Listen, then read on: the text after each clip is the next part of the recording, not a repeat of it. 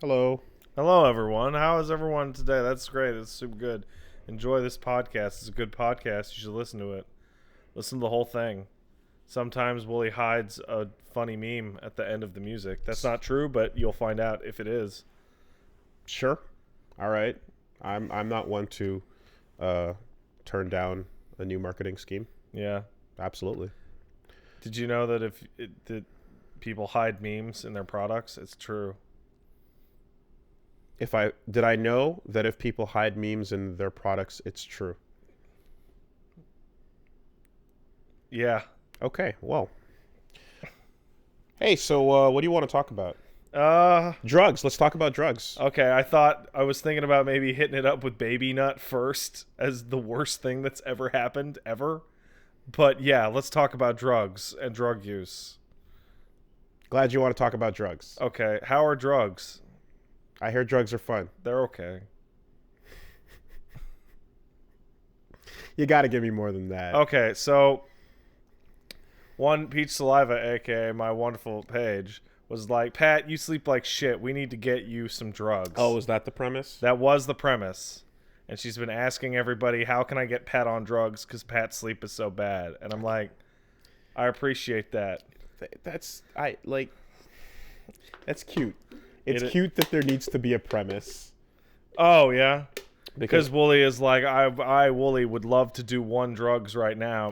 Because I know well enough to know that, that's the type. I feel like, okay, my guess on this, if I had to zoom out, is you are...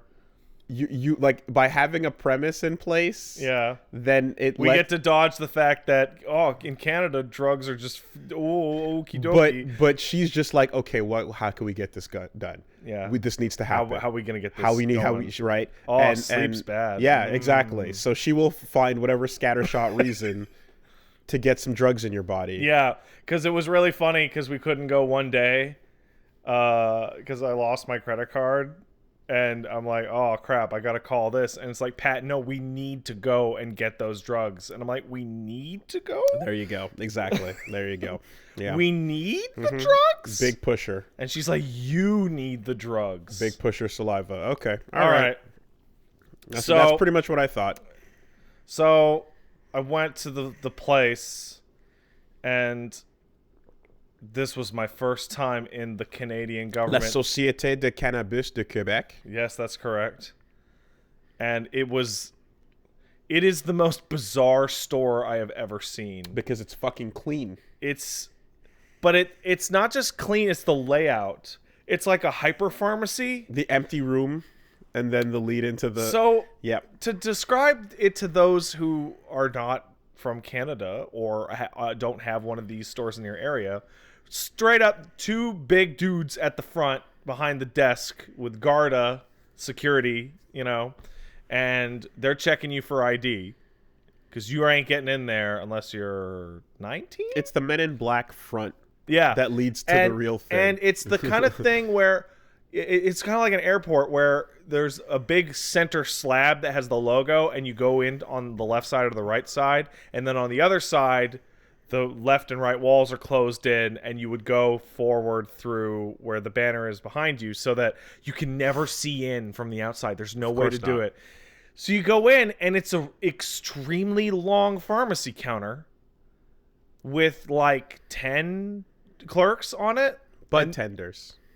What's that? Bud tenders. Oh, bud tenders. Oh, you're in your element today. No, not quite. Oh, man. No, I learned that term. I learned that term from another podcast. And there's, they're wearing... It's like a bartender. Yeah, they're wearing their drug aprons. Yeah. Which they look like an American Safeway apron. It's green. It's happy. Mm-hmm. And you walk up to them and go, I don't know what I'm doing. And they're like, aha. Mm-hmm. And like, I need the weakest shit you got. And then they go, here's the weakest shit we got. Mm-hmm.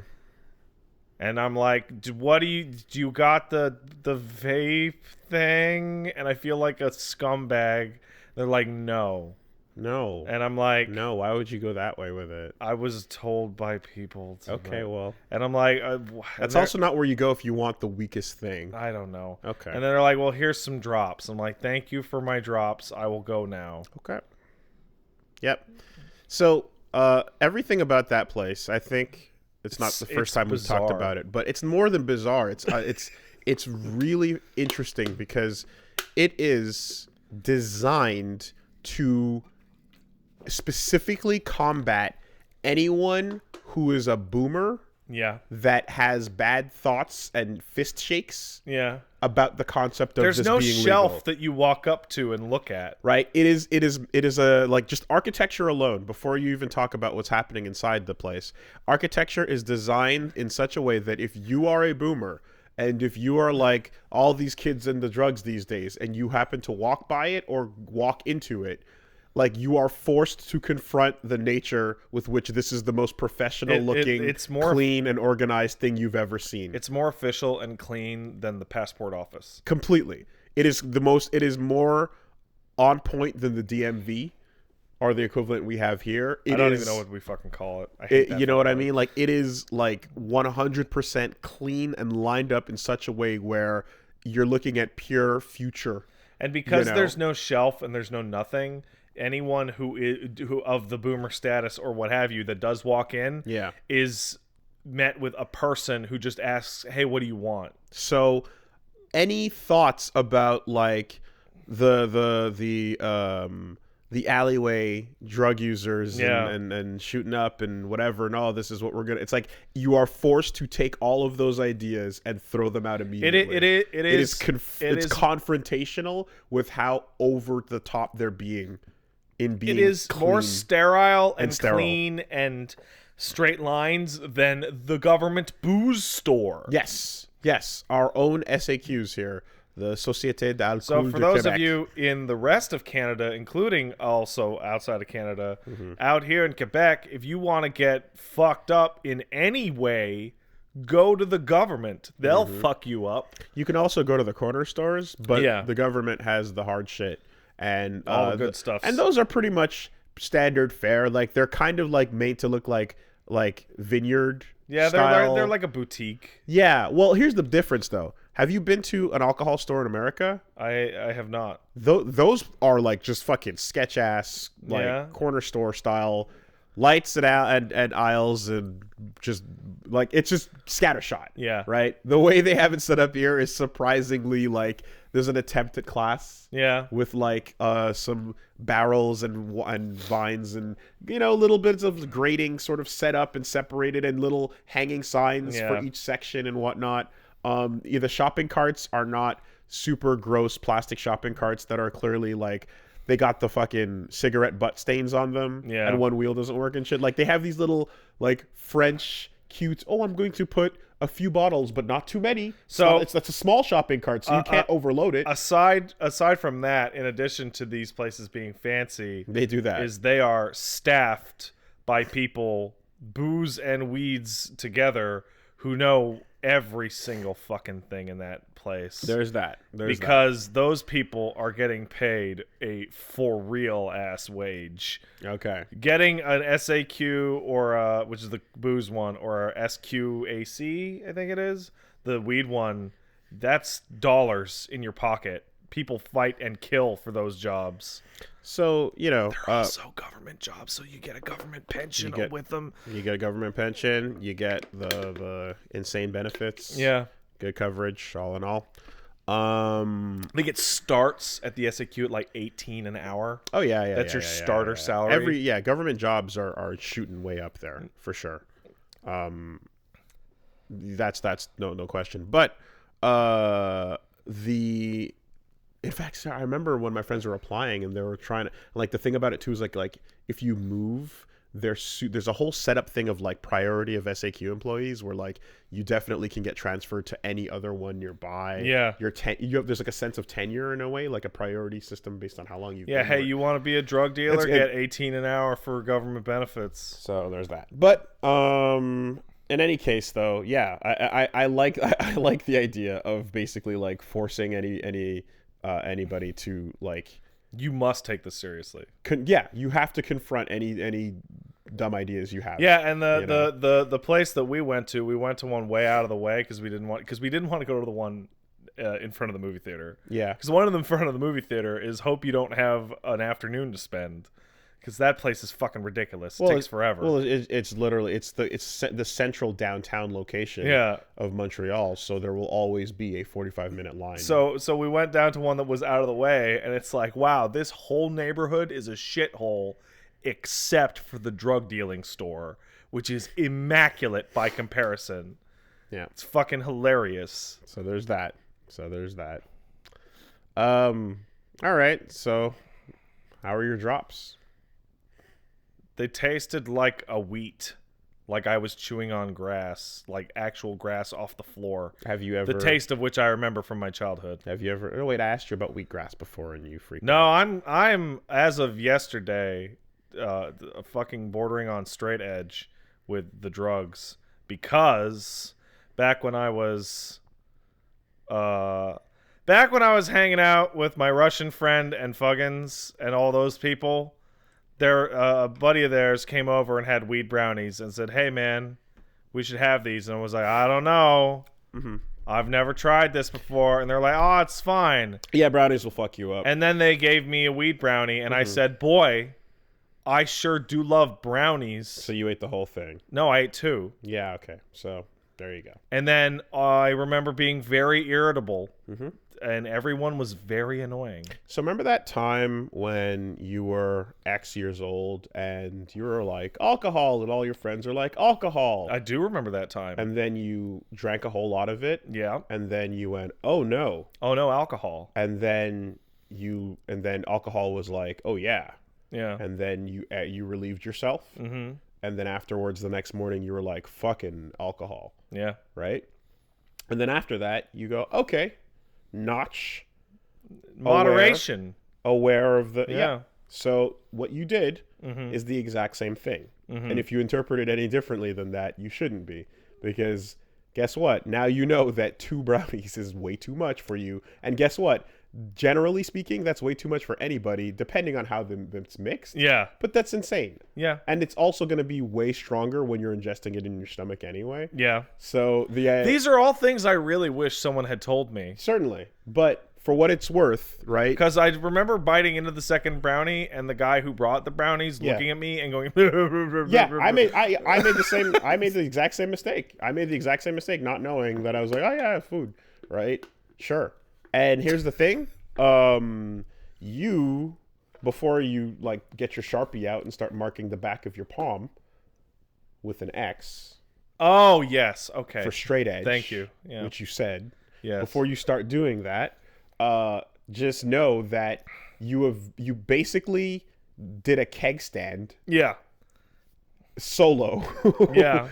As your first attempt, and then went, what the fuck is beer? Because and then you funneled it to the back of your throat and then went, oh my god, beer is crazy. This led to many, many years of me being like, hey, no thanks, man. Primarily because the basic deal was that I immediately found out afterwards, like, no, not immediately, a day later, oh, ingesting can be the strongest, especially if you just decide to eat whatever you happen to be eating.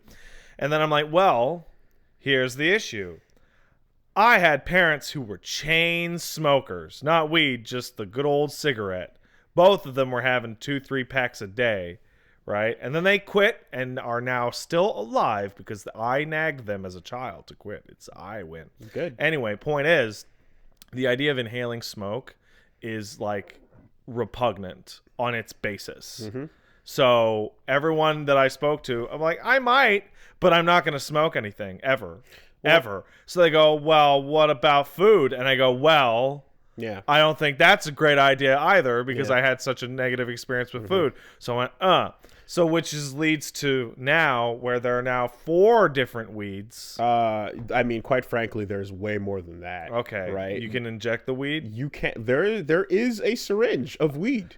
Get the fuck out. Marijuana needles are real. You made that joke. I have been making that joke for a while, which I stole from my friend Jim. You're funnier than me, Jim. But I will have you know that you literally, in the store you were at, can purchase a needle of weed. What is it even? Why? What does it do? So here's the reality of it. Like, all kidding aside, it is a syringe, but it's not a metal tip syringe that you inject into your body. Okay. It is a syringe that puts out it's like a pipette. And then you can just put it on. Whatever. Oh, it's like that thing the doctor uses to clean your ears out. Exactly. So you can just. That's not a syringe. It literally is. Oh, it's a large gauge syringe. You know, that's what it is. It's actually a syringe. I saw somebody say inject Pat with a marijuana needle at random for the ultimate high, and I was like, I don't like that. Yeah. I don't like this. But no, of course, you can if you're choosing which and how you want to do it. That's not based on smoke things, then there's of course there's people, guess what, have figured it out since the last time you had that concern. It's been about 10 years, and now they figured out some other new shit. So there's different ways for that to be done, including God, what was the crazy one? It was like putting it in. Well, I'm seeing people in the chat say you can have a weed energy drink now. Which is easy. Yeah.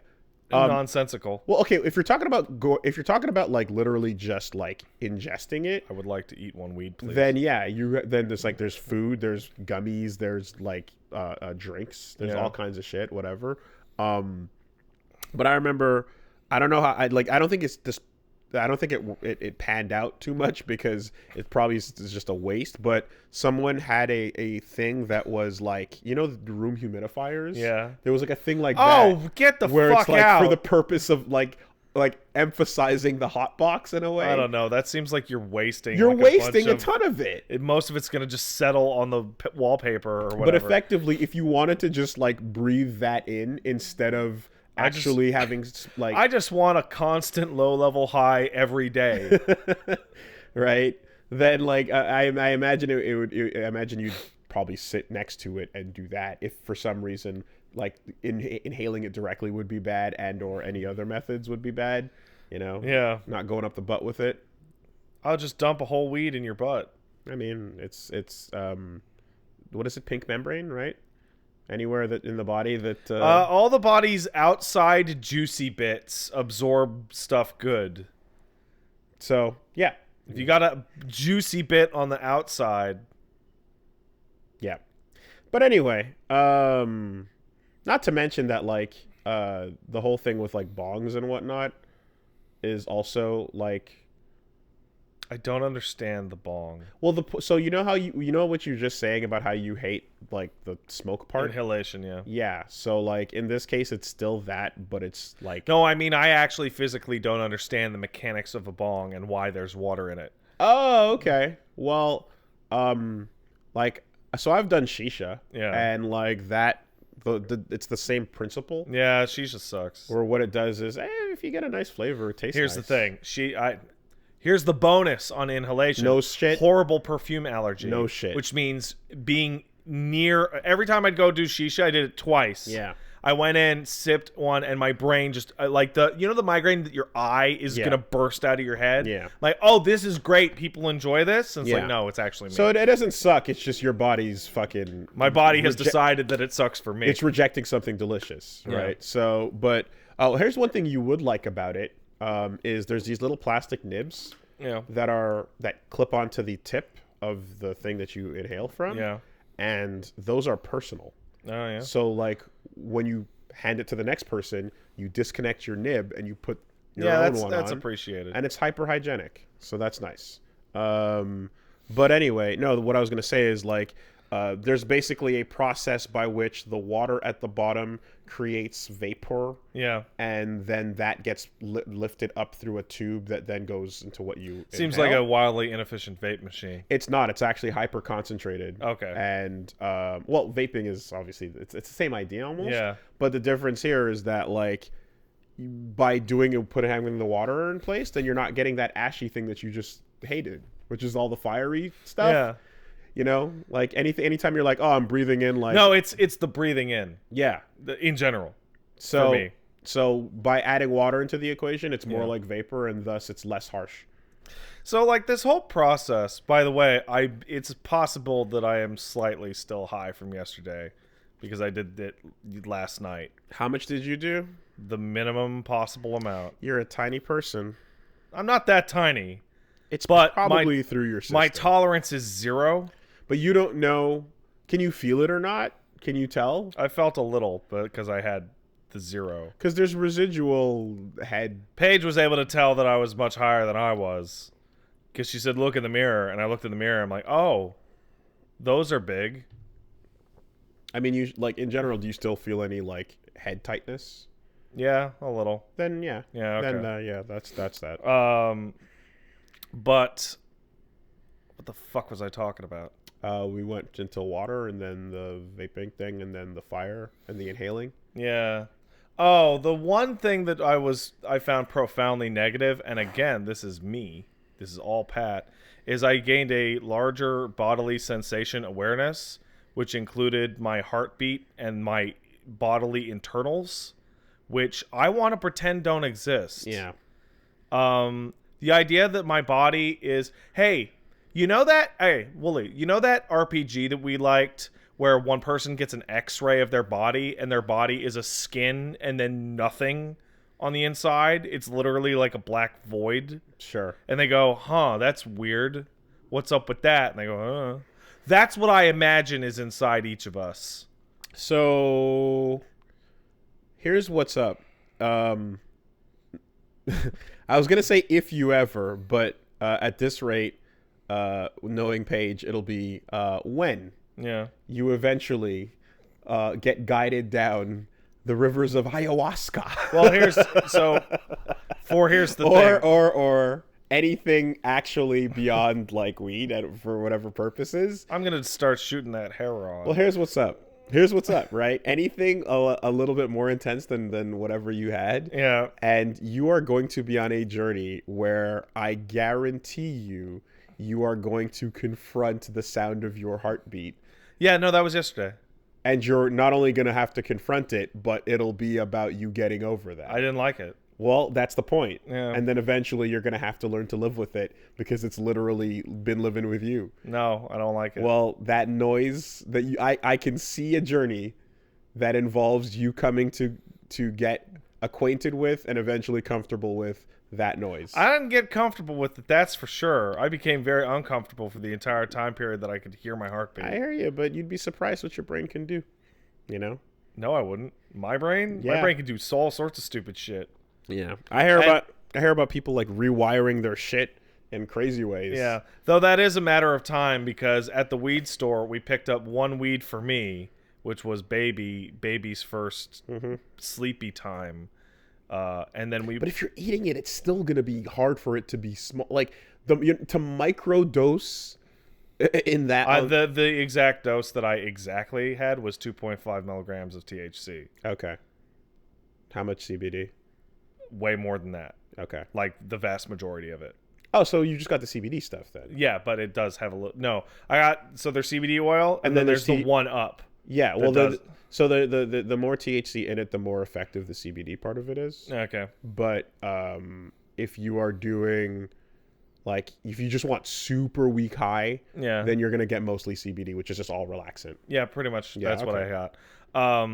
So we got that one baby's first weed for children, and then and I'm like, I would like one for my girlfriend, and they're like, what does your girlfriend want? She says she wants to laugh so hard she might throw up, and she's like, okay, 1 second, and brought one back that is like 3 times as strong as the one that I picked up for babies. Sure. And Paige enjoyed that very much yesterday. Yeah. So it's a situation where it is literally one fuck it away from me having to confront my horrible, horrible, disgusting organs. Well, I mean, curiosity will get the better of you, certainly. That's how that starts. I don't know. I once ate the same lunch for like 2 years. Certainly, but it's not as if you had to avoid a more delicious lunch to get to that lunch every time you went to pick it up. See, now if there was a tray of a better lunch on top of the lunch you were going for, you'd have to reach around it every time. then it would be a different story. Well, ultimately at the end of the day, I think that that's not necessarily what I'm talking about either. Because like even if you like were to get a super THC high, I hate my organs. You would just have a super THC high. Like you're still there, right? I'm talking about if you ever were to touch anything where you like literally were like, I'm not here anymore, I'm over there. Yeah. If you went there, then yeah, that heartbeat is gonna have to be something you get acquainted with. And you know what? Let's say you did, and then afterwards you were like, hey, look at that. That noise doesn't bother me anymore. Yeah, possible. That wouldn't be a bad thing. I think probably my most enjoyable part of this whole scenario is going on to like official ass looking websites and reading specific strain reviews. Oh yeah. Because they're all hilarious.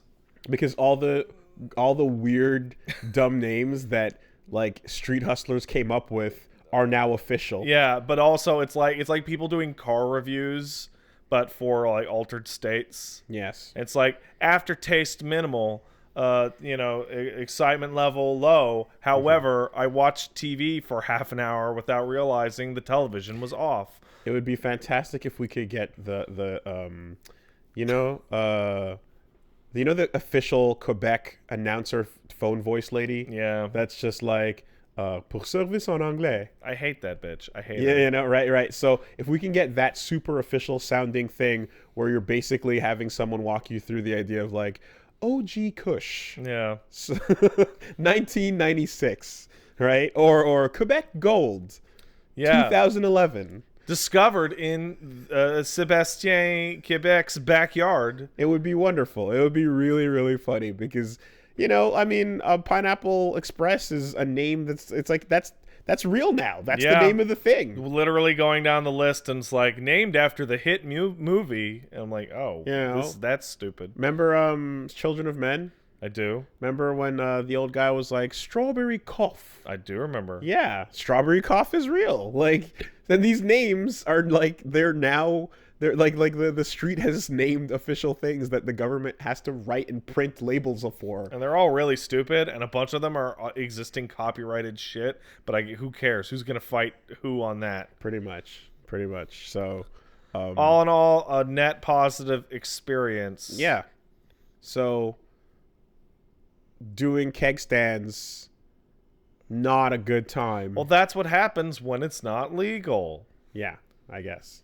Because if I could have gone to a store... Well, also, your friends are jerks if they know better and they are not telling you what's up. Oh, Pat's so high-strung anyway, it'll do him some good. So here's the problem is, I guess, like, when you're all stupid and young in that way, even the ones that have done it before... in this story. So let's bomb him is the fun thing. These are the same friends that hit me with the fucking hey Pat, hey, you just started drinking. Okay, hey, I got a really good trick for you. Just do one shot of beer a minute. Yeah. Exactly. It's no big. Exactly. Like the people that want to see you like fucking destroyed. And then my work friends who at one point we were out having a regular beer and I was like, I'll have a beer or two, but when I wasn't looking, they would refill my beer all the way to the top.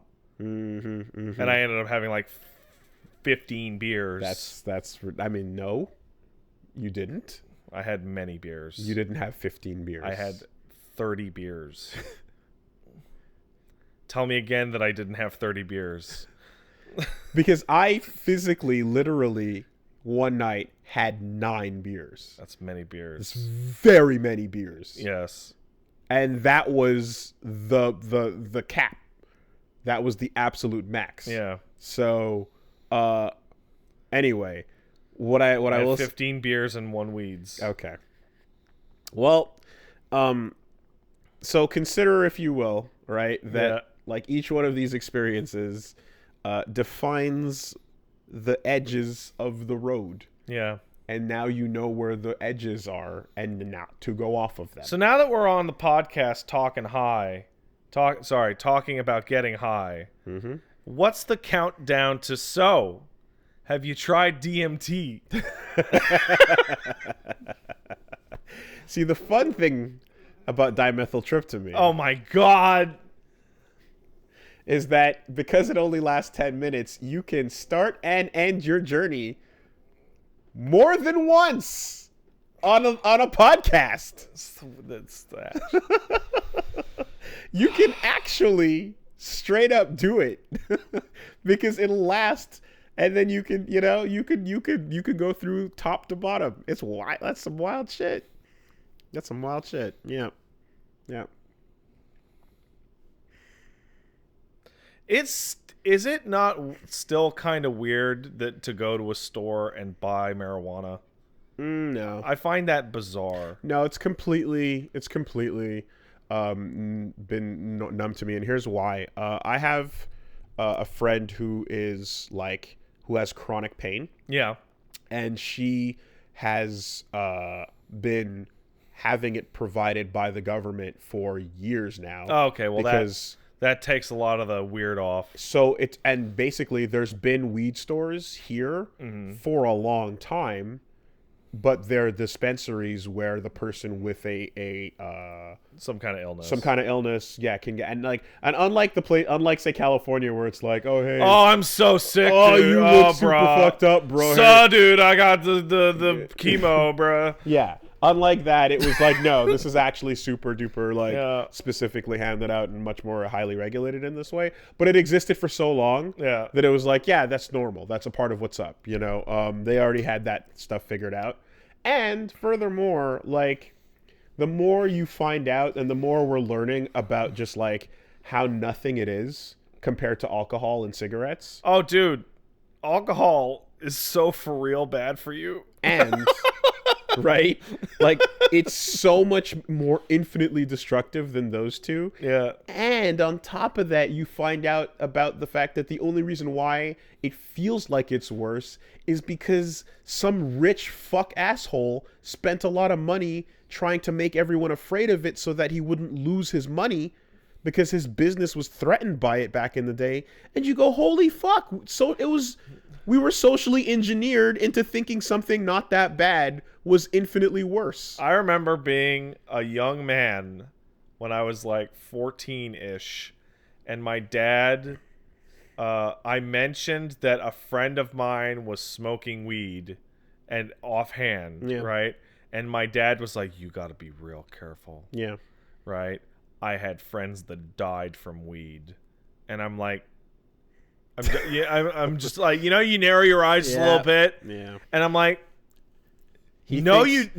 No, he's in parenting mode. He thinks he's doing the good dad. I'm like, no, you didn't. Yeah. And he's like, don't tell me my friend died. And I'm like, I'm sure you did have a friend that died, and that friend did smoke weed. Yeah. But I don't think that. And then the friend got hit by a car because they walked across the street high as shit. That's what the story ended up being. That's the narrative. Right? No, totally yes. Because his friend was so blitzed that he didn't understand what crossing the street was. But in the middle of this, I go, I don't know if that's that bad.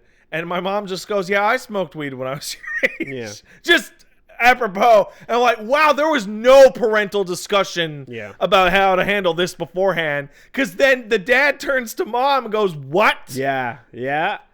But it's not what you did. He clearly knew. Mm-hmm. The what was you just told the kid. Why would you do this? Oh my goodness. Yes, exactly. It was fucking hilarious. Because it's all pretend. None of it's real. None of this is real. It's all fucking pretend, but we all are just stuck on it because people a long time ago said, hey, no, don't. Because those people were trying to keep their fucking money. I don't like the kinds of people who smoke those jazz cigarettes. And here's the problem is like that one moment, that one decision, that one fucking, asshole who's like, let's shut this hemp industry down, manages to create this effect. And like what you don't realize is the knock-on effect of like where that goes is it creates there's already a puritanical North American society anyway, right? Like we know about that. But what actually has massive ramifications is, let's say, so you see how like we're a society where like within the same 100 years we're able to go through fucking prohibition into reefer madness and swing it right back. Yeah. Right?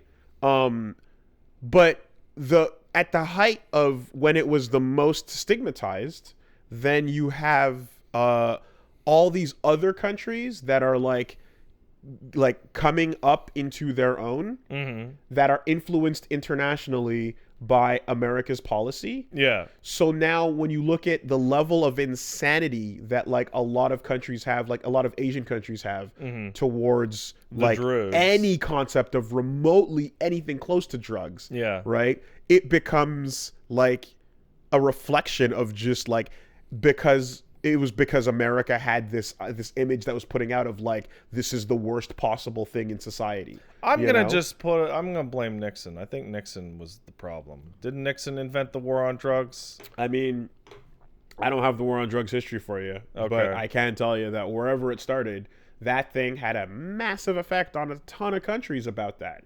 And like the problem is now, right? When it swings back the other way and we kind of have this information, and when there's other countries that are like, yo, this is stupid, let's try doing this a couple other ways. Yeah. You know, whether it's like even the when safe injection sites started as a thing, or when decriminalization started as a thing and whatnot, like there's still these countries that are not gonna like be that progressive, that are still caught up in the old way of thinking, because the old way of thinking can never be wrong.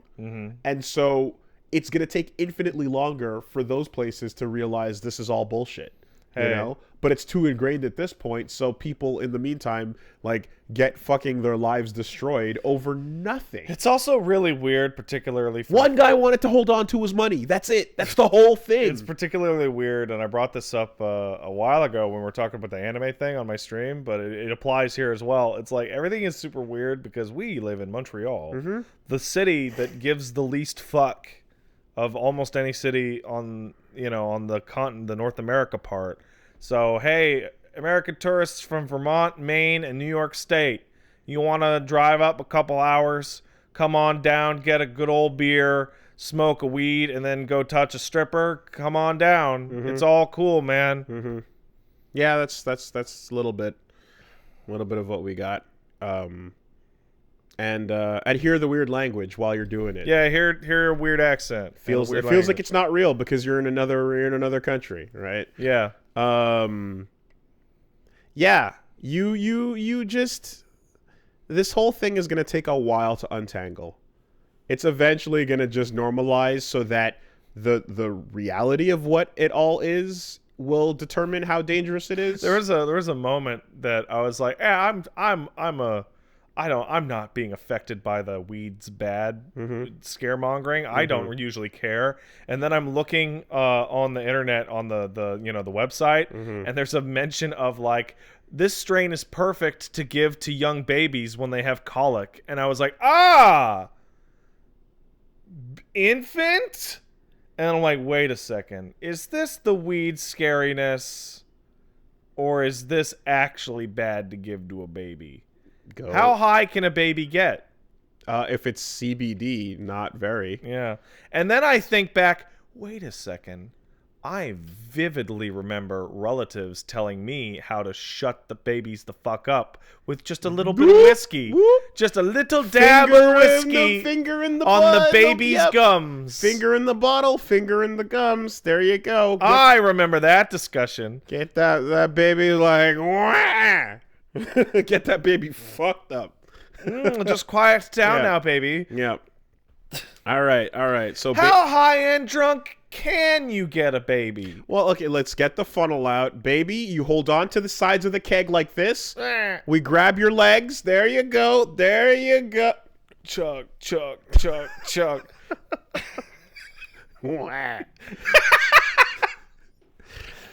Like, yeah, it's and then you hear not only that, but like there's the stories about, kid who has like 25 to 50 or no more than that. I think it was almost like 100 seizures a day. Yeah, some ridiculous thing. We're just like, oh yeah, and here you go, CBD. You don't get high off of it. Done. Here you go, child. Immediately, and you're like, yeah, okay. You're going down the list of things that the weed is good for. It's insomnia, pain, chronic pain, seizures. And when Paige read off the seizure thing, she was going down the list. I'm like, seizures? Yeah. She's like, oh yeah, I have a friend who had epilepsy, totally gone after they started smoking the reefer. Just like that. So it just becomes like in the face of hard science and like actual medicinal advancement, it becomes very difficult to keep up this. But no, it's wacky though. Hey, listen, you get all crazy though. You know, all I'm saying is that we should force everyone to put on a weed patch. Yeah. See, it becomes extra difficult to like be like, can we just be realistic about everything here? When even if you get rid of all of those things where it's like, okay, so it turns out this was all a fucking super scam. It was the biggest hustle of all. One guy ran the biggest hustle over all of us, right? Yeah. Fine. But also the Bible, though. The Bible. The Bibble? The Bibble. The Bible. Are you saying that the Bible... written, you dare challenge the word, written in alternating by like every culture that exists in the Middle East, all of whom have 1,000-year histories of getting high as fuck or anti-weed. You mean the Bible, the Bibble, the book where the rules that we follow came from the guy who went up the mountain and wrote down what a burning bush told him to? God totally talked to me, bro. It was God. Burning bush told you what to say? Dude. Yeah. You heard about the manna from heaven?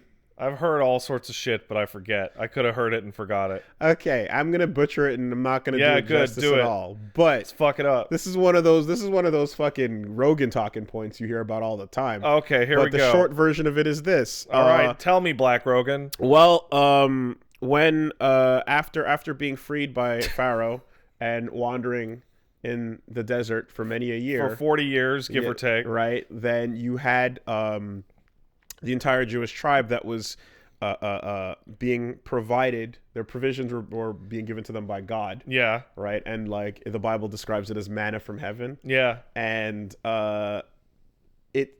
basically there's this documentary that goes into, and it, this could be one of those things where it's like, look, man, at the end of the day, the Bible is fucking...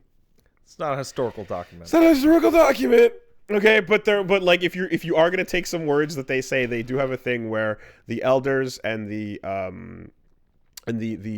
most exalted or the closest to God of the tribes would go out and they would collect the manna from heaven, which was provided by God in the early morning. Yeah. Right. And so there's a connection where they're basically saying, hey, do you think it's possible that this manna that they were describing that would come in the morning is, I believe, the psilocybin mushroom that would grow massively concentrated in this area of the world, specifically this old one Jordan spot, old Jerusalem, Israel, that kind of area. This thing that we know it exists here, and that in the early morning it specifically like is seen more often. Yeah. And do you think it's possible that the things they were eating were these shrooms? These fucking dank shrooms. And then they were going and communicating with God after getting fucked up and blitzed on shrooms? Oh man, hey guys. God talks to you every day. And is it possible that that's why some of these religious images that we see of like enlightened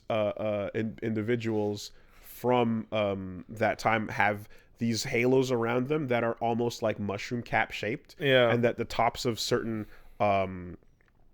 synagogues and certain things look like a little bit mushroom cap shaped in this way, and they're possibly drawing a connection there in this thing, and it's this whole, and it's like who knows, right? It's all the rich tapestry. But I'll tell you what, like it is, I've heard way less believable stories than the one where a burning bush and manna from heaven were actually just really early stupid man having drug trips and not understanding what's happening. Right? Because surely at some point in the past people got high and didn't know what was happening to them. I feel like and had to interpret those in some way, shape, or form. This is like one archaeological find away from finding like a loaf of shit ass bread that has trace amounts of said mushroom in it to like neutrify it up. And it's like, everyone in the tribe was low level high 24/7 for a period of like 10 years. And that's when all this crazy shit went down. Like the Salem witch trials? Yeah. Oh man, finding out the fucking mold math, I guess I would call it, on Salem witch trials. So you can take this one. Is so wild. You can take this one because this is literally the direct connection. Salem Mass, right, where they went down, and the girls were all like, "Yo, that bitch is a witch. She's doing all that shit, she's flying and stuff," right? Turns out that there's a really specific bacteria or mold or some such that can grow on crops in that area that will cause dramatic hallucinatory effects specifically for younger aged teenage women. And these effects are common. This mold or whatever the fuck it is common with very specific types of like rainfall and such. It's got to be super moist. And you look back in the history of the area where they describe the weather being super shitty for long periods right beforehand. And it's like, okay, so here's what happened. You do the wheats, and then you make the breads, and then you give the breads out. And these young teenage girls start tripping nightmare hard all over. And everyone looks and says, oh my God, they're possessed by the devil. And then they look at someone and literally see the devil and go, oh my God, that bitch is a witch. And people start to get all upset. And people start to jump to conclusions. And then after you burn enough people for a year or two, the hallucinations disappear. So I guess we got them all. Isn't that fucked? It's super fucked. Isn't that fucked? That's... I guess we got them all. The hypothesis proven. Like, that was one of those ones where I'm like, okay, so I heard this crazy fucking mushroom thing, and you hear the burning bush thing and whatever. And then you go back to that one, and you go, that one was way closer to us than the burning bush one. That was only a couple hundred years ago. That was recorded modern history. So... stop and think, because again, it's only been about 100 years of, or rather, no, what am I saying? We're still in this weird place of not fully understanding a lot of that shit. That's right? true. But just how much crazy history is just people being high and not knowing. So I want to point out a really fantastic comment that I just saw, which was, if you think people are stupid now, imagine how stupid they were in the past. It's crazy. It's crazy. Like, you can't begin to fathom the Just level. Imagine how dumb they were back in the day. And think about, you know how, like, when you walk by, if you see somebody out on the street that's like super strung out on their fucking meth trip, or it's having a really fucking bad day. They're in it, right? Yeah. And you know how you walk and you identify that and you go, oh, and then you cross the street. That person's fucking tripping out and whatever, right? Like, back in a time where there was no definition for that, you see that happening. Oh, madness. And you go, oh, that's the Satan. Alternatively, I have heard of the Satan.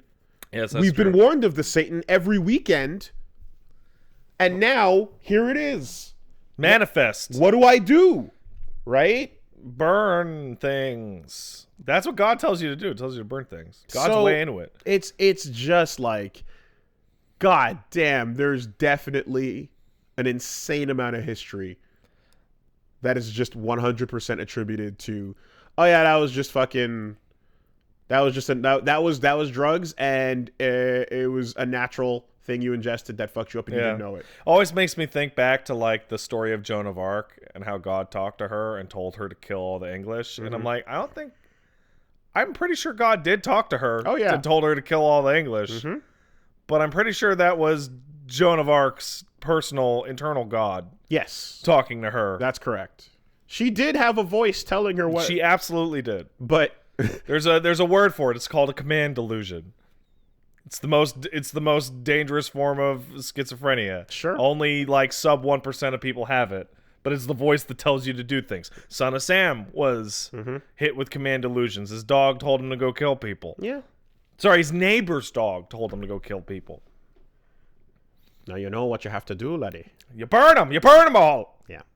So, anyway, like it really, it's one of those bits that you're just like, God, we're so stupid. You know? We're so dumb. And like the idea of then having to build an institution based on bunch of fucking hippies getting strung out on mushrooms is kind of wild. It's kind of wild to build something based on a bush burning and being all fucking like, you know, like how red were Moses' eyes. Just you wait until Rogan starts his nonprofit. Sure. Right. Or for Salem to go down the way it did and whatever other examples there are throughout history. But the real issue is like, okay, and let's say we get to a point where you can prove it unequivocally. Yeah. How badly, or how quickly, should I say, does the organization call up the assassins to start... You mean the Hashishines? to start fucking putting the silencer on and just picking off scientists and historians. I love the use of the term assassins here. Yeah. The name of which is in dispute, but may have come about because those dudes smoked so much hash that they were like the hash killers. Wow. Perfect. Yeah. How fast does various organizations built on this bullshit, how fast do they send in Agent 47? You can't get everybody who's high, bro. It's the whole planet now. Yeah. Dude, I like... You know how it's like there's fantasies... How bad is heroin really? I mean, nowadays you got methadone to ease you off of it. Not bad enough to not give it to you in the hospital. Right? Yeah. Clean. I know a lot of people who have technically done a shit ton of heroin. Certainly.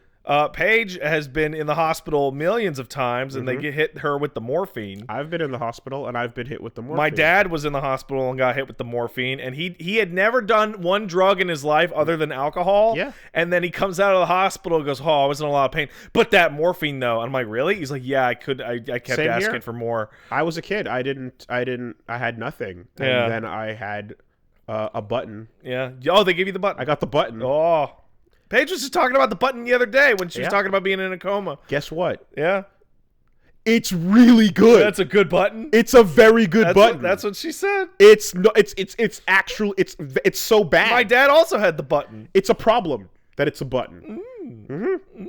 Yeah. So button. Exactly. So how bad is heroin anyway? Because the context you're in doesn't create addiction. Exactly. Yeah, I remember seeing a new so there was the old thing. Don't bring up Rat Park.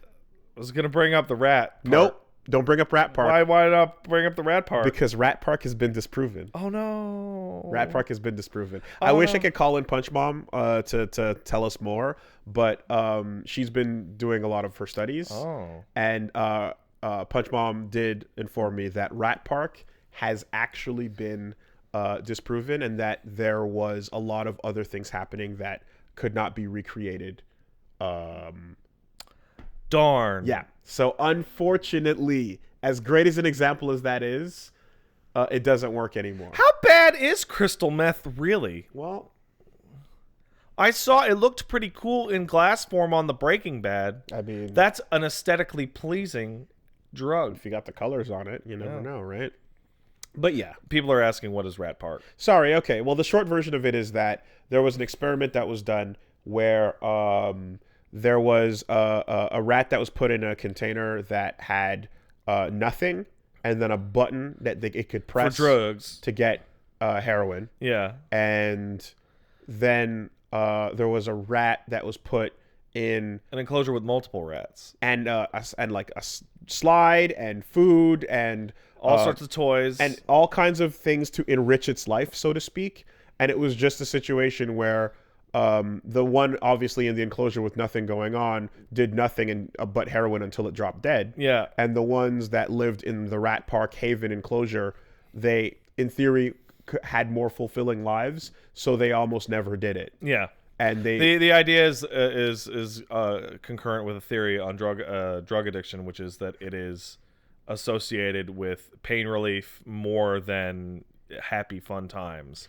That it is a self-medicating process. Yes. So when there's nothing to do but take the drugs, you're associating it with those feelings, and therefore it becomes an addictive thing. Yeah. Versus if you're in a situation where it is not associated with any of those things, aka a hospital bed after, whatever, then you don't create an addiction because it tries to find like concrete basis for the idea that people who are wretchedly poor are more susceptible to drug addiction because being wretchedly poor sucks ass.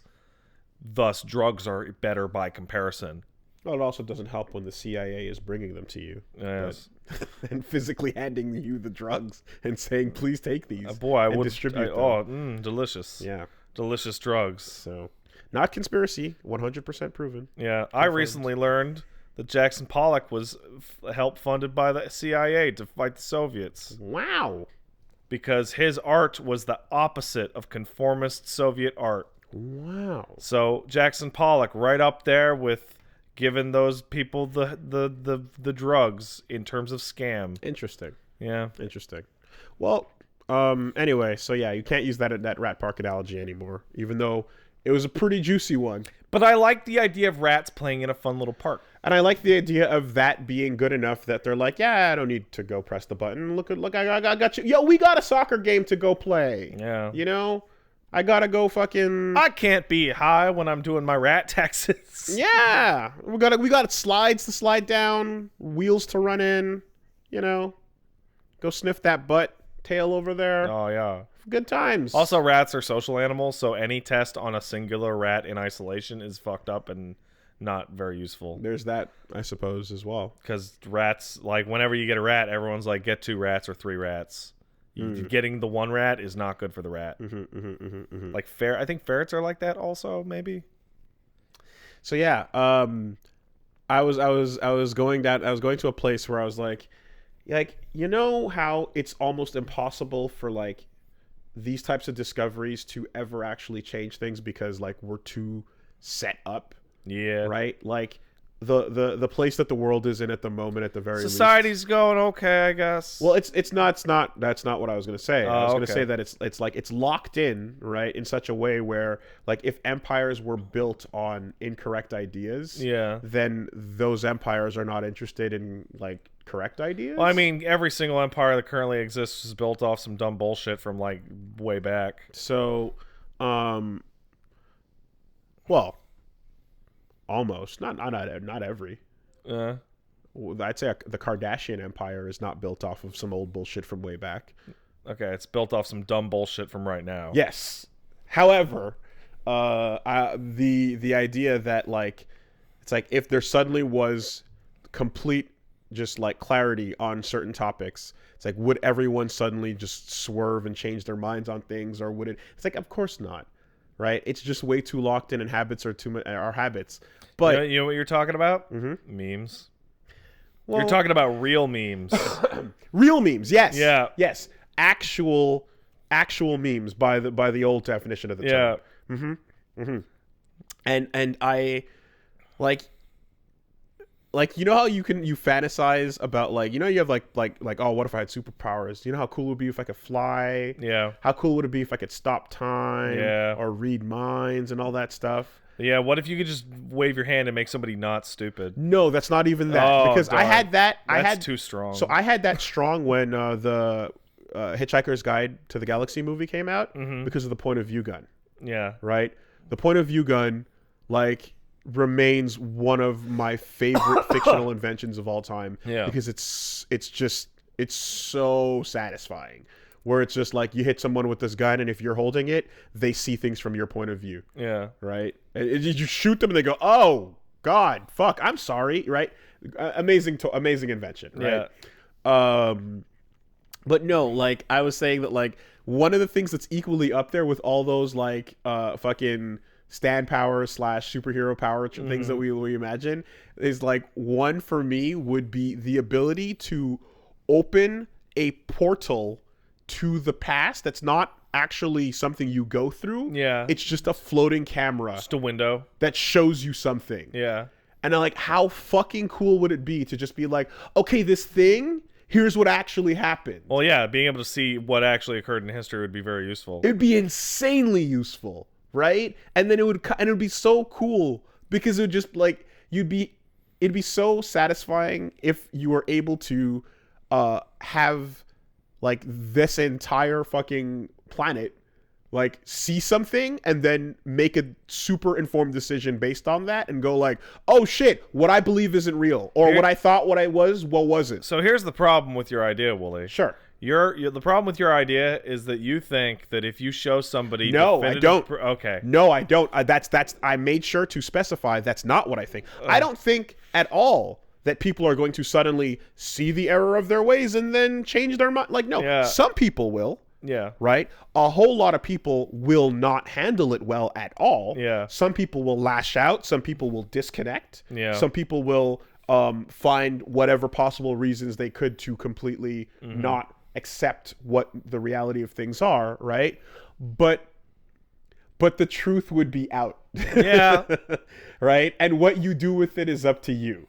Right? That's the thing I have is it's the same reason why like the satisfying point for me in any sort of debate is the point at which someone says, okay, I know that this is on me, but I'm gonna stay here anyway. I'm like, then peace be with you, right? On your way, have a good day. Let me know if you need anything. Because that's like, well, we're all... You know what I need? I need you to take that poison vaccine out of my kid. Yeah, yeah. Because once we're all on the level, right? You will never get anyone on the level. No. But I like that idea so much, right? Because I think that, like, as someone who was raised in a fucking... like shroud of lies. Jesus is the one. As someone who was raised surrounded by lies, and as someone who knows how powerful it is to like suppress your better instincts in order to follow like fleeting emotions. Yeah. Right? That like make you go like, don't question that too hard, right? Just shut that down. There's something about being forced to acknowledge uncomfortable truths that like I think makes everybody like whether you reject it or not it like you're gonna level up in one direction or another. It reminds me, right? Mom and my mom and my whole family on my mom's side was always trying to get me into the Jesus. And what about your Reformation or whatever the fuck? And it never took because I was such an asshole. And every time it escalated to argument, my dad would be like, "Yeah, that shit's stupid. You don't gotta go." Yeah. Yeah. And then the onus would come off the argument between like me and the mom, and it would that argument would like switch over to argument between the parents, and it never went anywhere because my dad would just go, "Yeah, it's fucking stupid. I don't care." If you're one real demonstration away from just like fucking snapping and doing and completely pretending something didn't happen, right? If you are able to walk through your life and just sing "Turn it off like a light switch, shut it down," right? Then again, like there's something honest about that is like a better version than you being in a place where you're pretending that it's real. Yeah, I get that. I love that. I love that idea so much. That would be equally as satisfying as flying, stopping time, or reading minds. Well, being able to see the past conclusively would be right. That would be personally satisfying, very much so. Certainly. But also it would help those who weren't like living clouded, let's say, to like focus on and narrow down things that could help. I'm gonna point out that it is a small possibility that this particular power may destroy modern society. In what way? There may be what's wrong with the idea of perfect surveillance of every point in time. There may be truths that are too real for us to handle. But that's exactly what I want. Like, too real for us to handle, but then handle them because they're real. Like, what if you go back in time and, like, you see the King of England and he's talking to an alien? Bro, and you're like, America was a mistake because the aliens. Bro, they're protecting child pedophiles and, like, high profile billionaires with, like, the aliens. No, Epstein shit. Like, I'm saying there's horrible truths / horrible ideas out there. The King of England? No. Who is they? Who is they? Okay, this whole weird thing about, like. This whole weird thing about the amount of people that are, like, super duper rich and influential and associated with this dude that had an island where, like, little girls were abused. Yeah, sure. Right? That's all very evil. Exactly. And it's one of those ideas where I'm like, if that's just all crazy conspiracy, then so be it. Right? But if it isn't, in a weird way, like, what could possibly be more fucked than that as a society? You could see things that are you could see villains being cast in a really positive light, and that's horrible. You could see that let me explain the link in the jump for you for a second, all right? What I'm trying to say is this. If the secrets of the people that can keep secrets above our society, right, are that they're, like, they're trying to suppress, like, rampant crazy child abuse. Yeah. Who gives a fuck about aliens? That's not what I'm talking about. I'm talking about, what if you go back in time and find out that the Neanderthals were actually about as advanced as we are now, and that we, who was, Australopithecus or whatever, we horribly ate them as if we were like a horrible zombie monkey plague, and we ate them and we killed them. Cool. That's horrible. I don't want to know that. No, I do, because... I don't want to know that. No, but how can knowing that possibly hurt us in terms of where we go from here? Because then we have to go. Out of guilt. Do we? Yes. I wrote a story about that. My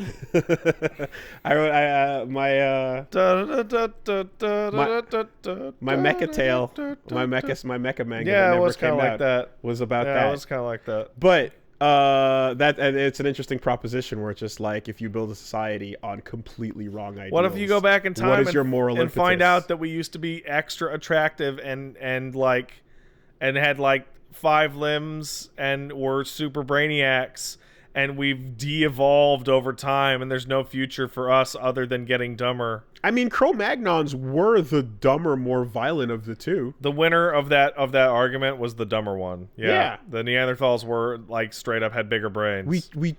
And were physically more intimidating, larger, and stronger. History has proven that Chad beat the virgin Chad Neanderthal was beaten by the virgin No. Cro-Magnon? No. The virgin Neanderthal was beaten by the Chad Cro-Magnon.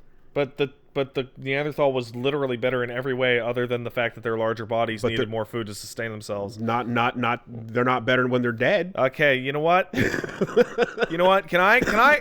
There's a lot of stupid shit that I get fucking called out for in out of context quote. Can I get a fucking picture of Wooly's face next to the phrase "they're not better when they're dead," please? Because that's about the worst thing I think has ever been said on this podcast.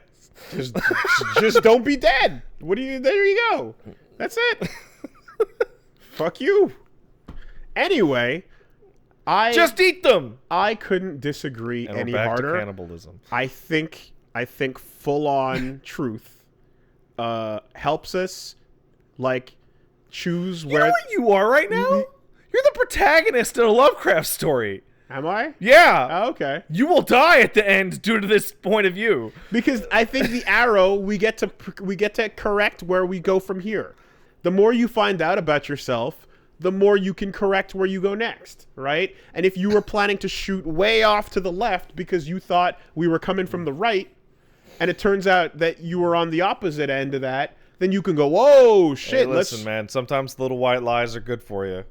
Whatever we were, whatever we came from, whatever we are, we are better dealing with that and moving past it than we are pretending it didn't happen. I don't know. It depends if it's really bad. Eyes on the inside. See, it depends if it's really bad.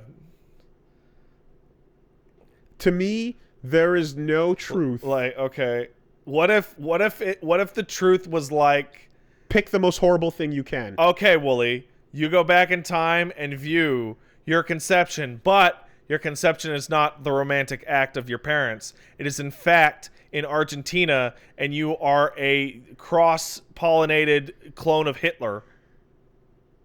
And then they lost you. You fell in a well. And, okay, first of all, I'd still rather watch that than actually seeing my parents. Yeah, I mean, yeah, because it's just tubes and beakers. So let's not mince words here. Okay. You still picked the lesser of two evils. All right. But regardless... Okay, so the lesser of two evils is you being a Hitler clone rather than you looking at your parents doing it. Okay, so here's the thing, though, right? That's fucked up to find out about myself. Also, what? Hitler was a black guy? No, you're cross-pollinated. With somebody from Argentina. Okay, so within me somewhere is... a tiny mustache. Okay, it's in there. Got it. Okay, well, here's the thing, right? Now that we know that, like, that technology is available. Now we know that somebody did that for some reason, and that was secret up until now.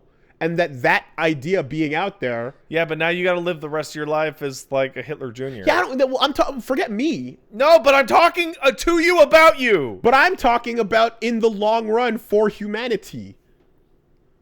I think whatever we can find out about the past will make humanity so much better if we can be real about it instead of live fucking shrouded in lies. And if personally my history ends up being super uncomfortable or lame, it's like, okay, what bearing does that have over... Am I still Wooly? No. Because, okay, I'm half Hitler, right? Yeah, here we go, clip it. Sure. I'm right? I went so far out of my way to not call you Hitler. Raised in a lab, right? Cross-pollinated? Sure. Bunch of scientists made this happen. Cool. If I'm what I am now, right... This is not fucking Monster. Well, what if you look in and you see that this isn't Batman Begins. What if you see that they have the activator switch and you accidentally hear the code phrase? Uh-oh. Okay, wait, hold on a minute. Now that's... Okay.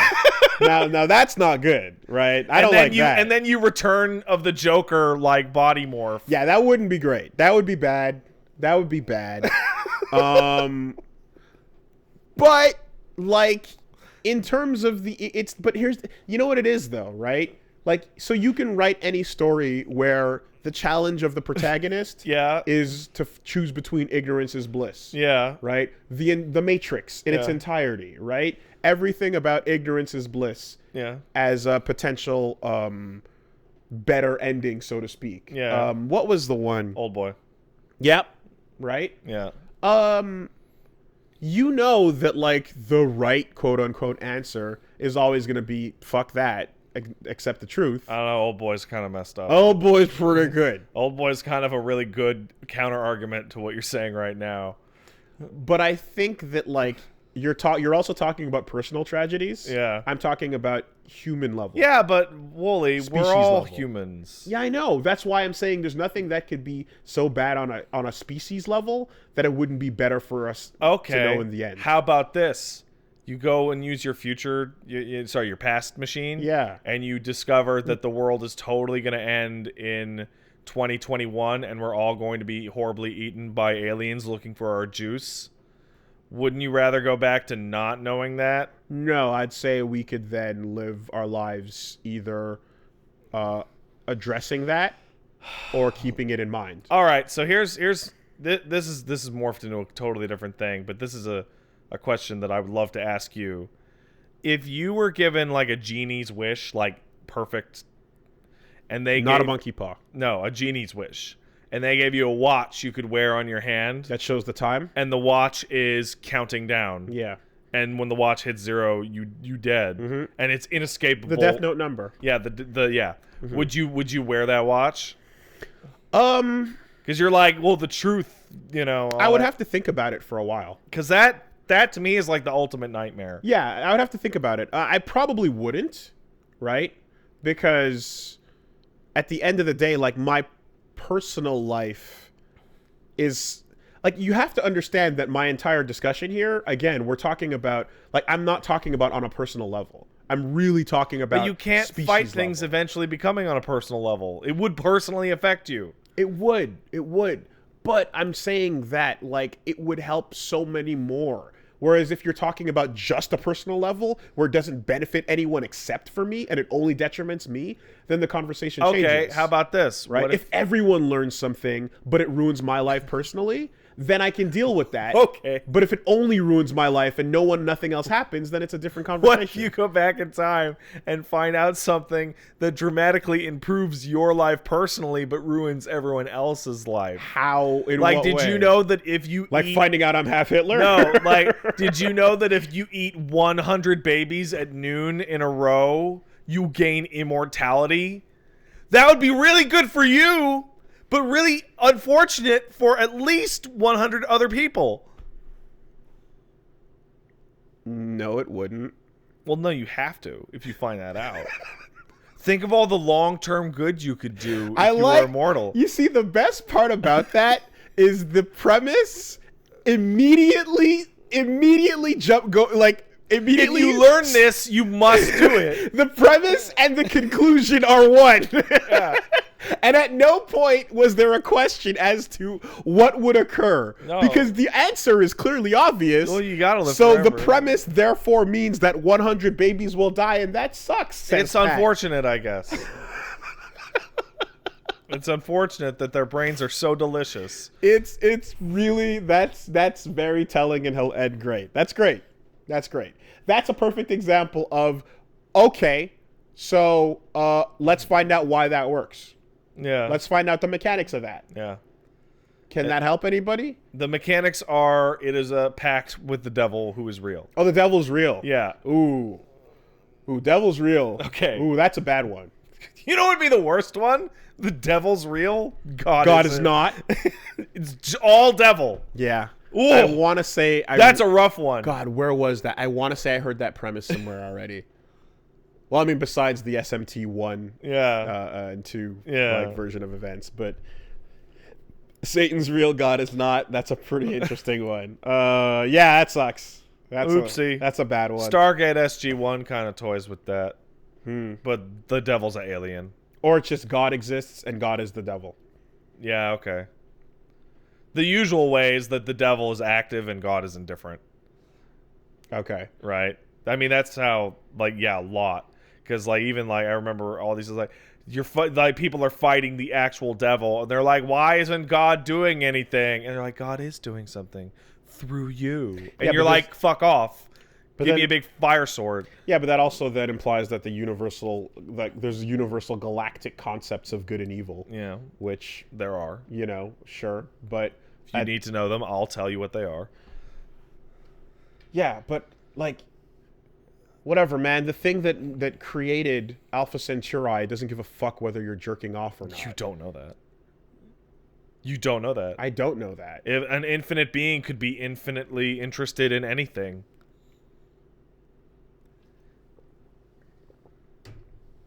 Hey, here's one. What if the Pope, before he wrote the don't jerk off part in, right? He saw a vision of God, but what it was like God as, like, he's like big. He's like big God. And he's just got the eyeball to the window. And God's jerking off, looking at you jerking off. And the Pope was like, ew. Okay, everybody just stop. It's fucking, And then God came, and it was the flood. And he's like, we can't. If God's watching enough of you guys do it, we could get another flood. But get the boat out. and put the animals on it. Yeah. So that you can survive this. That's right. Ocean of God come. Ocean's salty. Well, we were wondering how to segue out of this one. So the end of the story is that the weeds are okay, and I enjoyed my small stint in the weed town. That was fun. So hey, Wooly, what was going on with your week this week? Wooly of Wooly Versus? I don't know. Just thinking about how universal truths are always a positive. Okay.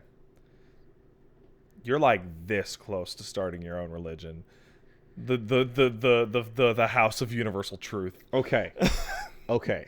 So, define religion. No, I'm not playing the semantics game with you. Define religion, right? What are we talking about here? So you know why he's asking me to define religion? Because I just said the House of Universal Truth, and a little fucking flag went up in his brain. It was like, oh, that's a decent name for a meeting spot Saturdays.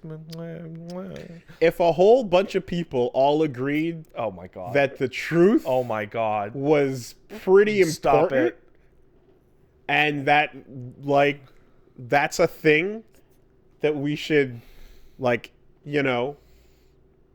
actually aspire to. Oh my fucking god.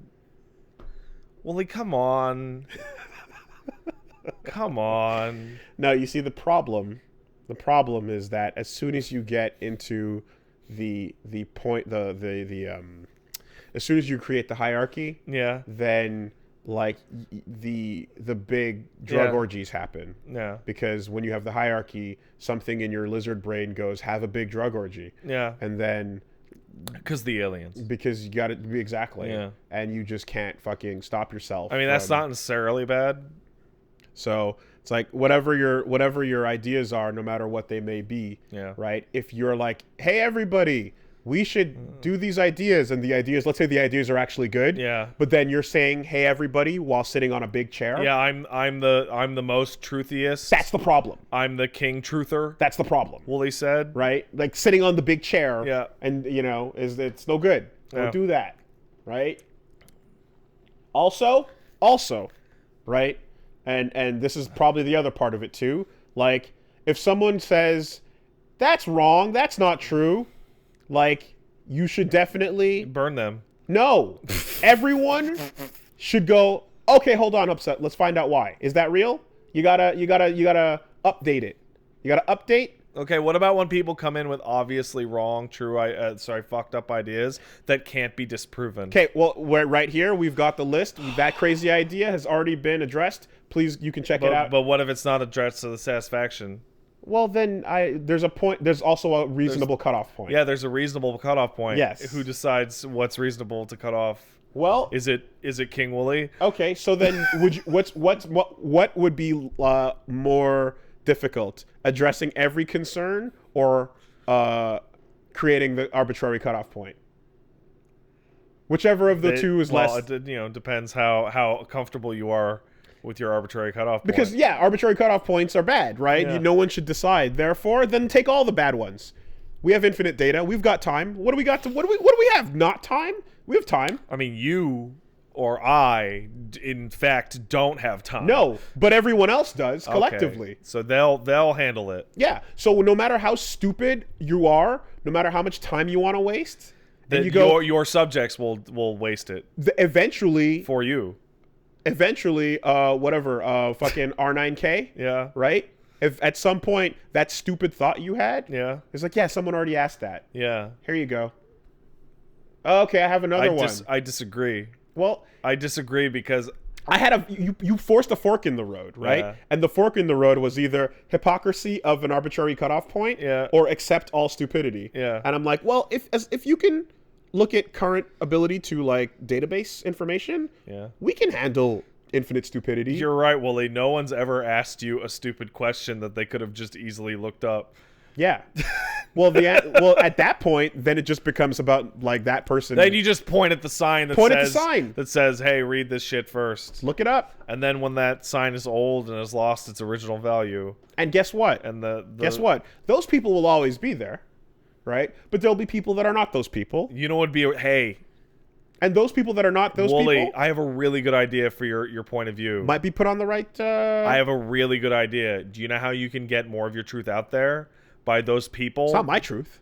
No, you don't call it my truth. It's not my truth. You're right. The universal truth. The universal truth for everyone. Anyone who doesn't want to accept that universal truth, they can just go.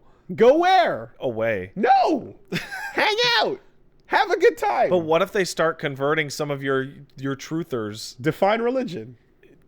Away from what's actually true, and your truthers get sucked in by dumb memes. What do you do with them? I didn't even. I was workshopping. I didn't even hear your question. Okay, I'm like, what happens? What happens if something's the truth, but a dumb meme is so powerful that it starts anti-truthing people?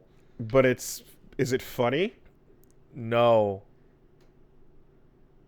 Then I don't get it. Okay, say you got the universal truth house, right? Everybody in here loves the truth, right?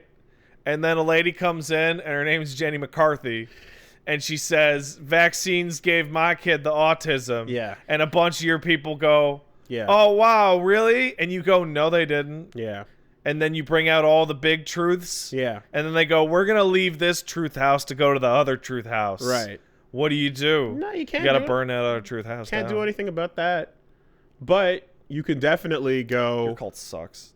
You can't do much about it, but like, you can do stuff where you can make sure that like if their bad decisions lead to other kids being endangered, that you minimize that. How do you minimize it? Group inoculation should be. Yeah, you're gonna really inoculate those people? No. The group inoculation as a concept with fire should be something that we, There is no way you're going to be able to create a universal truth house and not get people burning other truth houses down. Oh, for sure. That's the problem. But you see, it's not a universal truth house. Like every time you, like the moment you, the problem here is that I'm letting you define every one of these steps. All right, then define what kind of congregation house you want. You said religion to begin with. It's not a congregation. What religion? It's not religion. We're all just sitting around on Saturday nights talking about the truth, man. You don't have to sit around or talk about anything. Okay. All I'm saying, at the end of the day, all I'm saying is that, like, if you have to choose between ignorance is bliss and uncomfortable truth, I think uncomfortable truth is better. Okay. Right? In some cases, it would... Now, when I say that on a global level. Yeah. Whereas on a personal level, personal tragedy can lead to things being worse. All right? So there was this crazy podcast. Not this one. Not this one. About these. Oh God.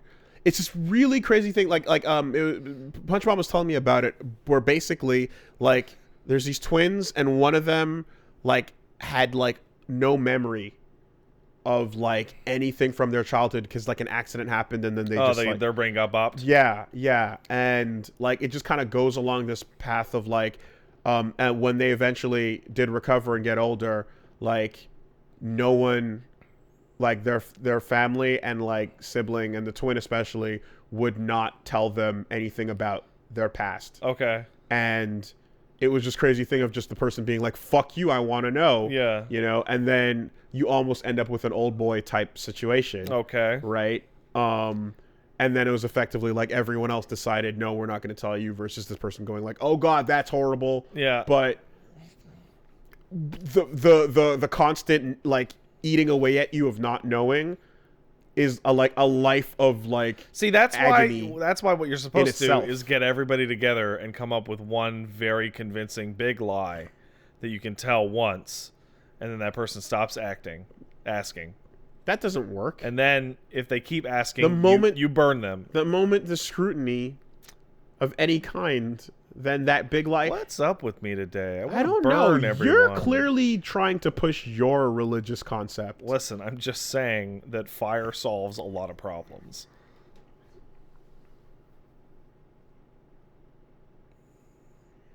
And people are more delicious when cooked.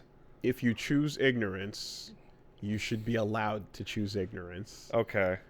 But it shouldn't force other people to not know what's going on. Is there anything more immediately hair-raising than the phrase, listen, I'm just saying? Yeah, I know. It is. It is. I'm just saying. Yeah, that's. I'm just talking here. Yeah, that's the terminology I used for Grand Wizard Waka. Yeah. You know, although if you want to be accurate, it should be technically Imperial Wizard Waka. Imperial Wizard Waka. Or Grand Dragon. I think the funniest thing that I ever found out about the KKK was the wizard dragon shit. Yeah. Like, that, I dodged that for decades. Cyclops. And I remember seeing, like, an interview on, like, Maury or some shit. Yeah. Right? And it's like, it's the Imperial Wizard Dragon Master. And Exalted Nighthawk. And I'm like, oh, what the fuck is this stupid shit? Yeah. Yeah, Exalted Nighthawk, like whatever, like Sanctified Cyclops or whatever that shit is. Grand Dragon, Imperial Wizard. It's wild. It's fucking, it's out there. Anyway, yeah, they're D&D nerds. Turns out the KKK is a bunch of D&D nerds that aren't happy with the Kender. Oh man, did you see everybody get so mad? That. Like, we've said some stupid shit on this podcast. I never thought Wooly going, oh yeah, cool, Tasselhoff, he was cool, I like Kender, would be the most controversial statement out of the last podcast. So it turns out that you want to talk about memes. Turns out there was a meme established that people that play Kenders are the worst, most obnoxious, annoying people ever. Yeah. And that it turns out that the entire race was, like, simply trying to turn Tasselhoff into a thing that other people can do to just expand it. Okay. And that was a bad idea. That might have been a bad idea. Because it ruined people's campaigns and games with people that would just not care about... People that would be like, you stole something out of my pack, I'll kill you. Right. So it's super interesting because I'm like, oh, I just like Tasselhoff Borefoot. Yeah. I thought he was fun. Yeah, I thought he was a funny little guy. And then the role that Kender played in the context of those books was a fun one. But in the end, like, you know... There's even those little moments where it's like, oh, the unexpected little hero, right? And the other thing, of course, was that these were supposed to be like a fixing of halflings. Yeah. Of some kind. Halflings suck ass. But it's like, I don't know about halflings. I just thought the fucking Tasselhoff I'm just was short, fun. man. I thought the book was fun. I thought him hanging out with Flint and Flint being an old dwarf being like... It was funny. Right. That's it. That's the end of the thought. That was the end of the thought. I'm sorry if anybody picked a Kender and ruined your campaign, bro. Though, in hindsight, I can totally see how if you wanted to, like, fuck with people, picking a Kender would be easy street. If you wanted to fuck with people. Yeah. If me. Yeah. Yeah. But it also, if you, like, that's the royal you. Like the, hey, if anybody... Oh, certainly. But, like... I like to use the royal you a lot, and a lot of people think I'm talking about you, but I'm talking about you. Yeah, no, definitely. If someone was like, you know, hell-bent on ruining a campaign by not cooperating with people or having a fun time. They could just shit themselves constantly. You know. I'm going to roleplay Johnny Sasaki in this D&D session. Yeah. I want the DM to roll 1 to 20 every time I see a cute girl. And if it rolls any higher than a 4, I shit myself. I can't believe he ended up with Meryl. I can't believe it. Also, why did he stop shitting himself suddenly? When he pulled the mask off. And became handsome. So just for the record, do you happen to believe that as an entire human race, ignorance is bliss is sometimes the better way to go? I think that's for me to decide. Yeah, that's why I'm asking you. No, on an individual basis. I'll make those decisions for everyone. Because here's what it is. Here's the folder from the CIA, FBI, Pentagon, DARPA. I would feel really comfortable being the guy at that office being like, yeah, nobody needs to know this one. Okay, so here's the folder, right? Yeah.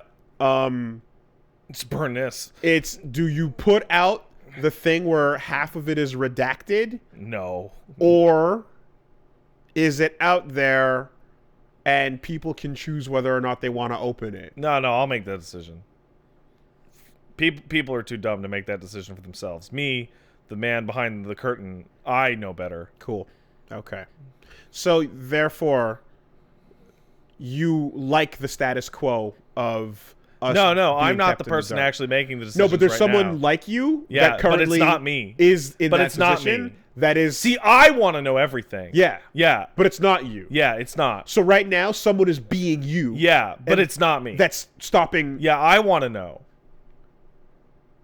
Okay, but you're supporting the system we have now. If it's me right now. Of us not knowing. Yeah, but only if it's me, though. Because then I get to know.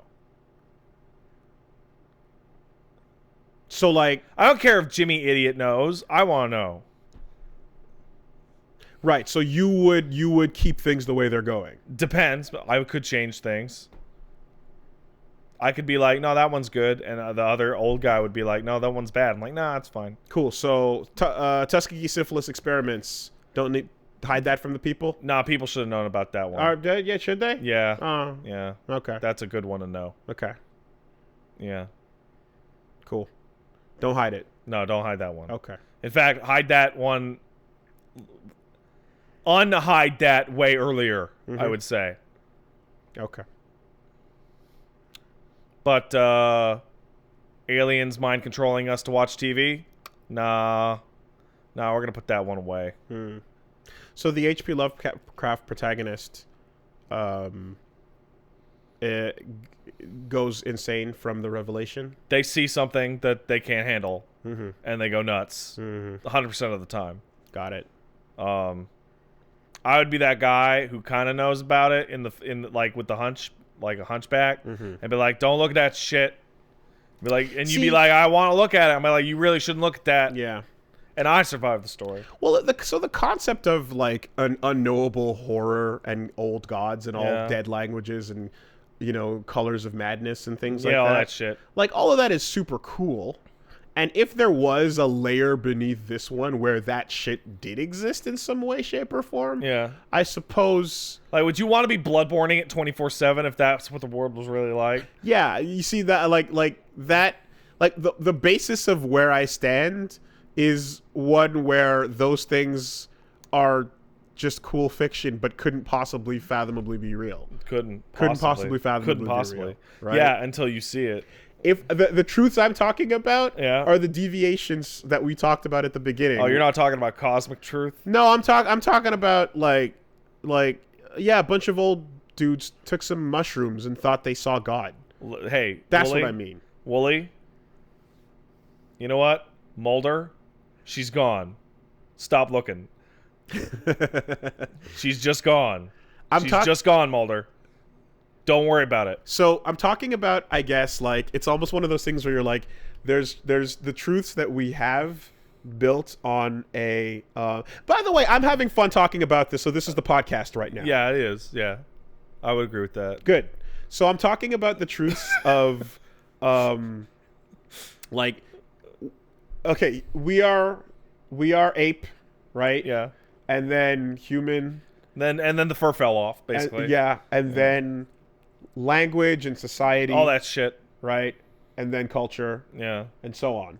And then at some point we start having recorded history of things, and then like the recorded history of things, there's a lot of stuff about that recorded history that is like, why did that happen? How is that's this? crazy, huh? And then a lot of that shapes our day-to-day like experiences and how we act and what we do, right? Oh wow. Somebody just sent me a link. On Earth 616 in the Marvel Universe, there is a cult named the Universal Church of Truth. That's hilarious. So, yeah, fuck all those implications of any religious kind, to be perfectly honest. Like, fuck all of that. Central object of worship was Magus, the Adam Warlock evil version. Yeah, some asshole sitting on a chair. Certainly. Yeah. Don't worry, Willie. We'll get you a really nice chair to sit on. Get a really, really nice chair. Yeah.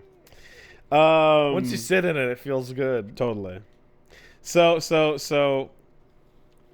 you have to bring back Wooly versus God. So the yeah, but it's you in both images. in both images. Yeah. So you have all these things about, like, you know, once we have recorded history that we currently get right, and some things we get wrong. Most of the things we get wrong, probably, and that led to the modern day cities and cultures and things. Yeah, the whole shebang. So there's a whole, on that surface level, like above the dirt. Yeah. Right. There's a whole lot that we get wrong that, like, people suffer over. Like, it's not good for you. Right. I don't know. So, okay, Kermit. I don't know why I do that after I yawn. Every single time, if I yawn, I become Kermit.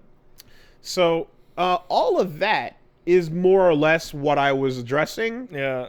In talking about, like, truths. Yeah. And the moment we go, okay, but beneath the dirt in the ground, there is, like, the organic machines that built us as human beings. Yeah. And then plugged our brains into the glass jar so that we could perceive that which is. Yeah. And then I'm like, okay.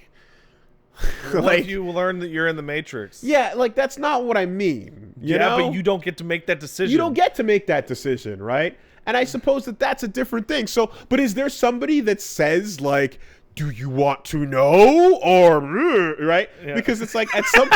I'm talking about just peeking through a floating camera at events that happened. Yeah, and then you see Morpheus there. Sure. You know? But that's what I'm saying, right? I'm all about straightening up the known history and tidying up our shit so that we can just be what we are now, but a bit better than that. That'd be really cool. A bit better? A bit better. Okay. It'd be really cool if we could tidy up our bullshit so that all these little hang-ups we have, like one guy saying, no, don't do the weed. So I think the end of that story is that long-term cultural change is not a result of reality. It is a result of one guy. Of that culture changing itself slowly over time. It usually is one guy. Very often, one guy sits in a big chair, and that guy in the big chair tells everybody how it is. Okay. And then everybody follows, and then eventually, how that one guy said it was is now how it did. So you want to be that guy? You know how you think it's one way, but it's the other way? I do think it is one way, and it is the other way. Well, one guy said it. One guy said it's the other way, and you're like, but no, it's clearly this way. And then everyone goes, nuh-uh. So Willie, it's the other way. But like you just described yourself having to get into the big chair to tell everyone. No, but not me. Someone else will sit in the big chair for you? No big chair. But you just said the society only changes when someone gets into a big chair. No, I'm saying that the problems we've had have come from a lot of big chairs. And what I'm saying is that any long-term real change in any global culture is the result of millions and billions of small actions that, filter down all that shit. And then when I said that, you went, no, someone has to be in a big chair. No, that's not what I said. All I'm saying in general is I'm following through on the wouldn't it be cool if a magical ability allowed everyone to understand something without a big chair. And that's your ability to do. Doesn't have to be mine. Okay. If science invented a way to I don't know, man. If there was a guy out there that said, listen, I can wave my hand in front of you and you'll see the truth, and he does that and people instantly change their minds, no matter how smart that guy is, I would be like, we need to kill him. We need to blow him up. God damn it, I think a fucking package just didn't... Sorry. Do I chase? No, they're gone. It's gone. They're gone. Man, we were just talking, like, at length about how unreliable package delivery to Woolie's house is. And how bad every delivery man is at ringing the doorbell. It's fucking hilarious. It's absurd. Like, you have a doorbell. The inner fucking, like, dog wants to just chase the UPS truck down the street right now. I feel that inside in here. Fuck. Unfortunately, you're kind of busy right now. Yes, unfortunately. Listen, whether or not Because okay, here's the real fucking crazy power. Okay. Some guy has the ability to show you a window to perfect information in the past, but he chooses what that window displays. Of course.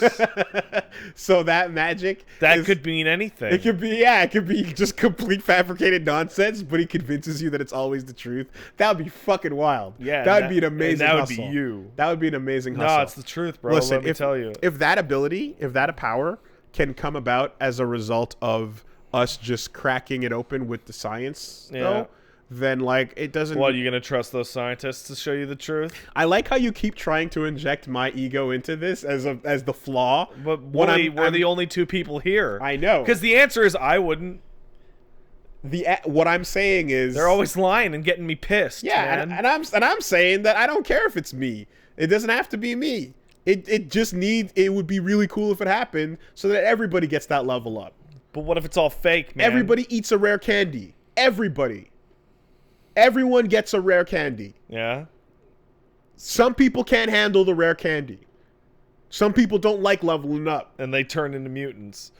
And you know what? What? If they don't want to level up while other people are, then we could just leave they're okay. No, it's not. We don't can just burn leave them in the dirt it's in the not non-leveled up society. It's not kick them out. It's not isolate them. It's They'll just not fall remove them. behind. Every time I'm talking about the other, I'm saying let them be the other. That's fine. But they don't know the truth, man. You don't gotta go take your rocks up and beat down the fucking... No, I don't. You don't, but other people do. Those Neanderthals, right? Gotta... Wooly, you think if you gave the ability to people to see a universal truth, that a huge amount of them wouldn't turn into the most sanctimonious, burn-happy assholes that the world has ever seen? Bunch of people would get really bad.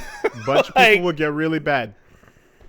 It'd get really bad. And it was like definitive the truth, right? It was like no vision, no nothing. It was like, oh, this is rock solid. Well, people will get burn happy. Well, here's my backfire, right? Here's the backdraft on this one, right? There is no God. There's no reason to be nice to people. Nothing matters. All the people who think that God's a reason to be nice people suddenly go, oh. Every concept of ethics and morality is just contrived. The only thing that matters is eat, survive, fuck. Have some drugs, I guess. And have and pass on your play video games. Pass on your seed to the next generation. Yeah. And then that's it. Yeah. Right? One of those things where just like, oh, it really is just nothing. Yeah. Right? Which probably the best way to make sure your gene survives is to burn everyone else's family tree down and turn your family tree into a family Ouroboros. So, if everyone had the realization that I just described, which, let's be real, there's evidence pointing towards that possibly being the truth. Might really just be all nothing, right? Yeah. Mm-hmm. And then a lot of people are like, well, the only thing that was stopping me from doing the purge was the thought that the Lord would punish me for it, but now I have no reason not to go do the purging, right? That's a bad. I don't know. That sucks, but it also, I guess, I mean, it certainly says something about you, right? Yeah. And I think that, like, if you could know that and still find reason to, like, do good things and still be good, that almost makes it even more noble that you're doing it. Totally. Even though the concept of nobility itself is worthless. I mean, the Pope actually gave, like, a high five to atheists a little while ago, and I was like, that's actually pretty cool, you Pope. Did you see that? Pope was like, hey, don't hate on atheists. If an atheist is trying to live a good life and they don't know shit about God, then that says a lot about their personal character, that they're doing their best even though they don't know shit. Being a good person, even without the big reward in the sky afterwards, that's probably more legit than the fuckers that aren't doing that. So what you do is when the universal truth gets shown and you get that bunch of people going, well, why do I gotta be nice? I don't need to be nice no more. You go, don't worry, man. I have a really good reason for you to be nice. There's this good seminar that we're having over in this place. Just everybody group up real close. And then you burn them. Yeah. It's all entirely possible that, let's say, one of the people that happens to feel that, like, fuck it all, right, at that revelation, is also someone who's walking around with one of those missing nukes, right, or someone that's got the football. The important thing is that you have enough empathy with your fellow man to know that these people got to go. And you see how this is like a horrific train of thought? That person has a tiny missing nuke right now. They know better. Do you think that, like, despite, like, if, it's a gamble. It's a gamble because it's like the society you build afterwards. Yeah. The society you build afterwards is one that is, like, super based on, like, that which you can trust, which is, like, everything you know, and anything that's fake or not real or a lie is discarded immediately because like it has no value in your survival at that point, right? Yeah. So it becomes a really interesting proposition to maintain the illusion in that circumstance. Yeah. Right.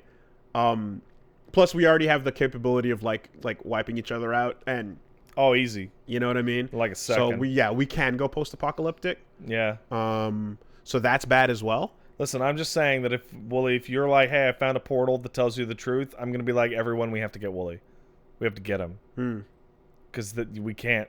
Yeah. You will destroy all of society. I'll argue against myself right now. Like, if people that can't handle it have the ability to kill everybody, then maybe that's bad. I'm going to tell you right now, people who can't handle it totally have the ability to kill everybody. Yeah. So that's a really good counter argument for the truth. Yeah. I'm saving the Earth by keeping the truth away from it by eliminating you, says the supervillain. Basically, listen. Tell me that is not what the bad guy says, listen, right? But you know what else the bad guy says? The bad guy also says, no, we just need to have this event happen, and we'll lose a lot of people. But it'll work out in the end. But in the end, the new world, the better world won't have all the problems we currently have. Both of these ideologies. Yeah, that's the same mentality of like, what if we just threw a peanut down every school aisle? Then that problem would just go away. In the new world, peanuts will be free and beautiful once again. Yeah, the difference there is like, how badly do you want to eat your peanuts, bro? I could go for a peanut right now. I don't really. They're fine. I can give or take. I could go for one baby nut. All right, you want to get back to that? I desperately want to get to the fact that Babynut was trending on Twitter, and I got to see that it was trending on Twitter before I knew about what the fuck was going on, which caused the most disassociative episode. Like, I was high when Babynut happened. Okay, well, you're gonna tell me what that is because I don't want my brain to guess what that is. Okay. Oh, so you dodged the Babynut? No idea what that is. All right. So first, we'll take a quick word from our sponsors. Let's do that.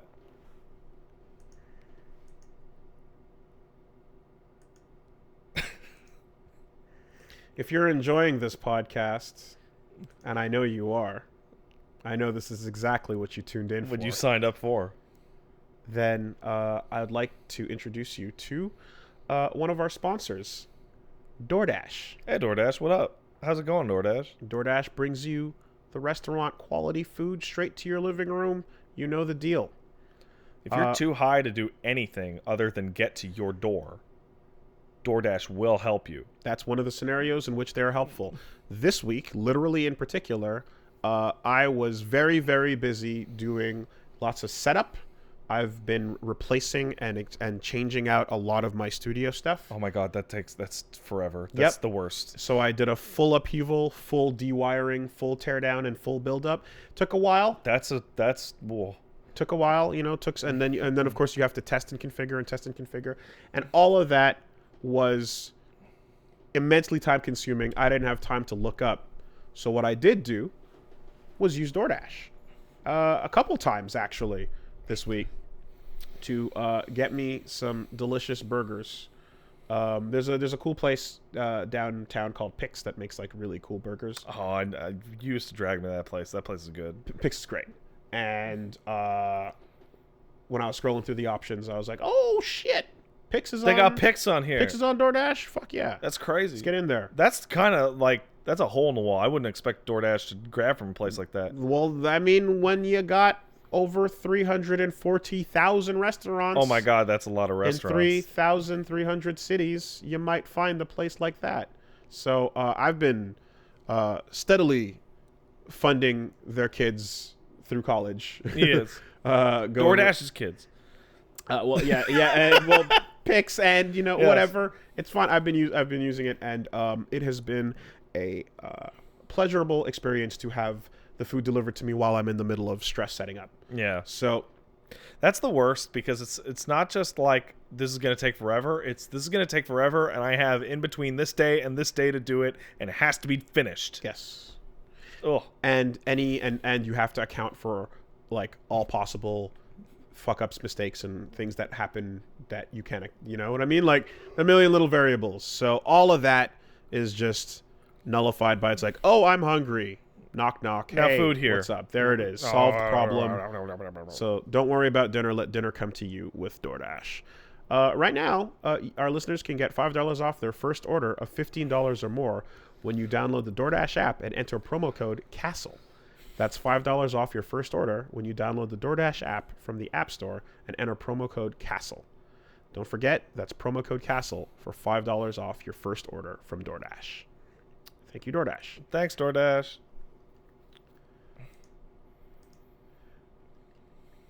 And again, because this is what you signed up for, you are enjoying this podcast. Yeah. And that's the truth. You could be listening to it right now. You could. Or it could be now. Or now. Who knows when. Or later in the far off future of 2020. But maybe you're listening to it from your bed. It's possible. But maybe you're listening to it from an awful, creaky bed. Oh. That's going to hurt you and ruin your back. Yeah. And make all kinds of noises. And every time you like laugh or roll over, you're like, ow! Because you're sleeping on something that doesn't cradle your natural geometry. That's correct. That could be possible. You can fix that by going with Casper. You could. Casper is the sleep brand that makes the expertly designed products to help you get your best rest one night at a time.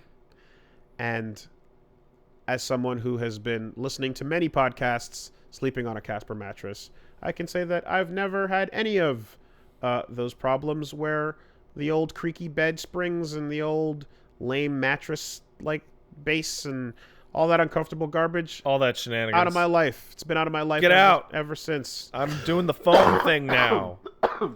No springs to creak. Once you go with the memory foam, you can't go back. The original Casper mattress combines multiple supportive memory foams for a quality sleep surface with the right amounts of both sink and bounce. And it has a breathable design that lets you sleep cool, regulates the body temperature throughout the night.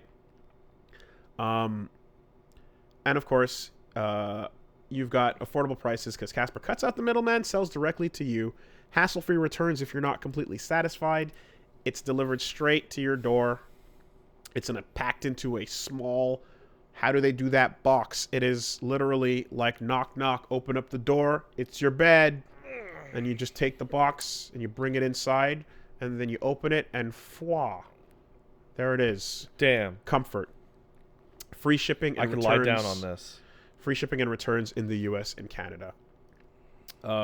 So all that is an absolutely great experience. And hey, you can make sure of that because you can be sure of your purchase with Casper's 100-night risk-free sleep on it trial. So that's a lot of nights. You can make sure of a lot of things in 100 nights. So yeah, don't wait.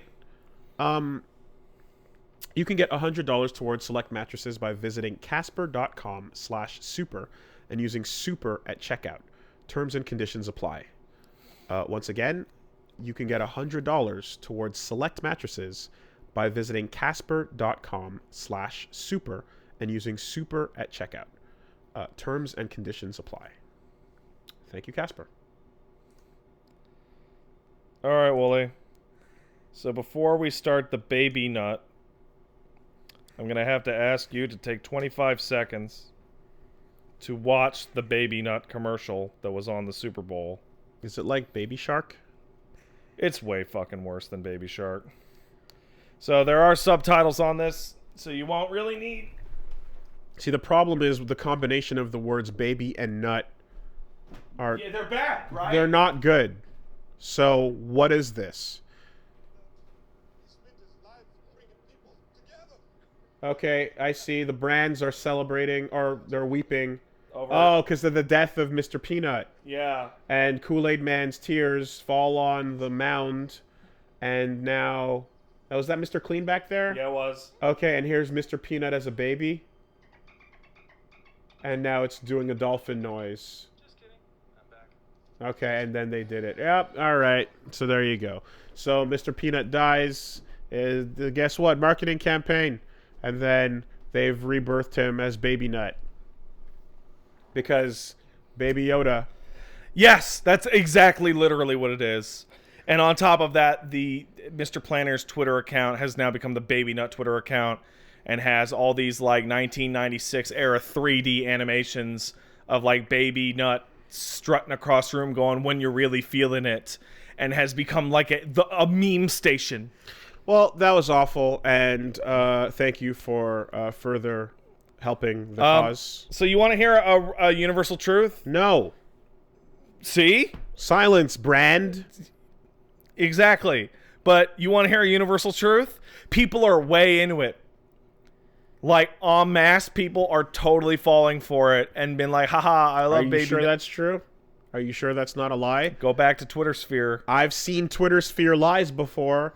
I've seen #1 trending topics where it was like, hey, which one of these fucking Cheeto brand, not Cheeto, Hostess brand chips or whatever is your favorite? And it's the box mix where it's got this. Babynut was trending. So they had the fucking case yesterday with all the different chips in them, and then it's like, oh man, people are going, oh, this one's the best one, and it's like, nah, dude, it's totally that one, and this is totally an organic conversation that's happening. That's not an ad that was bought by Twitter, and it's the #1 trending topic. Yeah, okay, but Babynut was for real trending, and you click on it, and it's just tens of thousands of people going, haha, he's so cute, I love Babynut. Well, for one thing, a lot of people watch the Super Bowl. And that's true. They do. All you have to do to get a fake thing trending is just start the snowball. Yeah. You just have to start it, and then people will go, oh, a lot of people talking about Babynut. Let me talk about it, and then they'll start talking about it too, even though it was. But yeah, you know. So Babynut is you. I think you correctly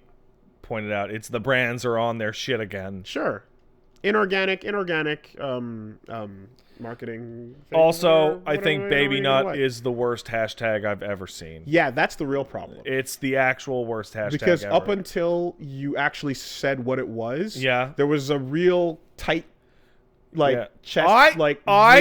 I thought when I saw it the first time, it was about the nut that you do that will for sure become a baby. Oh,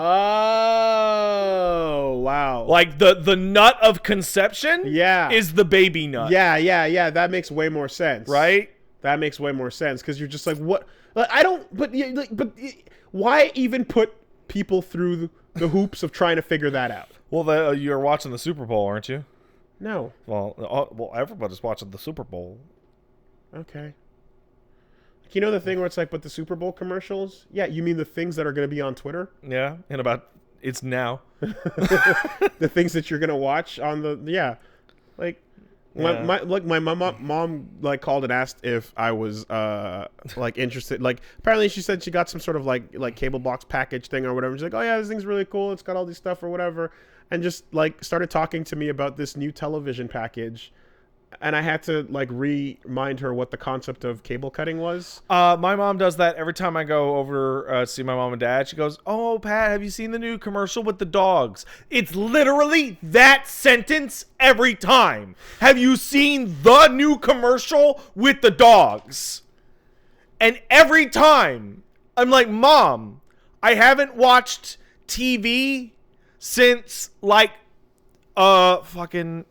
since like 1999, I think. It's insane. It's who knows at this point.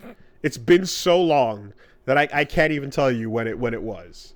Like, because I would say like, oh yeah, since I moved out, and it's like no, because it was long before I moved out. Long before. Way before. I just stopped giving a fuck about everything on the TV. In fact, Napster happened in '95. Yeah, it was. And then it really was almost immediately. Yeah. You know. Like, let's see. Started Anime Club stuff in like 2003, 2002. It was 2003. 2003. Because that's when I met you, and that's when we showed up. Yeah, so and then it was like, yeah, don't need TV's TV gone. anymore. Goodbye, TV. I got my own shit. Goodbye. Yeah, so 2003. It's like it's just it's such a long time ago that it's crazy to even think about. Like, oh wow, like, hey, yeah, go check. Like, what are you talking about? Anyway, so yeah, like, go watch these $1 million Super Bowl commercials that appeal exclusively to boomers. That you're gonna throw up on Twitter. Okay, I'm gonna keep all of you up to date. I bet you anything, the next time I go home, my mom is gonna ask me if I've seen the Babynut, and I'm gonna try not to fucking throw up on the floor. It's probable. Hey, we got. Yeah, no, I know. We'll get there. It's not a big deal. Okay. Well, we just got a big news. Yeah, I know. Who cares? We'll get there. Oh. Wooly hates platinum. It's fine. Well, there's no problem doing it as is. How was your week? Okay, aside from having my one drug, let's see. I streamed RE4. Hey, guess what? That game's fucking ridiculous, incredible. Mm-hmm. One of the all-time super greats. Which one? PC version with the HD project mod. Some insane man decided to go through. Have you seen this thing? No.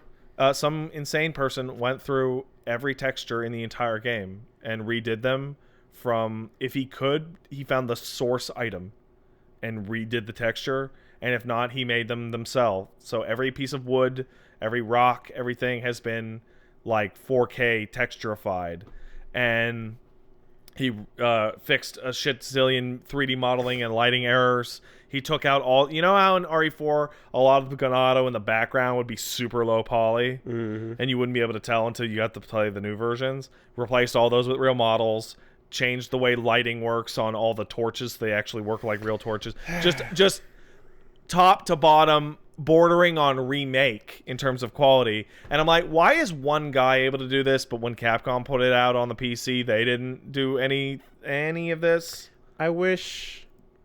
Like, it's awesome that the most beloved games can get this treatment from just being that wide of an appeal that someone insanely talented will sit down and do it. Yeah. Like, I saw a recent screenshot from the Dark Souls guy that we talked about. Oh, yeah, the lighting thing? Yeah, and like, I think it was Shaded Woods or something. There was a screenshot that I saw like yesterday that was the most insanely drastic difference. Complete difference. Yeah. And I'm just like, man, it would be so cool if like some less popular stuff could get this type of treatment. Well, but what are you gonna do?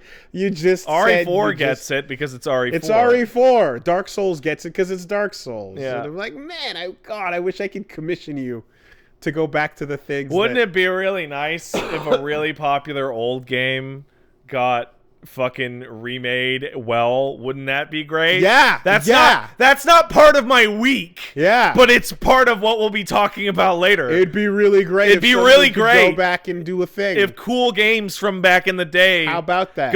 Got treated well. It would be amazing. That'd be so good. So anyway. Oh man, that's gonna be fun to talk about in a little bit. Yeah. Aside from that, no big. No, pretty slow week for Pat. You just got a phone call? About it. About what? About, did you know that? We'll get there. Relax. How do you, who called you that you have them personally on not on silent? I turned it off silent because of the UPS truck. Oh, you got hosed. You lose. You lost every part of that decision. And now it goes the other way on it. How was your week, Wooly? Oh, wait. Before, if you guys want to check out me streaming more of RE4 this week, it's going to be, I don't know what time, probably in the early day, probably 3 p.m. week for Pat. So I'll probably be like Wednesday to Saturday at 3 p.m. Over at twitch.tv/angriestpat. That's Eastern time, by the way. Yeah. You all get to play the game this week, whether or not I'm high. The trick is I won't be. So yeah. If you pick the high option, you lost. Yeah. Good job. Like, the moment the rumor happened and then the Twitter picture came out, and then like all the excitement for like that possibility happened the moment you saw that. And then it's like, when it's confirmed People didn't see that.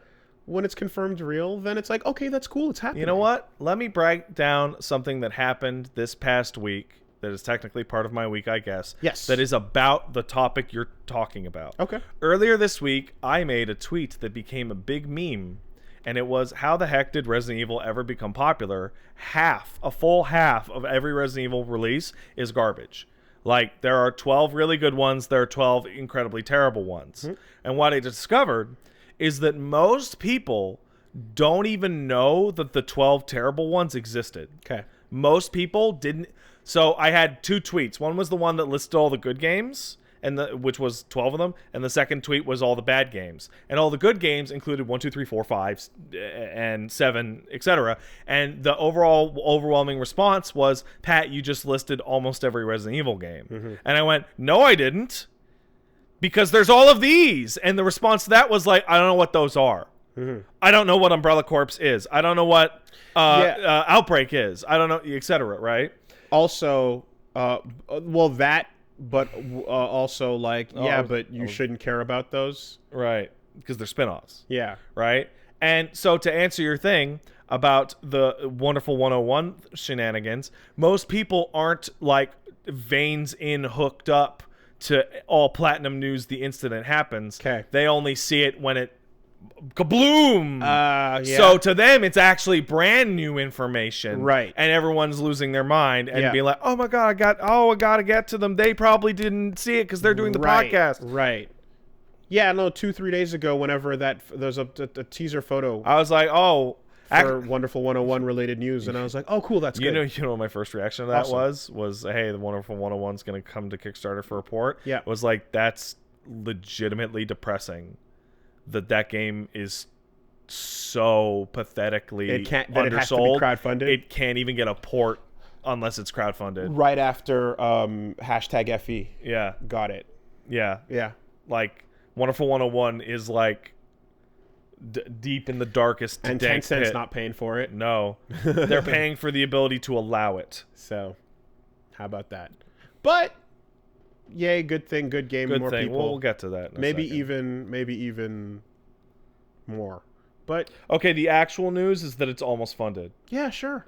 Of course it is. So that's actually good. Of course it is. Well, no, not of course. I wouldn't 101. I wouldn't think for us. No, but once you open it up to the people that love it, that's true. People are crazy. so fucking crazy. Yeah, that's true. That there's no chance that's not getting funded. That's true. People are crazy. I'm surprised it's not done yet.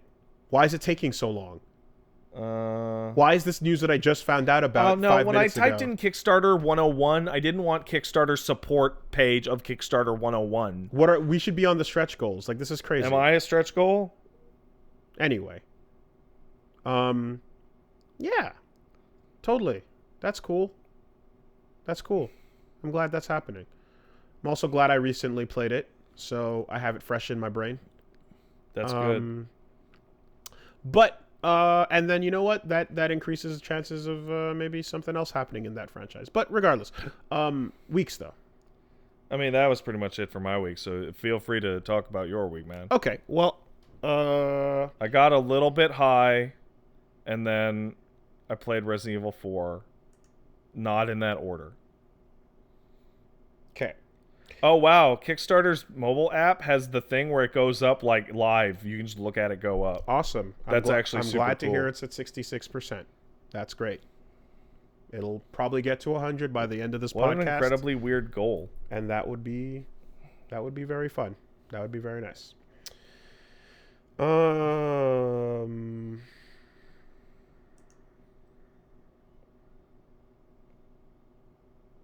Right. So, oh my God, one of them's a Steam version. What's up? Are you Okay, well, now let's just go into it. Oh yeah, I'm shocked to see Steam as one of the possible. Because now we cannot you fully pulled the phone out and have turned away from me to read about the Wonderful 101 Kickstarter. I'm sorry, I love Wonderful 101. You don't have to apologize for that. I do. Oh man, I don't want to have to get all 100 fucking assholes again. It's so awful. Let's see. That's so awful. I hate it. It's the worst part. Let me pull the story Good old Babynut. No. There we go. This is awful. Wonderful 101 Remastered announced for Switch, PC, PS4, and PC with Kickstarter campaign. The ports to other consoles is fucking good. Stretch goals. Awesome. Because there's Switch, then Steam, then PS4, then a bunch of blurred out stuff.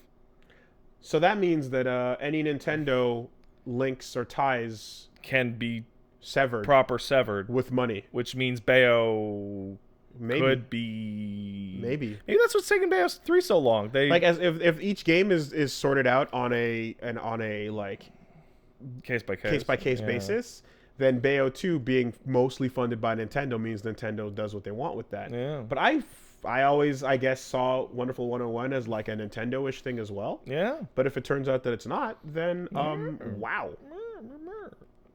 Is it in fact yeah, I wonder how much they had to do with it at all. It was only published. It was published. Oh my god, I completely forgot that the villains were gacha in 101. Yeah, they came out of the little thing. Some of them, but you also had the gacha hand that heroes would come out of. In that's items fucking too. There was totally all that stuff. Okay, so oh my god, the first reward on this list is the funniest thing I've ever seen. Are you seeing this? Kickstarter reward number 1, get blocked by Kamiya. Not everyone has had the privilege of being blocked on Twitter by the illustrious Hideki Kamiya, but that's all about to change. At a very special Kickstarter tier, Kamiya himself will tweet directed to you, and then will block you forever. Note, this is an optional reward. You do not have to be blocked by Kamiya if you do not want to be. What are you looking at? The Kickstarter. No, but which... on the mobile, you just scroll. Okay. The first pledge I see is for 3,900 yen or more for a digital copy. Yeah. Then the real things are in there. Remastered physical, keychain, stickers, ID card. What level is the get blocked? I don't know. Oh, there it is. I found it. It's under Wonderful Comic. No, wait. It starts at 11,000 yen or more. Get blocked on Twitter by Kamiya. All right.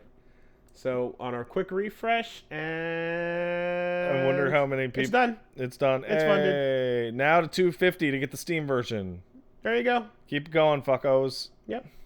Like, of course it's fun. Like, fuck yeah. It's also a really cheap Kickstarter for the game in general, and it's a game that exists. Yeah. So, assets there. Yeah. Get the team to put the assets from this thing over here. Pay for the submission. Pay for the fucking release. Also, 101's Wii U gamepad stuff. Yeah. For the touch stuff was good. Yep. The screen shit was awful. We're now at we've blown insanely past it. They're at 80K of 66K in Canadian. Yeah. So, and it's under 1,000 backers. So yeah, man, this thing is like ridiculously set to go. I bet this is actually just like one of those test Kickstarters. Yeah. Then Tencent will totally pay for it. Yeah. But they need to know whether or not it's worth it. I mean, one thing's for sure. I suppose having all those touch things addressed would be nice. That's not just a pick up and drop. There's some work they have to go in and do. Because there were levels that you needed to switch screens between those levels for sure. I'm gonna imagine no physical, unless it's part of the goals. There's a physical release. It's one of the goals. Oh, it's not one of the goals. It's one of the things you can just get. Okay. Okay, so remastered physical version. Okay, never mind then. Plus a bunch of other physical things. Physical objects oftentimes do fuck up Kickstarters. Yeah. The production of, like, this is a cool t-shirt and a cool keychain, and I want all of it. Yes. I will be attempting to acquire all of these. Vinyl, figures, toys. Yeah, there's a million little physical things here on this wonderful one on Kickstarter. I think get blocked by Hideki. Hideki. Yeah, the jacket looks kind of shitty though. Like it's a little tacky. These are all places where the whole thing can go wrong. Yeah. Man. But don't you want them? I certainly do. See, here's the thing, right? You're dealing with crazies and the crazy... Because it passed, and there was only... When I saw it at 40,000, I saw only 500-ish people had kicked in, which meant people were kicking in hard. You want those crazies. I would hate for the physical products to either take too long or come out terrible, and then for that to reflect badly. I would hope that those physical objects released before international shipping is severely damaged by ongoing world events. I don't want a Fallout 76 situation to happen for Platinum. You mean where you get the helmet and it gives you mold? Or the bag, or the this, or the bag, that. Yeah. I see that they're working with the Yeti, and I see they're working with Nighthawk Interactive. In terms of reward fulfillment, so if anything goes down, blame those folks. Yeah, jeez, just blaming before anything's even happened. That's extreme. Physical rewards. So Kickstarter's been a known quantity for a while, and Wooly, you're 100% completely right. Physical rewards are the monkey wrench in the cog. They're like, hey, where's my fucking blank? Oh, they'll be shipping out later. I think it's always funny when a Kickstarter comes out, and the one that always happens every time, and it sucks every time, is, hey, I ordered the physical version. Do I get it the day the game releases? And the answer is no. You'll be getting the game a month and a half late because you wanted the jacket or because you wanted the bag. What is very cool about this type of story and this type of event is that even though it was a niche-ass release for a small but dedicated group of people that went for the game and whatnot, this kind of creates a little, like, fund-it-yourself club. Yeah. Of, like, okay, you know all that merch you never got because this game was too small? Well, now you can join this club of other people, and you can see the exact number of people. Last I checked, it was at 911. Now it's at 1170. You know, the number of backers will be the number of people that are like, I want to be in on this club of, like, cool shit. There's an incredibly obvious thing they should do once the Kickstarter is over, which is, like, the wonderful 2,305 or what have you. Apparently Kickstarter just died. Yep. Good job, idiots. Yep. Yeah, well, no, as soon as we're done, I'm going to go get in there for sure. Yeah. So that's awesome. How much you want to kick in? I'm thinking about getting blocked by Kamiya on Twitter. I think that's all right. Well, it depends on what level of merch I want. Yeah. Because here's the thing, right? Have you followed Kamiya for any length of time? I followed Kamiya. His Twitter is the worst. His Twitter is god awful. He stopped tweeting in English. Yeah. He just says fuck all English. Yeah. So like, I'm not losing anything by getting blocked. I mean, the question is really ultimately just like, does Twitter allow you to block over 1 million people? Oh, not 1 million people's gonna. Yeah, no. Kamiya won't even notice the difference. Well, no, but it's just like putting like stretching that entire feature to its maximum. Okay, so yeah, I mean, I can't do it right now, but I'm gonna go have a read. Just put your credit card info right on the screen while we're streaming. I'm gonna have a look over all of this. I can tell you what I want, right? Just scrolling down the physical things, because it's like, yeah, whatever they port it to, that's cool, that's nice. I'll probably boot it up, check out what's going on, and then be like, yep, cool, and that's it. Because I just played it, you know what I mean? Like, I want to investigate and see what's new, but ultimately I'm probably not going to do the whole thing again. But I definitely want to get stuff like, this physical copy, sure. Keychain, definitely. Stickers, I'll put them on my Switch case. ID card, I don't really care about that too much. What if you try and use it as real ID and somebody goes, "Ha, cool," and then you get into the secret part? I'm trying to walk around with less cards. Yeah. You know. The pendant, pretty dope. Yeah, it's all right. That'd be fun. I'd do that. T-shirt, absolutely. Digital comic, hope it's good. It won't be. Then I don't really, you know. Physical comic, well. Acrylic diorama, meh. Art book, fuck yeah. Absolute must. Yeah. Must get in there on the art book. Soundtrack on CD, I don't care. Soundtrack in general, full, don't care. Vinyl, yes. Oh yeah. Because I'm not playing CDs. Nah, man. That does nothing for me. Either give me a RIP or give me a laughably old piece of technology. I don't want the in-between. There you go. So the vinyl, absolutely. The Keshi figures, definitely. I think those are great. The custom controllers, yeah, those would be fun.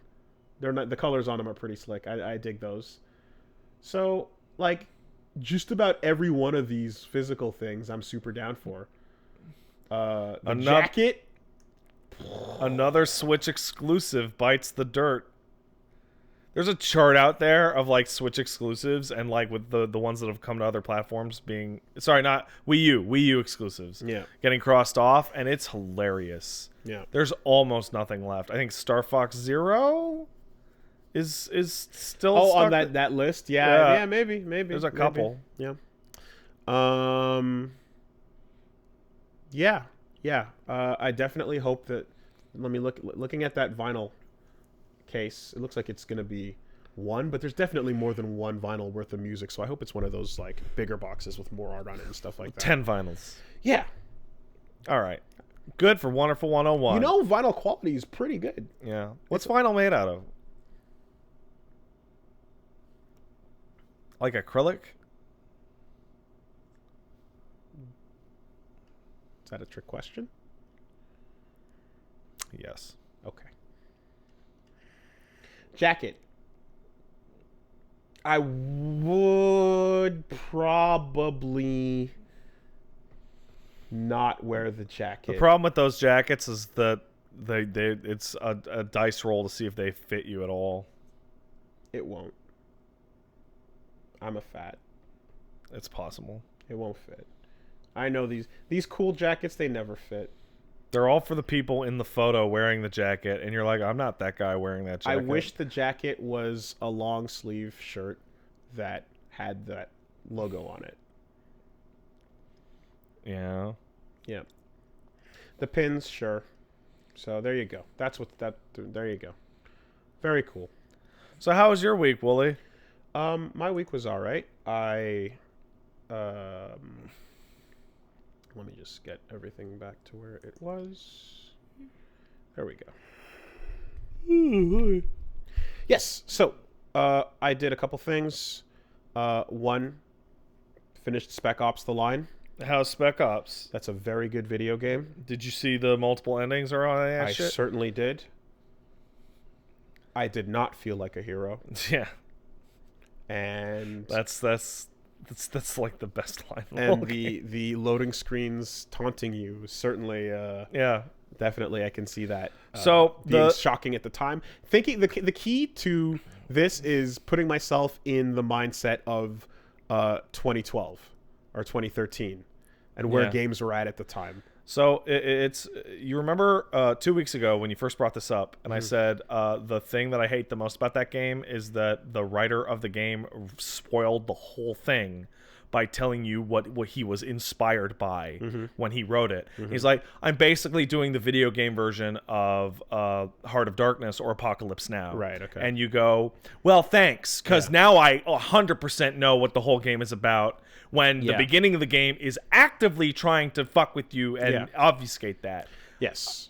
So, then I watched a video about like the history of how it got made and stuff like that as well, where they went from taking this dead franchise that just got bland. Oh, it was a bargain franchise. It was trash. And, like, turned it into this and stuff, and it was it was perfect for the name being a bargain bin franchise. Yeah. coming into a genre that was saturated with something that was doing it differently. You know? So, and it starts off just like everything else.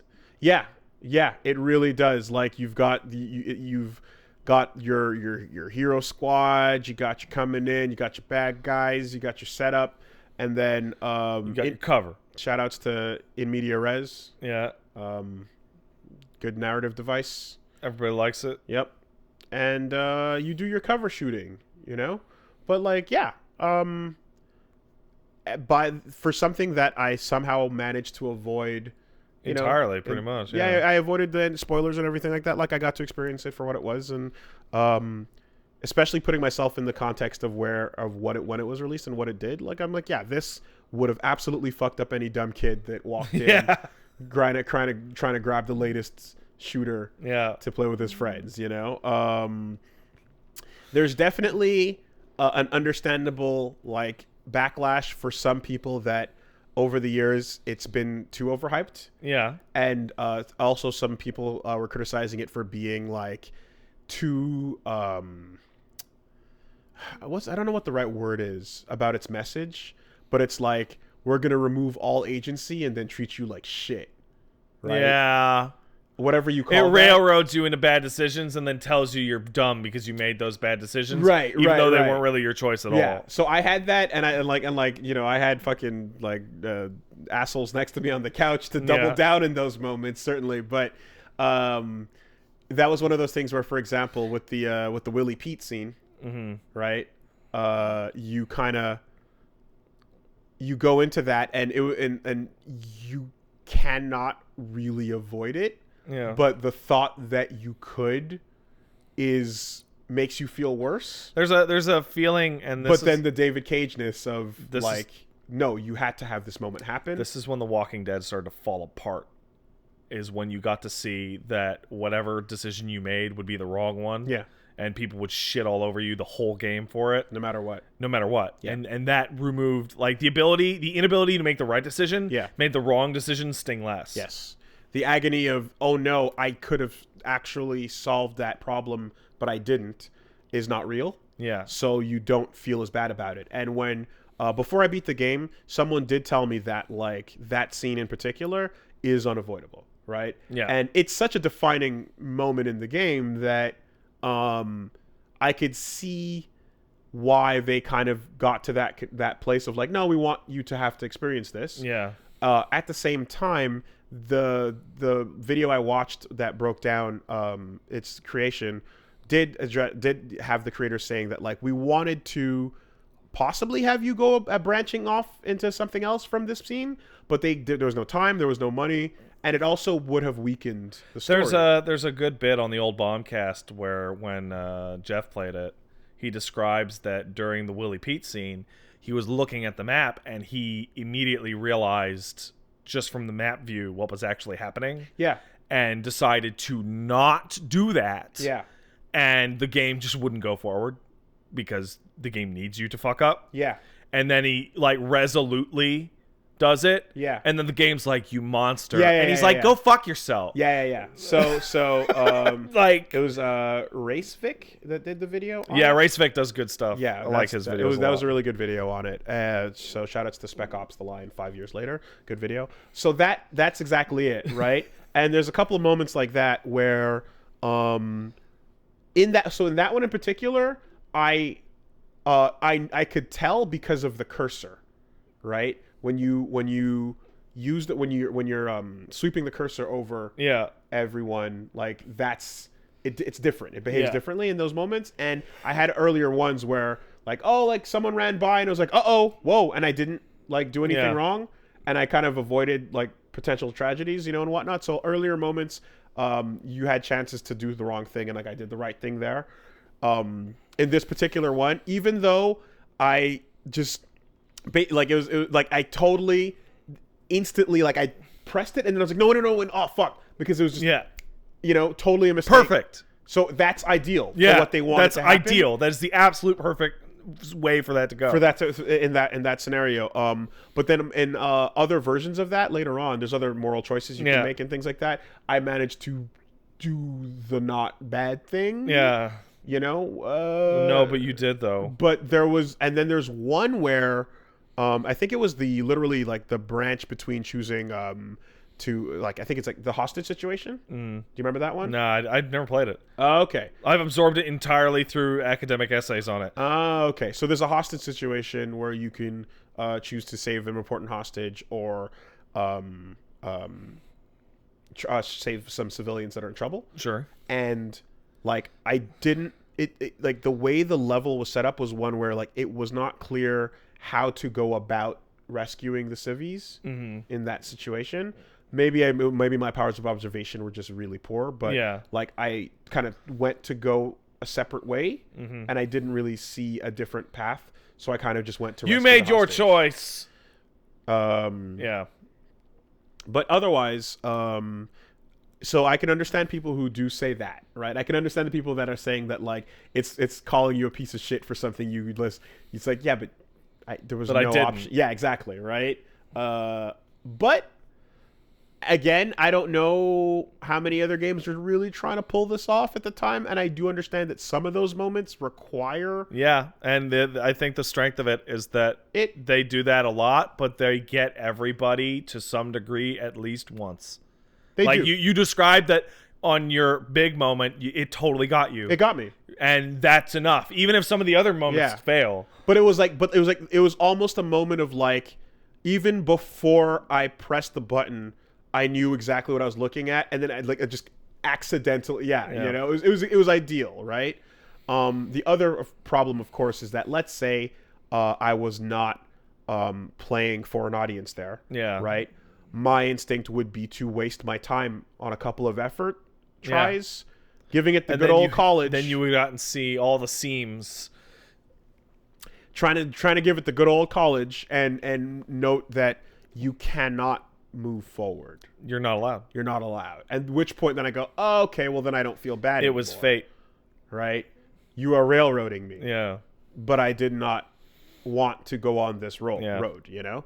So all that aside, I do think all of that is still comes to a really great payoff where even the conclusion is like, this conclusion is satisfactory. And then the forks towards your endings, of which there are 4, are all really cool. Yeah. You know? So I wish that game played better.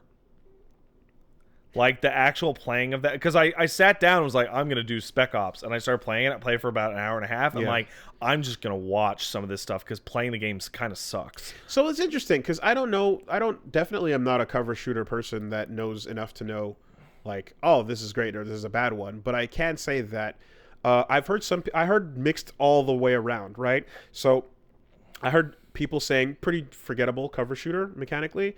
I've heard people say solid, you know, but nothing like revolutionary, but all in all pretty good. And then I heard people saying absolute dog shit shooting. No, so it's literally everyone had a different opinion that they thought the shooting was, and I'm like, I don't know. It is firmly average, but it came out around the time that there were tons of, that was in the Gears of War heyday. Yeah. Roadie running is a part of the game. So it came out and was firmly average, and it wasn't nearly as good as Gears of War, so it felt like shit by comparison. It definitely doesn't feel as good as Gears of War. That I know for sure because I've played Gears and I can make that comparison.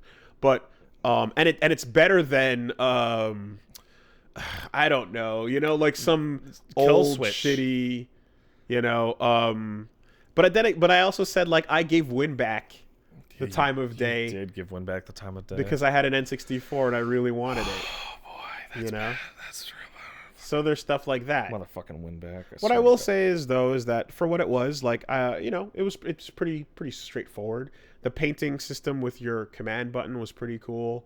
Although it resulted in some hilarious hijinks where your dudes were so focused on killing the target they'd run into live fire. So you had to be, I guess, responsible about the targets you picked for them. You guys are idiots. Why you guys do this? Why you do this? Lugo and Adams, good job. Nolan North's best role. I don't know, dude. Okay. He was the Space Sphere. That I heard. That's the best Nolan that I've heard. And I've missed out on a lot of Nolan. Did you hear him in the space sphere? No. Oh, you didn't play Portal 2? Oh yeah. Yeah, he was like almost every single one of those personality spheres. Oh, I was thinking of like Steve Merchant. Oh, yeah. Well, anyway, I feel that Nolan North fucking killed that.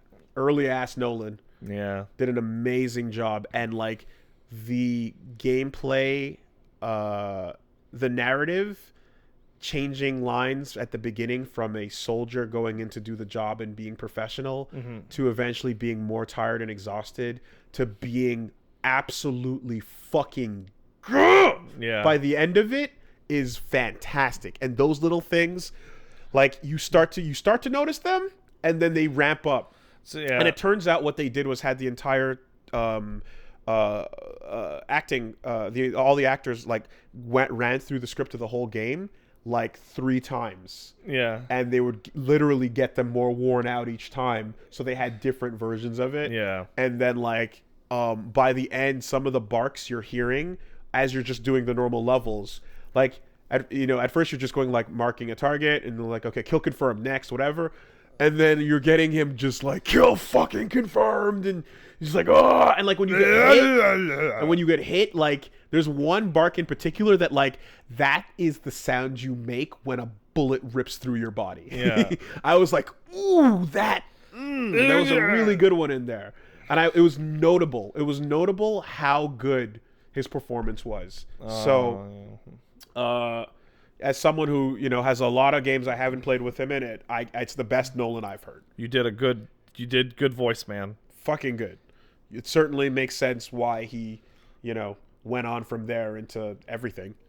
Well, it was mainly the Nathan Drake, sure, that did him. Sure, but I like that this is also his favorite role. Oh, is it? Yeah. He said that this was his favorite role. So, you get the feeling it's the one he got to act the most in. Yeah. Great fucking game, and there's some real bonus shenanigans to anybody who tunes in to check it out. It's going to be coming out on Woolly Versus over the course of the week. I think we're about halfway through right now on the LP, and as things as the game pushes you to more extreme ends, and as the morality and ethics start to play a larger and larger role, as you can imagine, or lesser and lesser roles, as you can imagine, are the conversations we have become more and more about those things. Listen, man, and someone gets blown the fuck out, harder than they ever have on anything ever. I feel like I could dice roll who this is pretty adequately. There is an ass blowing of absolutely gargantuan All I'm proportions. saying is I've seen you get blown out pretty hard, and I've seen Reggie get blown out pretty hard. Yep. Everyone's got their turn. Yeah, everyone's got... Yeah, I knew it. So Spec Ops: The Line, guess what? Pretty good game, turns out. Please look forward to a replacement as we move on to a new game this week. New LP. Wonderful 101 and again. Just do it again. No, we'll be starting something new this week in that slot. Also, I'm about 2 sessions away from wrapping up Death Stranding. So you've seen the coast? Got past the coast. You might be one. Okay, if you're past the coast and you're in the new distro center, clear your day and do it in one. There's no good place to stop. I've been told that from that point, you have about 2 hours until your last point where you should stop. And then after that point, you've got 6. I'm going to tell you right now. Well, we'll talk more concretely. Okay. But when you get to that last distro center, it's about 5 to the end. Yeah. And there's no good place to stop. Yeah. So, I got a couple of different pieces of advice on how to handle that. Yeah. But either way, I went back and everyone's at 5 stars now. Fuck, wow. So, the rest of the map is pretty done anyway. Hands across America. I did it. I did it. You connected all those strands. Every single one. So, yeah. I am so excited to do the Death Stranding spoiler cast in a week or two. Death Stranding and Spec Ops: The Line continue. And then, of course, once Death Stranding is done, something else will start there as well. So, I have some terrible memes for you. So, a nice rotation will be occurring within short order. Of course, you can check that out on Wooly Versus. So, I also watched a movie. I don't know if you've heard of it. Mm-hmm. It's called Parasite. I've heard of this. Saw people on my Twitter going, should I watch Parasite? Will it make me feel bad? And the answer was yes. You should watch Parasite. Uh-oh. What are you implying? Parasite's a very good movie. Uh-huh. You know how we talked about Oldboy earlier? We did. And you're like, yeah, man, you know that Korean movie that just comes out of nowhere and just has a phenomenal screenplay? Yeah. That's Parasite. And Parasite is it got Oscar nods this year, and like it was the subject of some controversy because it was like, why does this have to go into the foreign film category? Why can't it also be considered one of the best films this year? Because all of the subtitles, and because of the English, and it's just like, okay, this argument always leads to like either elitism sounding like an asshole or people just sounding really dumb. Yeah. So like it's just like I don't even want to go down that road, but I'm someone who believes that like I don't know. Like I get why subtitles create such negativity. Mm-hmm. I just wish they didn't. Because there's some great movies out there that have subtitles, and I feel like I remember going to see that's Inglourious a small hurdle Bastards to overcome, and for such a great movie. I saw Inglourious Bastards in that first scene with the milk farmer and Londa, and it was obviously all subtitled, right? And I had people walking out. There were people totally walked out because the movie was clearly going to be like vastly in a different language. That's insane. So the reason why it was so crazy is that first scene in Inglourious Bastards with Hans Landa speaking in French to the milk farmer in French is that I had people walking out of this movie due to the subtitles in Montreal. That's amazing. Where almost every single person in that theater could speak French. Well, like, it's difficult to not get upset. It's so stupid. It's difficult to not get upset at people like that. But you know what? You're allowed. It's do what you want, so dumb. Right? Granted, it's Parisian French, so it's basically nonsense. Sure. But like, it was just like, I can't.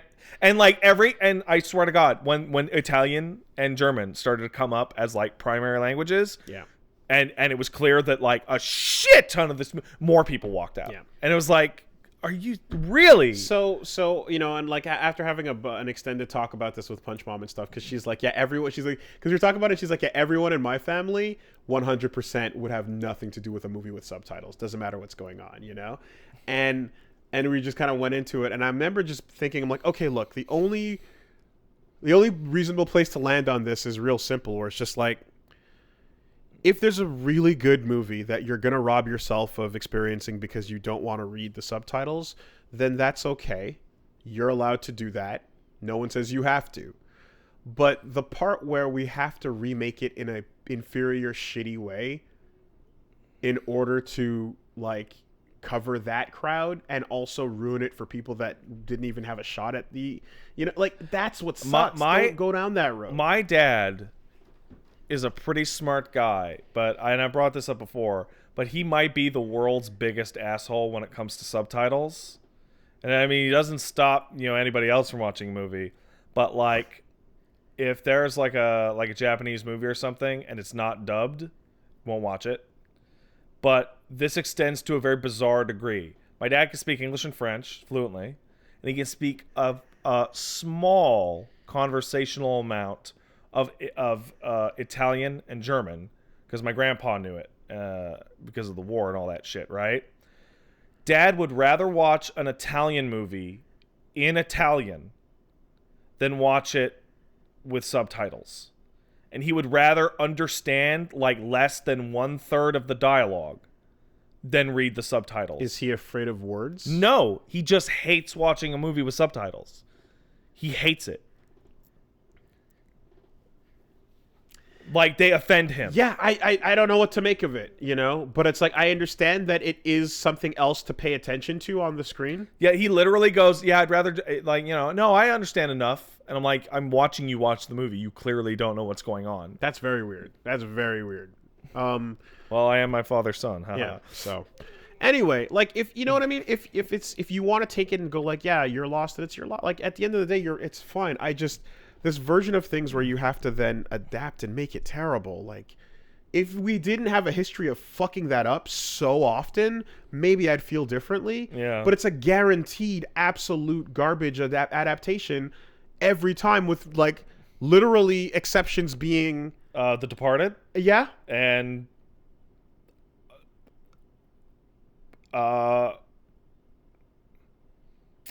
Cradle to the Grave. You know what I mean? And Romeo Must Die. And fucking Departed is like, it's Scorsese made it, so fine. Insulated with Scorsese, Leo, Marky Mark, and the whole funky bunch of good actors. Oh man, Marky Mark's my favorite character in that movie for sure. Marky Mark's great. Fucking. I always think about who the fuck set up the cameras in here. I did. Who the fuck are you? I'm the guy who does his job. You must be the other guy. Like, oh man, that's my favorite line. Like, you've insulated this thing with quality from top to bottom. There was nowhere for it to suck, right? But like, it's such an exception to the rule that you know that's always going to be bad. You want more Spike Lee old boys? Have them. No, I don't. You know, so like this whole like, yeah, everyone's talking, all the rage in Hollywood is Parasite, this new amazing Korean movie. Time for us to make it ourselves. Like, fuck off. I don't understand. Do other countries do this? No. There's weird shit out there where you have to reach to think about shit like, oh, what about Turkish Star Wars or some crazy shit like that. Yeah, but that shit's great. Yeah, that's like, better than the original. You know, but obviously, like, no, it's like no one else is remaking it just for their, like, fuck. Anyway, I didn't want to get into it, and then I did. Yeah. People are saying they do. So I really just Russian Avengers, cool. I really do think that people are dumb and they want the thing that is like the thing they already have. Yeah. If it happens more often than I think in other countries, then fuck that too. Yeah, it happens all the time. People are mentioning China, India. Oh, I hate that. Russia, Italy. Italy loves it too. I hate that. Turkey, which you mentioned.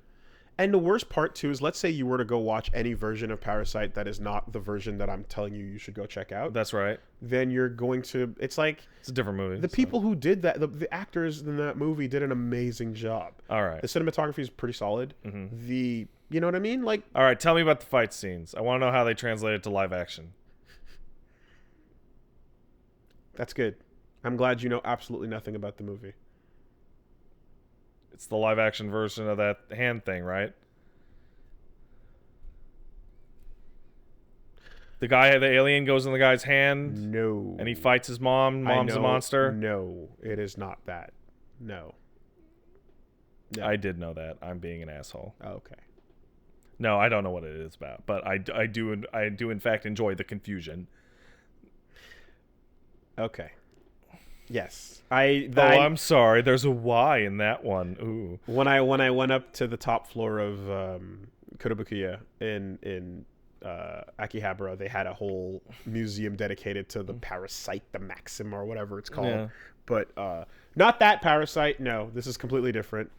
And go in as cold as possible. Yeah. And just check it out. Okay. You know. Will it make me feel good? It'll make you feel a lot of things. Oh, I don't want that. In the end, you'll probably just be like, that was a good movie. I just want to clap and eat my popcorn. You're going to clap and eat your popcorn. Okay, yay. Mm-hmm. Yay. But yeah, it's really like, you know, there's different things in a movie that you, like certain things, some movies you go like, man, the score, man, the acting, man, that one person, you know, whatever. In this case, it's like the screenplay. You can feel the power of the screenplay. That's what I give it up for here. Parasite's very good. And it's better off. Don't even watch a trailer. If you're going like, oh, I heard about this thing, let me go see what. Don't even do that. I mean, if I've already decided to watch something based on somebody's recommendation, I don't check out trailers. But I'm talking to anyone who's hearing this that's thinking about. It's too late. They already watched trailers. Yeah. Well, if you're like, oh, I should go see what. Don't even do that. Don't even. I don't know if I feel like I want to watch it now that I know that it will have all those subtitles. Though. I mean, I don't know. I wonder. I would love to see like a foundation of subtitle hatred as a function of reading speed, right? Because for me, I think it's just distracting. Is the only thought process that I don't know, because how distracting it is depends on how fast that whole sentence goes in your brain. Can you finish the sentence and look back up at what the character? Because like for me, it's like I'm watching the thing and I see the new subtitle come on at the bottom. Yeah. I go, oh, okay, I'm back to watching the thing. Yeah. With that in my mind. But we've watched enough subtitled shit with anime and whatnot that I feel like at this point it feels like there's a partition happening. Yeah. I feel like 25% of my brain is taking in the subtitle and 75% is yeah. But imagine you're somebody who like reads slowly, and like new subtitle comes up and you're reading it and you're reading it and you're reading it, and by the time the new sentence comes on, yes, you had just finished. Get better at watching the movie. Yeah, get good at watching movies. No, there's times when like someone's having a full conversation where I'll read the whole line and then look up to see them deliver it. There is one thing that I absolutely despise about subtitling, and it is when they have spoilers in the subtitles. I want to give the massive biggest thumbs up ever to the subtitle timer in Nier Automata for being the only game I can ever think of that never spoiled a single line of dialogue ever. Yeah. And that is, the subtitling line is really long. Yeah. And is like a full sentence, and you look down and go and you see the dash. Yeah. The dash that means the person will be shot. So that happens with Heartman. And as I'm reading the line and he's talking and I'm just like, well, you just made it happen. Obviously you know what's going to happen there, and you know, but like, yes, you subtitles will give away the moments like a couple seconds ahead, you know, and they shouldn't do that. Well, you know what I would prefer? I would prefer the subtitle to lie and have the whole sentence. Right? Oh wow! And then have it get interrupted. Have it get interrupted and the subtitle disappears. Ooh, that's good tech. Ooh, that's good. That's really good. Right? I would freak the fuck out. Because that would be shocking. I would lose my shit if the sentence was there and then 1 second away and then it all disappears. And wow, what a hit. That would be good. Brilliant. Yeah. That would be brilliant. Yeah. Fucking fantastic. Somebody steal that. Everybody steal that. Yeah. That idea is free. Use it. Fill in the sentence that's not there and then erase the rest. Wow. People are saying Katana Zero does that. Oh, does it? I think it does, yeah. If you attack somebody while they're talking, their dialogue just... Oh, yes, that's true. But like you choose to make that happen. Yeah, whereas that's not the same because you're going to interrupt. Yeah. It has to happen to you reading it, not knowing that an interruption is going to happen. I think I mentioned it before, but the Yakuza series is the actual worst ever. Because if you ever see a dash in somebody's line of dialogue, they're about to be shot. Yeah. And it's always the same. They get shot and and then it pans up to like a mysterious figure. Yeah. And the mysterious figure runs away. It happens in every game, and it's hilarious every time. There was another example of that I fucking just forgot. But yeah, anyway. It wasn't someone dying mid-sentence, but it was another thing that the moment was ruined. But whatever. So yeah, that's a fucking good movie. Go get it. Go watch that. Go watch that for sure. Watch Parasite. And don't wait for the Netflix adaptation. You got to see it in the theater? It's in theaters? It's good watch in the theater. Okay. So the one other thing is I went back to Zero Ranger, which is a shmup which I talked about a while ago. I'm going to refresh my memory with a YouTube video as you describe this. It is a new shmup that pays homage to lots of things and is very challenging, very difficult, very fun. And it is a type of game that, like, kicks your fucking ass, but the more... Oh, I remember this. Yeah. It kicks your fucking ass, but the more you die, the more you slowly unlock continues. Mm-hmm. And also, like, once you gain abilities, you then get to restart with having that ability. So, like, you by playing it more and dying more, it's like a rogue light. Yeah, but not rogue. No, it's not rogue at all. It's not rogue at all. But the light part is where you gain strength over time. But you do gain strength over time by dying more and by unlocking abilities and making it past that boss and then getting the next thing. But it's not randomized at all. It's not randomized at all. So I wouldn't even throw that word in there, to be honest. It really is just a continue system that has to build up based on experience that you gain by dying. And then outside of that, the different abilities you pick up and whatnot, like as you fight these little mini bosses, you fight a boss in each stage, but there's a mini boss that is basically a ship from a different franchise. Oh, I like that. That's good. So you get little homages to other ships from different this things. ship has options. I mean, choices. Yeah. Yeah, literally. Yeah. Fight it. You know, I don't want to. defeat it. That thing's strong. Well, though we have beaten it before. And then of course, some of the homages go into shit that is immensely relevant to my interests, and weapons you gain. Some of them are like long range, backfire, short range, extremely short range, like super duper duper short range. I'm getting it. Mm-hmm. Calm it down. Very fun, very exciting, and transformations. Oh, really? Yes. So if you're in a shmup mood, I definitely recommend Zero Ranger. And I'm not even done yet, but like I just put some more time in and got a bit further because it kicked my ass so hard the first time that I just put it down, and then I came back to it and died a bunch more times, and got a bit better at my precision, and like it's a fucking solid ass shmup. So that's hilarious. If you slept on it, I'm gonna recommend it again. Hey, you want to hear a really funny tiny news story? Sure. PlayStation's Twitter account, official Twitter account, had its logo copyright claimed and taken down. So if you go to @PlayStation, their avatar right now is media not displayed. This image has been removed in response to a report from the copyright holder. Twitter has that? Yeah, I guess it does. You can copyright strike something on Twitter? Isn't the DMCA great? I've never seen that before. When the fuck did that happen? I don't know. All right, well, okay, sure. Sony of America? No, at PlayStation. Okay, I'll take your word for it. Wario 64 was reporting it, so you know it's good. Okay, so news. Hey, news time. Who wants the news? We already talked about Wonderful 101, so that's not news anymore. Rumor, Wonderful 101 could be coming to Kickstarter. That's not a rumor. That's not a rumor. Could be coming to Kickstarter. That is not a rumor. What's the 4 about, though? Yeah, I don't know. The Platinum 4 thing is actually still pretty mysterious. So again, I think with their newfound awful blood money, they might possibly be...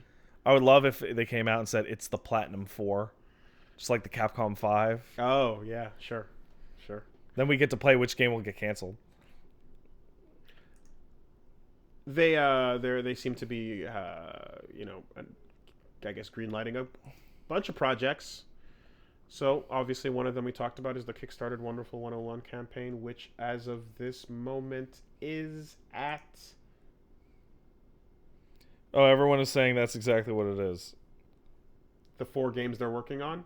Yeah, let's go take a look at that. It is overfunded by how much? Well, in Canadian dollars, it's at 373,000. Okay, yeah, no, that is totally what it is. The Platinum 4 page, number 1 is Unite Up on Kickstarter, and then number 2, 3, and 4 are coming soon. So it is totally the Platinum 4. So the Platinum 4 was really just a story that was only a couple hours long. Yeah. Which then was revealed. Okay, well, people were like, the story was originally Platinum Teasing something. Who knows? It was the 4 announcements. Great. Hoping those will come out this week because fucking just count on shit. Well, here's what we know they're working on. Wonderful 101. Babylon's Fall. Yeah, but yeah. And I would have said Grand Blue Fantasy Relink, but not anymore. What about Brand Glue Fantasy Linkry? Why would they make their own? They could just make another Platinum game. Oh, okay. Well, yeah, we know that they are working on 3 games. Wooly, everyone's yelling at you to get off the website because it's killing the stream. Is the website sucking your internet? No. How many porns have you downloaded? You know that when you go to the site, the 4 is all like fucked up and yeah, I do. Doing like an animation and stuff, right? I do. Some people thought it was going to be Drakengard. That'd be cool. That would be nuts. Yeah. To go back to that. I almost feel like would Yoko even? Yeah. Yoko would do anything if you pay him. He has literally said this out loud. I can't tell if he cares about the fact that his stories are connected or not. I think he cares about the fact that he got to sign that hot chick's thigh. Yeah. Yeah, a friend of mine went to that and she said that was a cool ass cosplay concert thing. Yeah. And it was a live Nier music concert. Yeah. And Nier and Yoko Taro signed the thigh and he was shaking. Yeah, he was shaking like a leaf. Yep. It's good shit. Good for Yoko. But yeah, in terms of like, it'd be really cool to go back and remake Drakengard and fix it. That'd be great. What do you mean remake it? Yeah. Just 4. Just make it. No, just do it the 4th one. Oh. Sorry, I thought you meant... No, because 4. It would be Drakengard 4. Oh. Because there are 3 of those. Sorry, okay. I misunderstood what you were saying. Oh, yeah. Yeah, you could do that too. Yeah. How... I wonder if he's actually gonna fight for more Drakengard, or if it's all Nier now. I don't think he fights for anything. I think he just, I think he just does whatever. I mean, Drakengard 3 came out when everyone thought Drakengard was fucking dead. Yeah, and it did its part to kill it further. And Nier Automata came out when everyone thought Nier was fucking dead. That's true. So I guess we can't possibly predict what he's gonna do next. You got a point. Well, anyway, we know what 3 of the 4 games are. But what if they're not those ones? Infinite Space 2. Oh man! Wow. Hey, what'd you think of the FF7 remake theme song trailer? I thought it was incredible. I watched it like 100 times. And they are really, really pushing some events around. So isn't it now that we've seen this trailer? Yeah. I feel like it's time to just stop talking about what this first game is going to be and where it's going to stop.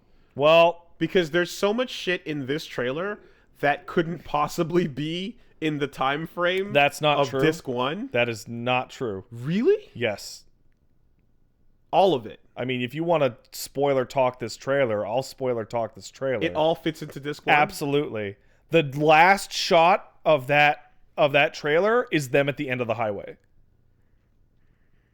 They're standing next to the little car. Isn't Kate Sith specifically after you leave? That conversation totally happens in the original. I saw it a couple months ago. But the golden saucer is afterwards. Yeah, but that argument that he has with the president, that totally happens before Sector 7. Fuck me. That totally happens. A lot of those scenes are brand new, by the way. Like, Scarlet didn't do anything in the original, right? And now she gets to be, like, super bitch. I just, like, seeing Kate Sith at all, I was like, what? Yeah, he was totally there at the very beginning. Okay. Yeah, my memory is... There's one character there... Actually, there's two characters there that were 100% not there before you left Midgar. And that would be our big-ass villains. Yes. Some of which you see in a fight. Yes. Which are clearly going to be remixes of old... Like, I mean, I could tell you exactly what is going on Also, there. Soldier Bike Man. Soldier Bike Man is a new character entirely. Soldier Bike Man showing up and being like, hey, I'm a character. Ex-Soldier Bike Man. And like he's walking up like, I'm a character. And everyone's like, no, you're not. Nomura liked me. He made me. Fuck out of here, Soldier Bike Man. Get out. You're nobody. Yeah. But basically all the Genova shit is brand new. So you see like them swinging at Genova. Yeah, Genova will be I know I can tell you where that boss fight is. I'll text you where that fight is. Okay. So that we don't spoil people who don't want to go. That's it. I think I know where it is. Yeah? Yes. Like you can visually confirm it if you look closely enough. I think I know exactly. So check your phone. Because I remember towards the yeah, that's what. Yeah, exactly. There should have been a boss fight there in the original. There totally should have, and it makes perfect sense. I'm stupid. It's not Kate Sith. It's a Moogle riding a chocobo. Yeah, dude. Oh, you're thinking about the summon. Now, granted, the summon is early. You see Leviathan there in that trailer? My mistake. Yeah, I love Leviathan. That's so late. Yeah. Okay, so it all still fits then. Yeah. Okay. Maximilian Dude, one cool dude, had a really good clippable moment off his stream when he watched the trailer when Red came onto the stream and he correctly freaked out. And why is this weird dog cat thing look so much better than Disney's The Lion King? Red looks immaculate. Red looks good. He looks perfect. Red looks good. And sounds good too. He sounds perfect. Yep. And everyone sounds great. Everybody sounds great. Dog lip sync. we got that going. Yeah. Everybody looks great. Mm-hmm. Cloud looks great. Yeah. He kept his little braids. Mm-hmm. They changed the honeybee in from like a whorehouse to like a cabaret. It's a cabaret. Which is perfect. Mm-hmm. Like, I don't even remember what it was a bit earlier.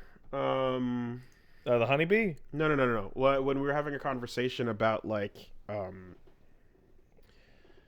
do you remember what it was? Like, there's something where it was just like, I forgot what it was that was like something that people were upset by the last trailer. Oh, Tifa's boobs aren't big enough. Everyone's upset every trailer about that. No, it wasn't that. It was something else, and I remember having a moment of like, wait, why are we not excited about, like, why does this not look good? It's changed. Do you remember? And you was something that you were with too, and I remember I was kind of like, wait, this looks really good. Well, you got to give me what it is so that I don't remember. I can tell you. It was a weird moment where I was just like, am I crazy? Like, why? What's the problem? This looks fucking cool. But anyway, I don't know. I feel as if there's definitely going to be those changes that, you know, might result in some narrative things taking a hit that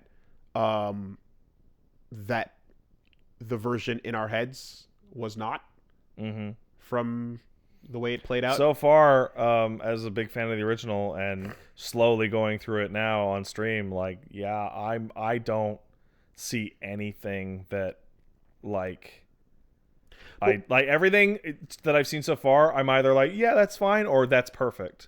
But it's like when you have a blurry idea that you liked, when you from the past, and then you update the resolution. Sometimes you might be like, oh no. Sometimes it gets crisp, and in the crisp details, there'll be small things that, or even large things that, you know, are like, yeah, that's a fuck up. Like there might be a huge fuck up somewhere in this new script. It could be. But so far, so good. And all the little details that are added, so far, I've loved almost all of them. Like, I look back and I go, Cloud's totally the kind of fucking asshole 14-year-old that would have his hair in, like, a ponytail, with but also have the feathered spikes.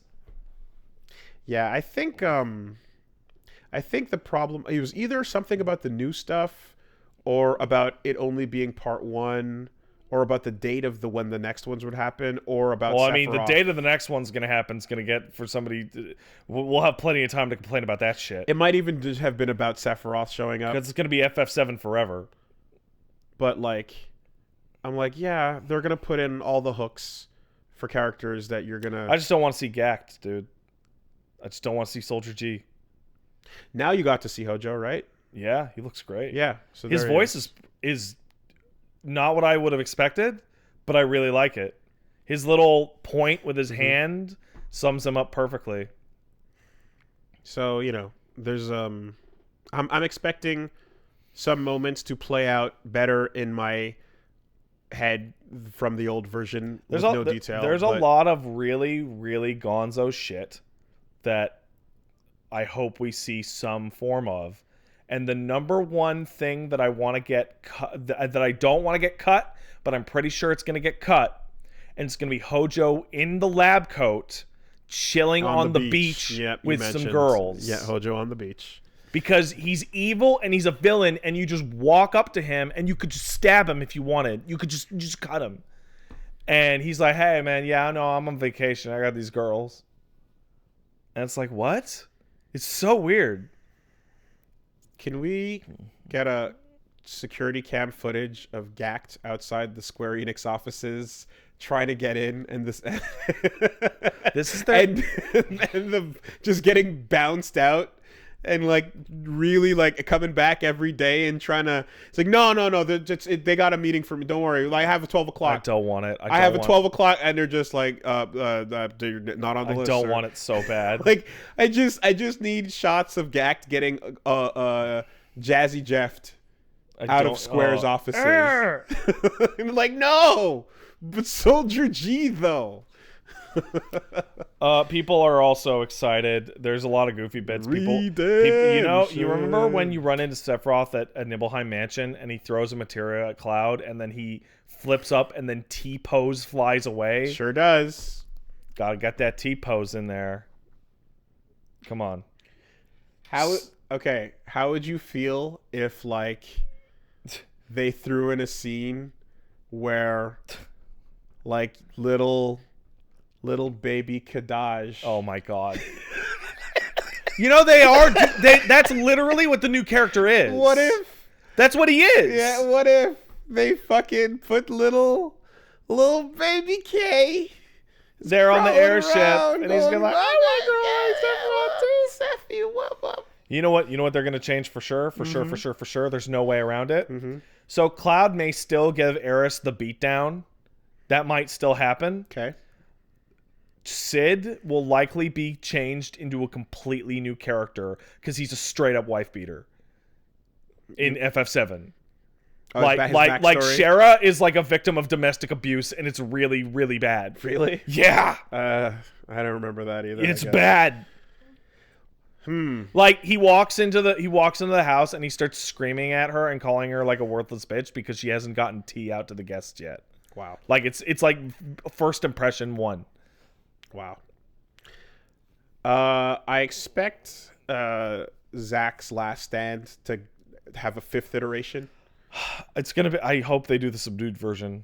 The subdued version is so much more depressing. Okay, so there's the original version, which was very subdued. There's the Last Order version. Yeah. There's the Crisis Core version. Yeah. Then there's the Advent Children flashback version, which is it's like 2 seconds. So that's 4. Yeah. Which do you prefer? I want the first one. The first one? The first one where he just kind of stumbles over and he just gets shot in the back once and he's done is like, it's cold. No cool fight. No take out 100, but then the 101st takes you out. You know, no bloodied up, walking up to the last guy. It's so anime. Yeah. I wonder if there's a way to get the best of both worlds, because Zach doing cool stuff is cool, but you're right in that the coldness of just fuck you, bam, you're done, bye. What about this one? I'll leave him.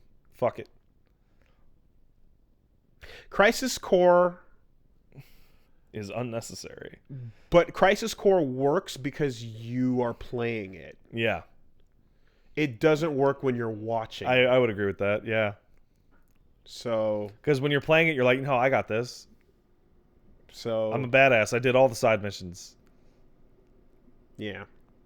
Still. Anyway, we'll see. They'll pick one. I love that. So I rewatched all the FF7 trailers recently, and there's a meta narrative in them.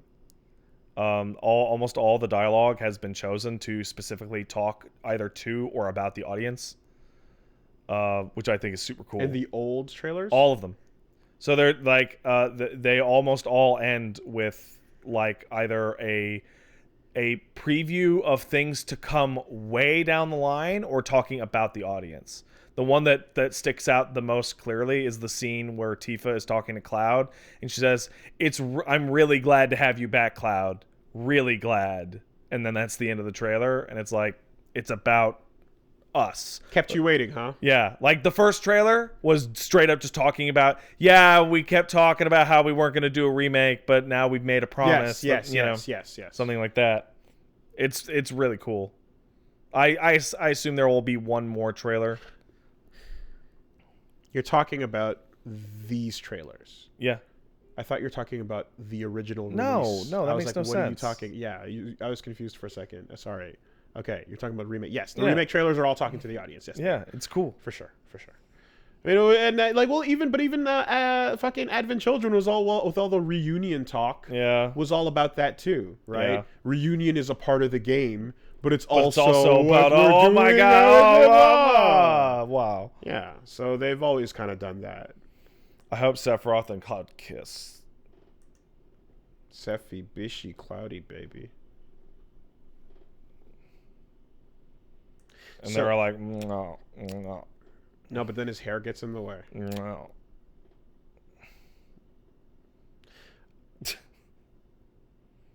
What would be really cool, actually, is if they just gave them new limit breaks. I mean, they probably do. I'd be down for that.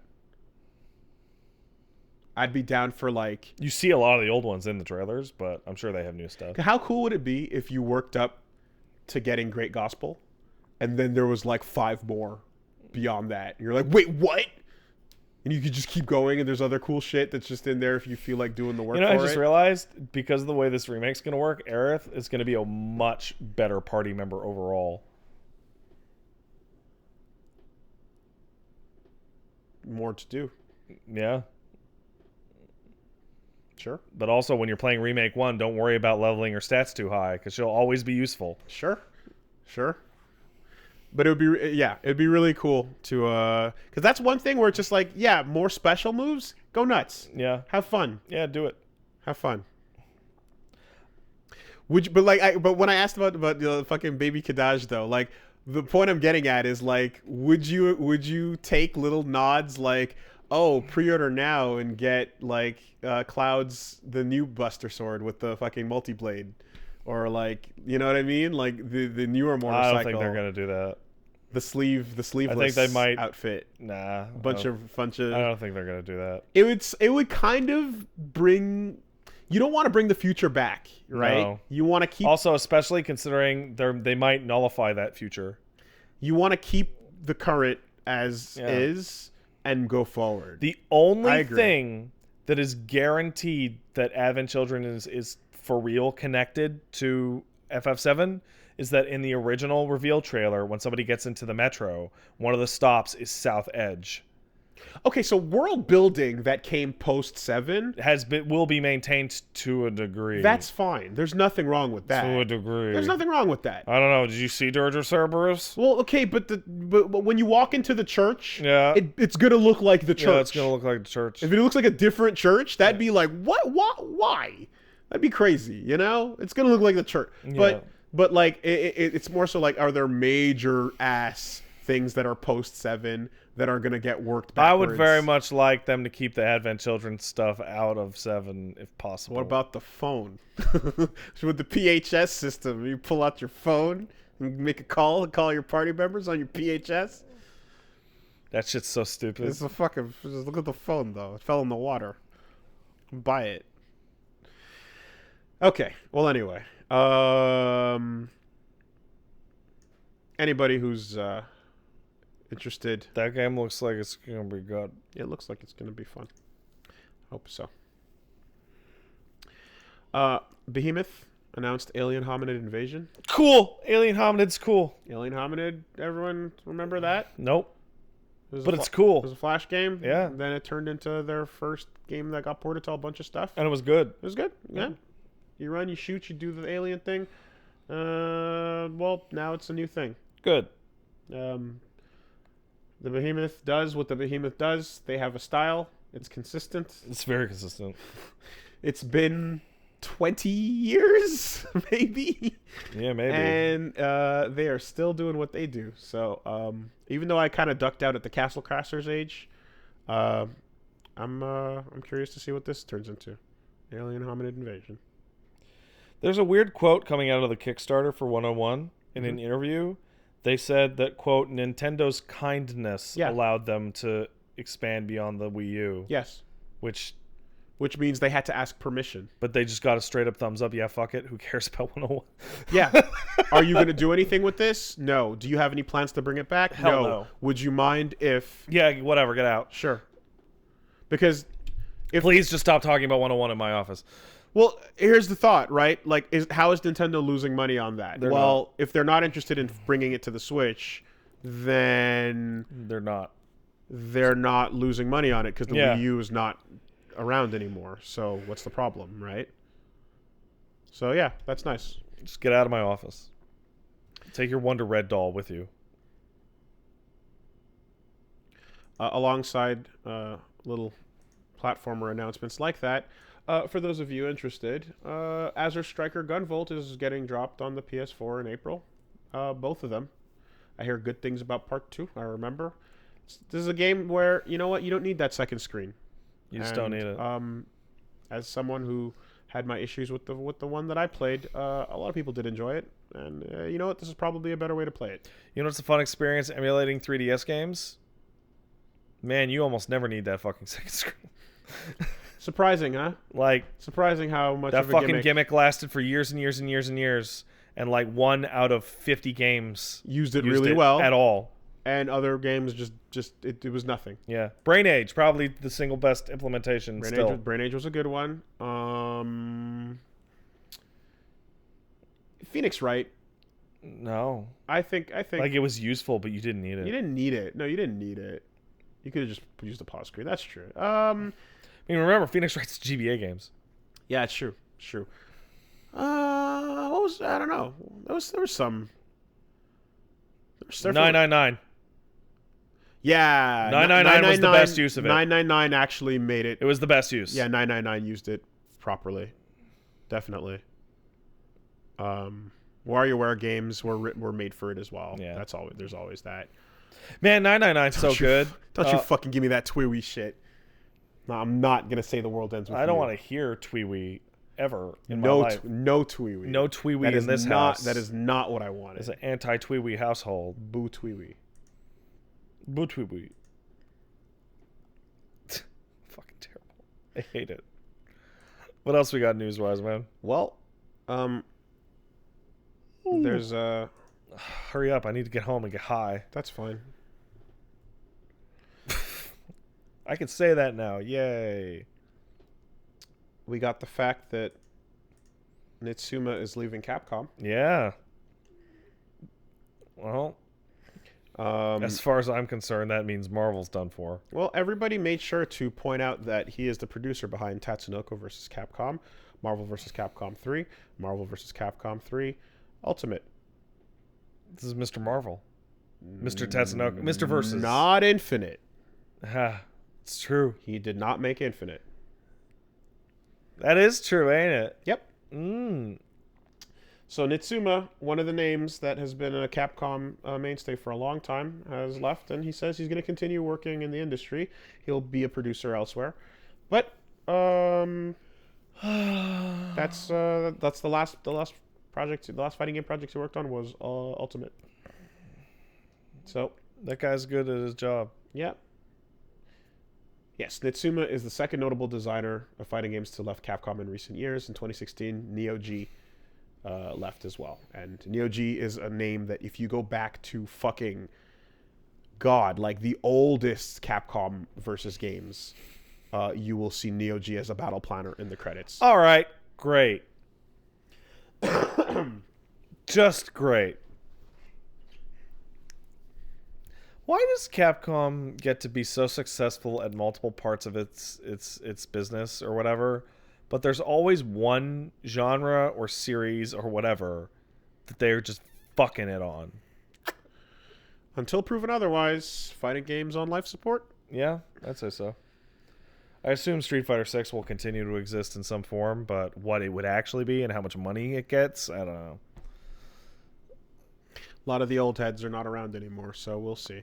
Well, you know, it's not like the torch cannot be firmly passed.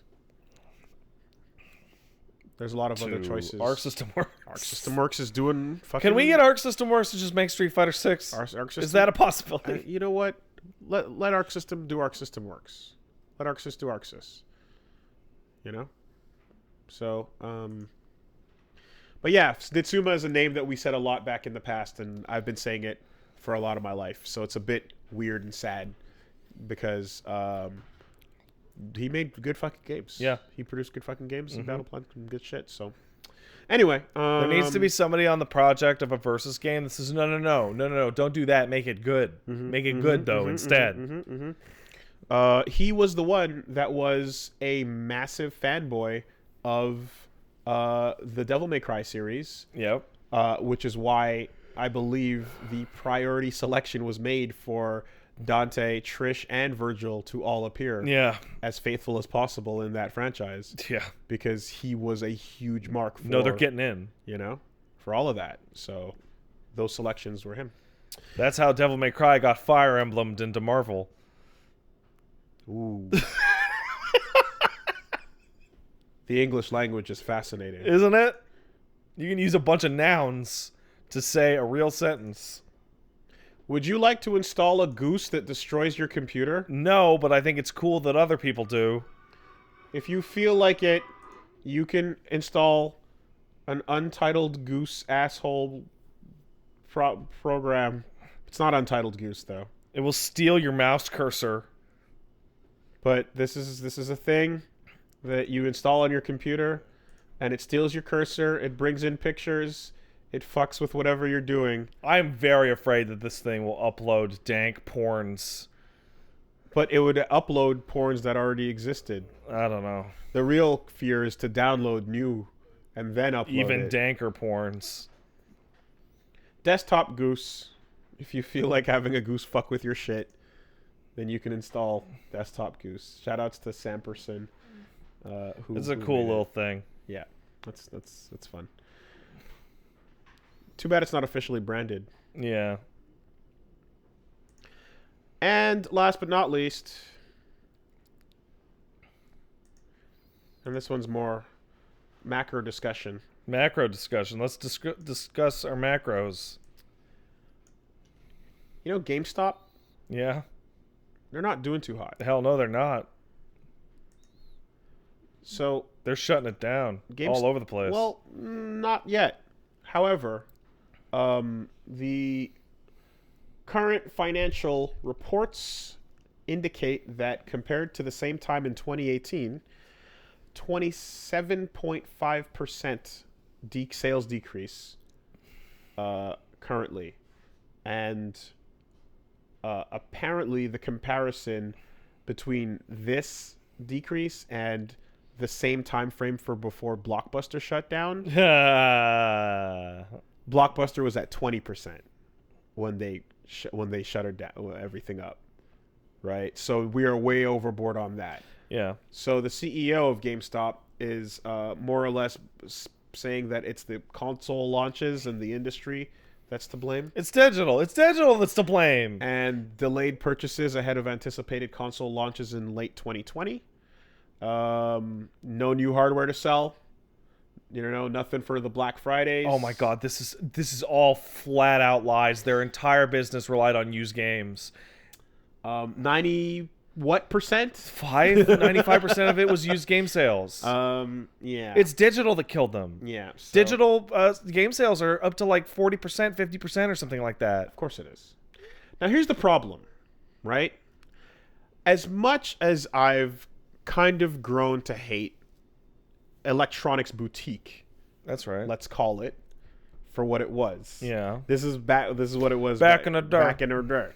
As much as I've come to hate what they've kind of become in this way with the shitty brick and mortar, there still should exist a brick and mortar video game outlet. It's nice to be able to walk into a store and buy a video game. The problem is that every store that you can walk into and buy a video game is the worst store that has ever existed. Mom and pops are no longer really as much of a thing, especially not around here. I know that there's one out and for done. Yeah, not for long. Game Zone's on its way out? It's done. It's done? Oh, it's done. When did that happen? After the huge controversy where the people who were in charge didn't pay their employees and fucking disappeared, and then the employees went online and went like, hey, we're getting fucked. That'll do it. Oh, that sucks. And it turned out that they were all getting paid under the table for a long time, and none of them were getting their taxes properly. Awesome. So then everyone was fucked. Oh, great. That's Verdun. That's a Verdun story. So not great. I'm from Verdun. Yeah, well. Mom and pop stores still exist in other places. I know in the States I've seen a couple, and I know in Toronto there's a couple. But for the most part, they're pretty much done here in Montreal. You want to have those as your alternatives, and unfortunately, then you have your GameStops, which are just kind of slowly becoming hot topics. Yep. And by slowly, you mean really, really rapidly.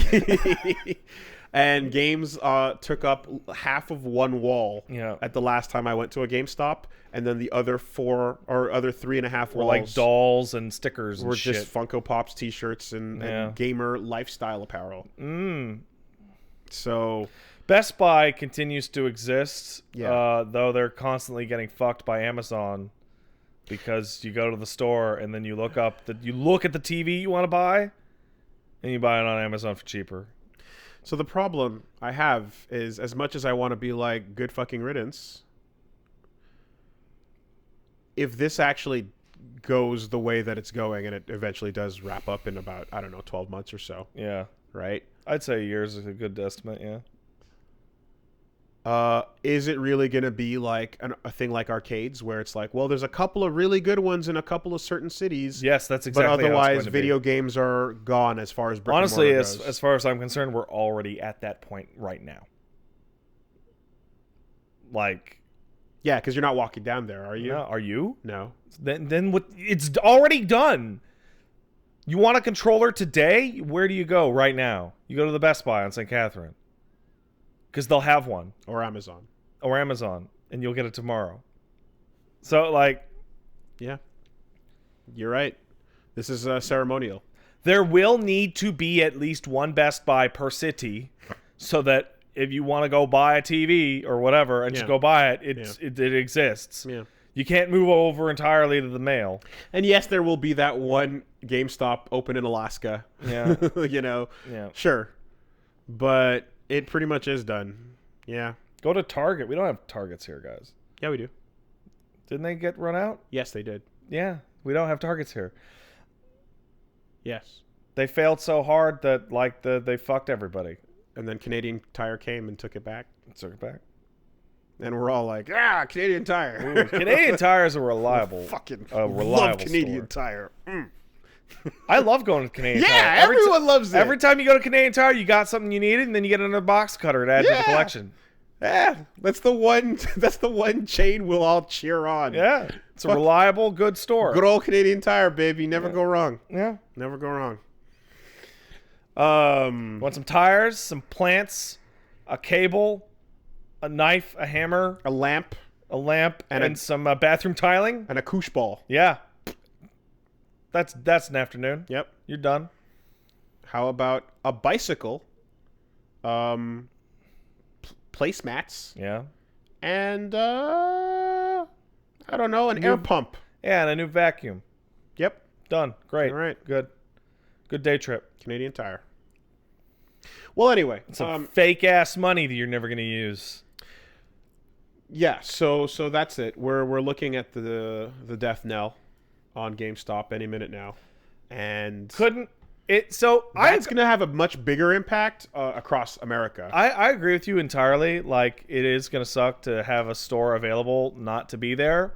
However, every time I've gone into a GameStop in the past 3 years, I have had the most miserable buying experience of literally any purchase that year. Yeah. I didn't have a miserable buying experience, but I'd walk in, see how things have updated, and get more depressed about it. I will walk in and say, hey, do you have a new thing? Or, hey, I would like a controller. And they would go, hey, give me a second. Yeah. And it takes like 10 minutes. Yeah. And then they fuck it up. And then hey, do you want this? No. Do you want this? No. Do you want this? No. Do you want this? No. And then they'll ask me again. I go, I told you I didn't want it. Yeah. And then I'm like, I feel bad because you have to ask me that or you get fired, but I don't want it. I just don't want Best Buy to be the only way to go then make your own electronics store. Yeah. The only way to go get a new box, besides the same day, I should say. Because, yes, the Amazon situation is what it is. But if I had to go run out and get something real quick. Next console launch is going to be fucking nuts. Where are you going to go get it?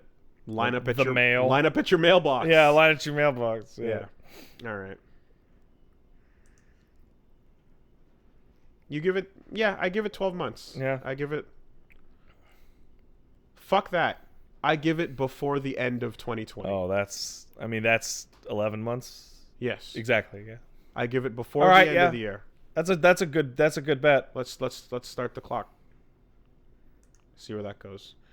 If you've got a letter, you can send it into castlesuperbeastmail@gmail.com. Yeah, that's where you send it. What do we got? We got a question. This one is going to come from Seb. Hey Seb, what up, man? Hey, Pat, your friendly neighborhood spider scientist here. I study vision and visual communication. Yes, in spiders. And while I'm just as confused about Gmod as y'all are, I can share a bit about how animals might perceive time. Cool. Wait, did I read this already? Did I talk about spider vision? Hey, we have to go back to a news story. Sorry. We forgot something. We forgot something important. Yo, Blizzard fucked up Warcraft. They fucked it up so bad. Warcraft 3 Reforged is a fucking trash fire. What's going on? Okay. You know all those fancy cutscenes they showed off a couple years ago? No. Okay, well they did. Not a single one of those is in the game. They all got cut, including the ones that were shown. So what's going on? They put on new models for a lot of the characters, and the game runs like shit now, and your old Warcraft 3 installation is superseded by this one. The main menu runs at sub 20 FPS because it's a Chrome web app that's a single core process. Warcraft 3 Reforged has the lowest user score for a Metacritic game. Yeah.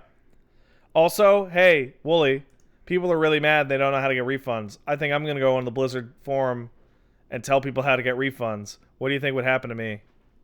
You think I would get banned? You're right. Is that a violation of a consumer protection law in every country ever? Wow. Yeah, it totally is. Are you serious? Oh, yeah, I'm serious. Hey. That's insane. Hey, that's super illegal. You want the more fun part? Hey, do you want to refund Warcraft 3 Reforged because it's a pile of shit? Okay. They've also removed your 17-year-old CD key of the original Warcraft 3 because only Warcraft 3 Reforged exists now. Wait, hold on according a second. to Blizzard. Hold on a second. Wait, what do you mean removed? Like, I mean, if you bought a copy of the game whenever... Yeah, they upgrade your old copy of Warcraft 3 to Reforged, so that when you get the refund, they take Warcraft 3 off your account. Because there is no there is no Warcraft 3 other than Reforged now. So if you had it already purchased, that has been removed, and you cannot install the old version and use the old key?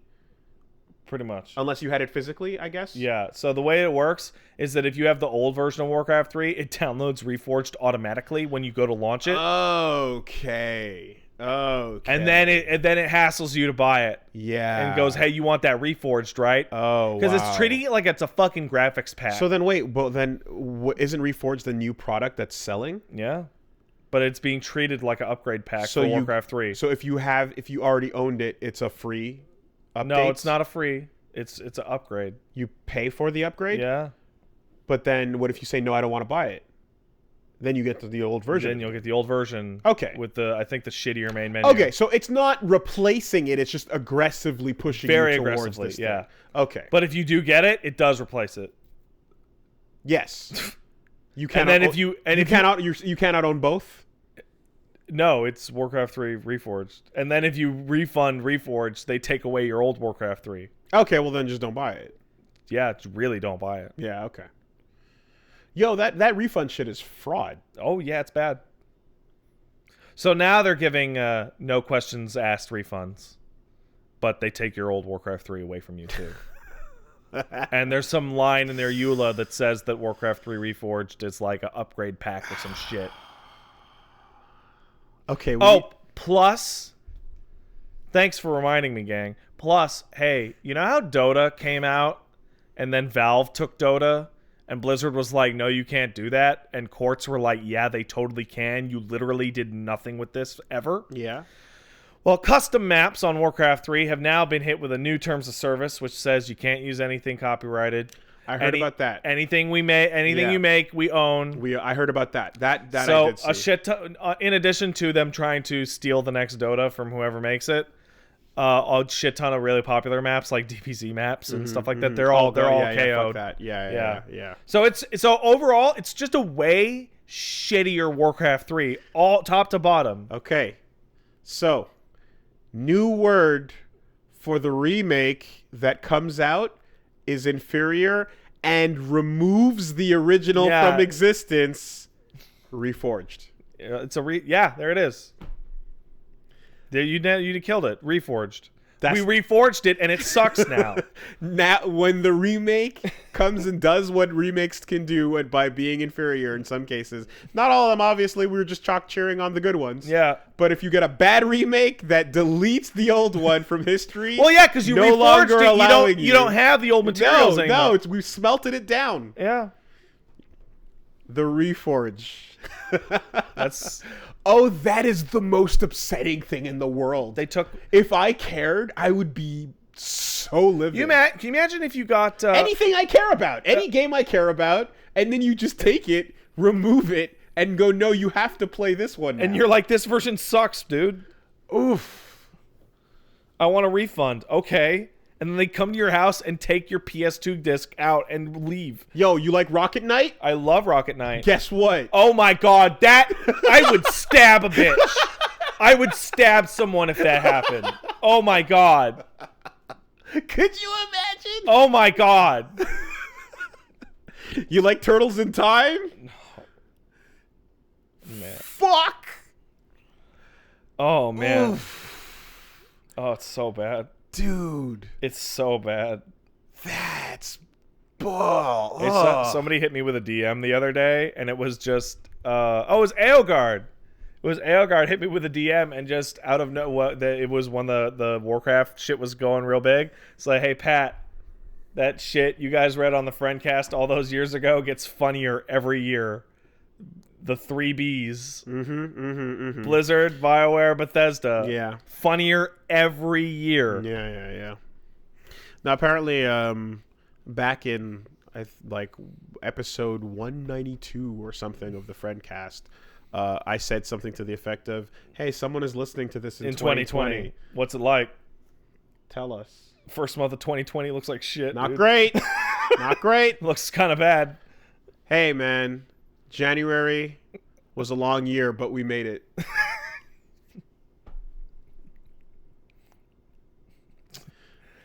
So, I was saying. Seb, yeah, tell me about time and animals. Something about the spiders. Well, your friendly neighborhood scientist here. I study vision and visual communication, yes, in spiders, and while I am just as confused about Gmod as y'all are, I can share a bit about how animals might perceive time. This is interesting. Give me a second here.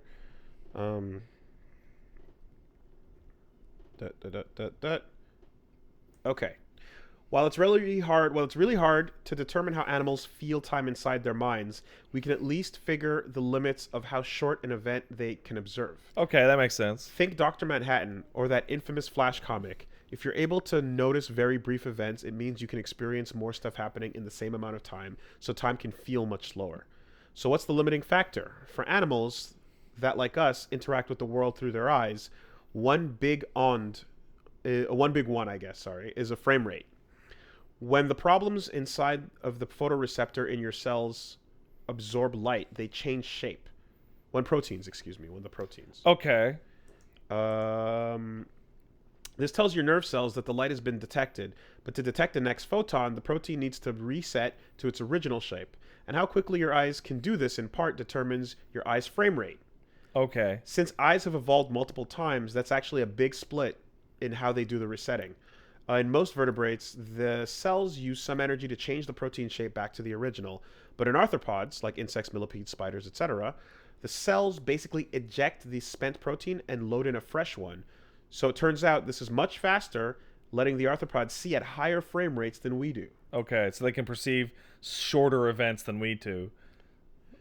Human eyes work at about 30 FPS. Oh my god!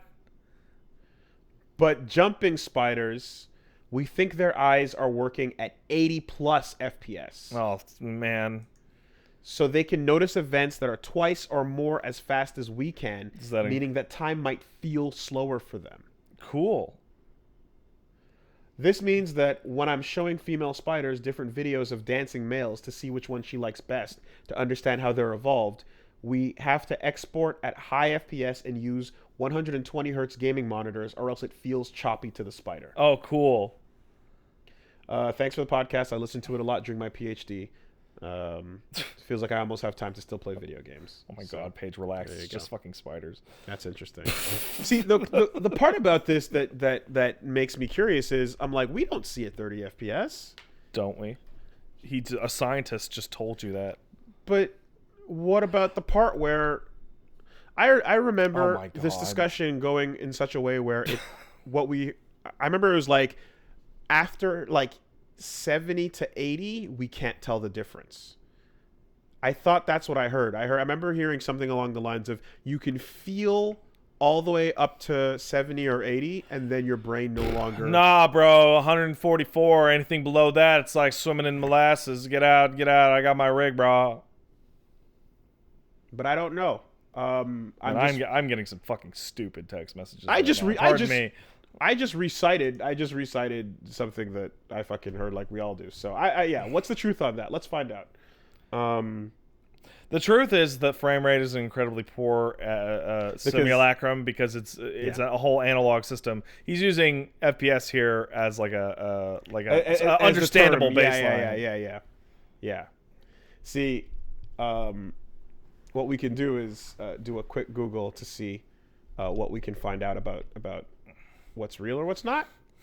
You know, so that the next time something comes up that I'm like, hey, I heard this. Yeah. And it turns out it's super the truth. Yeah. But everyone goes, that sounds crazy and wrong. Yeah, well, I mean, that's my whole life.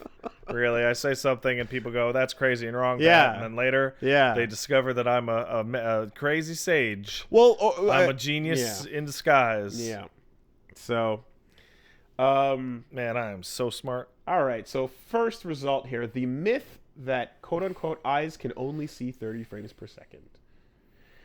Not my original work. Okay, so there's a very big talk here. The origin of the myth is probably that we do have limitations on television and movies when they were recorded. 60 frames per second is not a waste. 120 is not a waste. It's just diminishing returns. Mm-hmm. That's correct. This doesn't sound like... here we go. Myelinated nerves can fire between 300 to 1,000 times per second in the human body. That's fast. Transmit information at 200 miles per hour. What matters is how frequently these nerves can fire or send messages.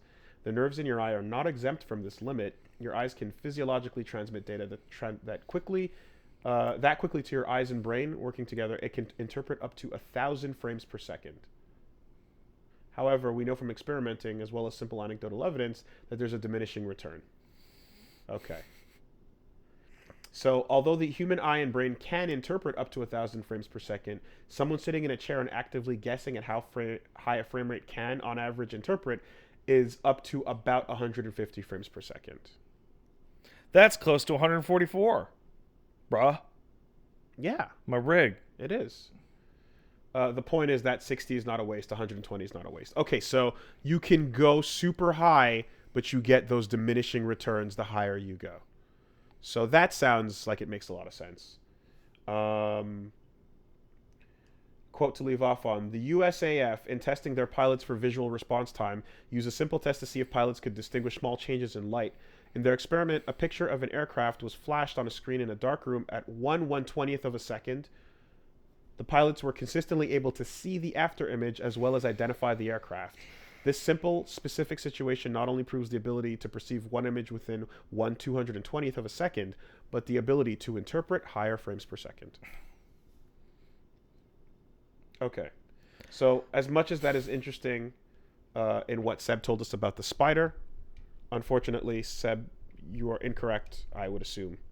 I don't know. This is a scientist. You're just looking up a article. You're right. Who knows what's real? Yeah. But I'm convinced by the last thing I read. Yeah. So that's scary. That's scary. So if someone else says something that goes against what I just read, then it turns out I'm super into that now. You know what? The only universal truth is the last thing you read. I might have to get out of here real soon, because I'm getting the dumbest texts in the world from somebody who I'm supposed to meet for dinner and is way too high right now. Oh, God damn it. And is saying that they're seeing at 3 FPS. And I'm afraid they're going to fall down into a ditch and die.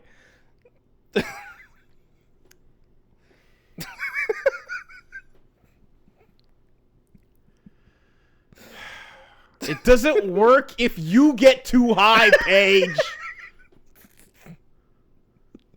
I can have dinner.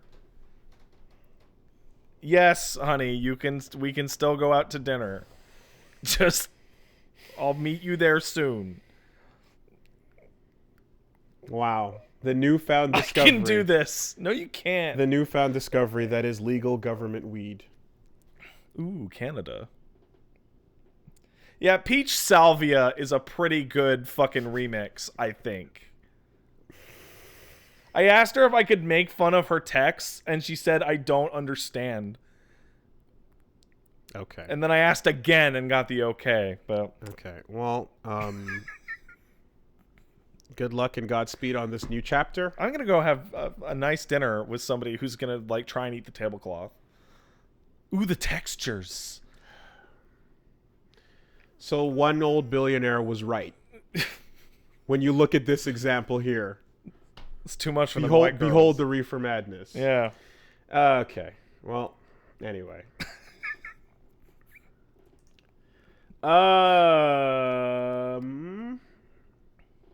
We got one from... Yeah, she's supposed to stream later tonight. I have no idea what her plan was. Enjoy. Have fun. I have no idea. Josh says, Dear Patches and Hyena, the Iron Woolsworth, recently This bitch of an earth dropped 100+ centimeters of snow on St. John's, Newfoundland. That's correct, it did. And we've been under a state of emergency for 5 days, unable to work or allowed to even leave the house. Oh, geez, there. What are you going to do there, Jimmy? I started the Soulsborne series with one of my friends. If you were stuck in a house for 5 days, what game series would you replay and why? By the way, P.S. Pat, it's Newfoundland, not Newfoundland. Yeah, I say Newfoundland constantly. People make fun of me for my pronunciation of it. Who the fuck says Newfoundland? Dumbasses. I think I might have said it like that on purpose to be a dumbass. I heard, who did I hear? I heard someone on TV said Newfoundland once. Yeah, and you're like, that's stupid. It's Newfoundland. Yeah, but what do fucking... Yeah, you go down to the bay. What do Americans know about about a city? A place in Canada. Get Jimmy O's cows beer. Newfies are crazy. You guys are nuts. Send in footage of you talking. You guys talk weird. It's like me giving you a district of Wyoming. Yeah. Like, what am I? You know what I mean? Like I don't. Anyway, it's not Newfoundland. If you say Newfoundland, you sound stupid. It's Newfoundland. It's Newfoundland. That's why you're a Newfie. Yeah. Now, granted, not a new foe. Now, granted, when you say Newfoundland with a Newfie accent, you still sound stupid, but that's not your fault. The answer to your question is, what games would I go through if I was stuck in a house for 5 days? I'd probably sit down to Front Mission 3. Front Mission, that'll do you 5 days, easy. Yeah, I'll do that. I could do like a...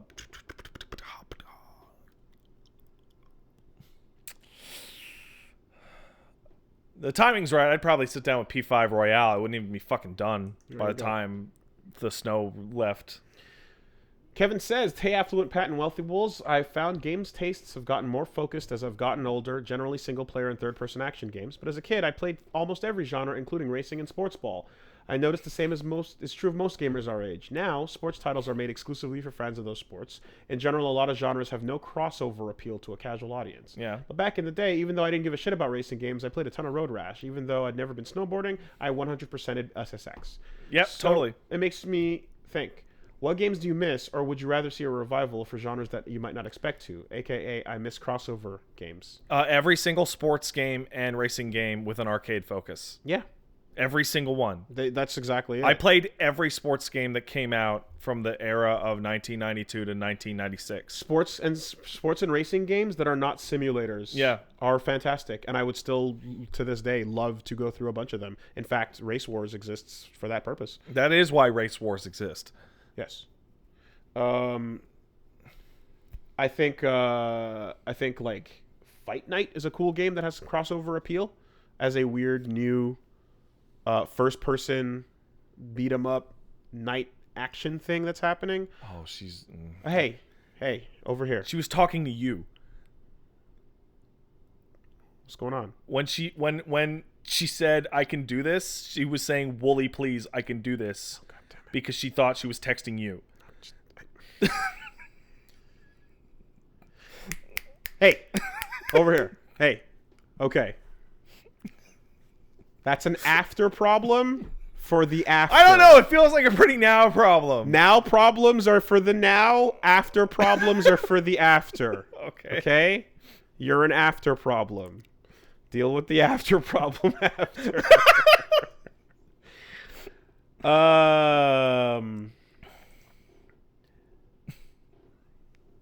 So, Ryan says, their castle juicy, hashtag. In the intro to last week's podcast, you mentioned how humanity would set up lotteries so that aliens could grab the juiciest people. That's right. I wanted to mention that Egypt had something almost exactly like this, but with a weird twist. For one mythological reason or another, ancient Egypt had a king for a day ceremony where once a year citizens would randomly be selected to be king for a day and spend the day partying and banging until sundown, where they would be hanged to appease the gods or whatever. However, one year, as a farmer was being king for a day, one of the servants ran out of the real king's bedchambers and announced that the real king had unexpectedly died, and that the random farmer was now going to be the new king. For real. And the farmer ruled for a couple decades with no major hiccups. Ain't that some shit? From Ryan. That's a good deal. Is this real? That sounds real. That doesn't sound real. You read it on the internet. This doesn't sound real to me at all. You read it off an email that this somebody sounds sent you. Super that fake. Sounds super real. This sounds like the not realest thing in the world. I'm going to Google the words king for a day in ancient Egypt. It sounds super real or to me. pharaoh for a day, actually. Ancient Egypt. Can we get a name of this king? Nah, some guy. Give me No, he's some guy, so it's hard to look up. This doesn't sound real at all. He was the king of universal truth. I'm not seeing anything on the first page. If anyone knows the name of this king so we can prove that this is not a fake story, I'd love it. Bobby Hotep. Got it. Okay. There it is. There you Bobby got Hotep. it. You did it. That was a real story that you read on the internet. Okay. Sun Kapta is selected for the traditional day of the false king where the city's greatest fool is selected and then killed. This is a novel called The Egyptian written in 1945. But is this actually a real day that was celebrated, or is I think it was a made-up thing, maybe. I think this came from this book called The Egyptian. Oh, dude, I got it. I looked it up. The king's name was Babynut. King Babynut for a day. Oh, I hate it. I hate it. You need to. Babynut. It's the nut that matters. But the more you anti-push it, the harder it pushes. Dude, oh. This isn't good. Okay. Don't you mean pull it? Because that's what an anti-push is. I don't want to pull a baby.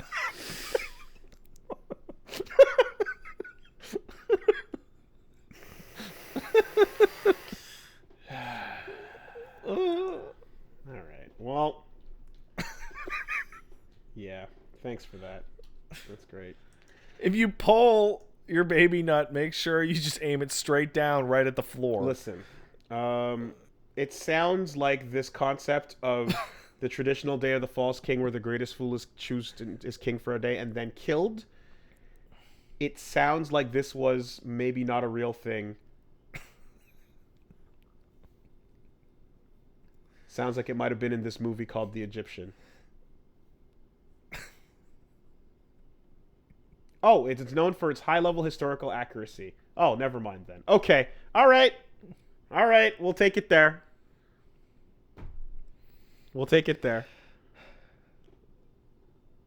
That one guy who thought he was Babynut for a day ended up being Babynut for a life. This is how I get over things that I hate.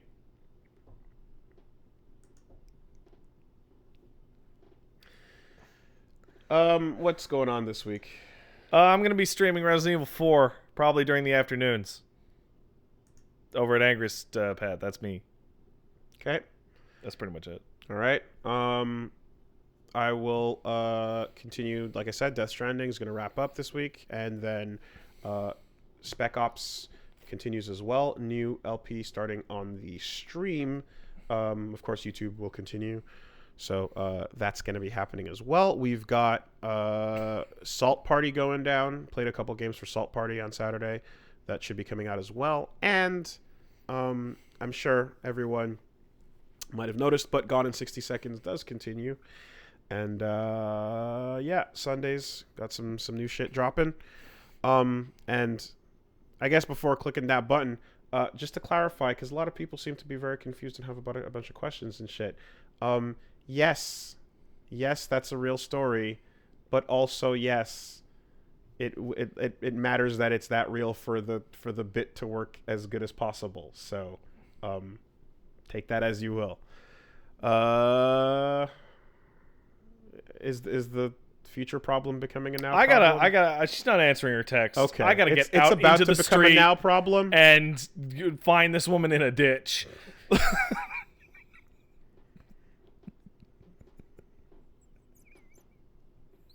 Just say Babynut one more time. Just Babynut.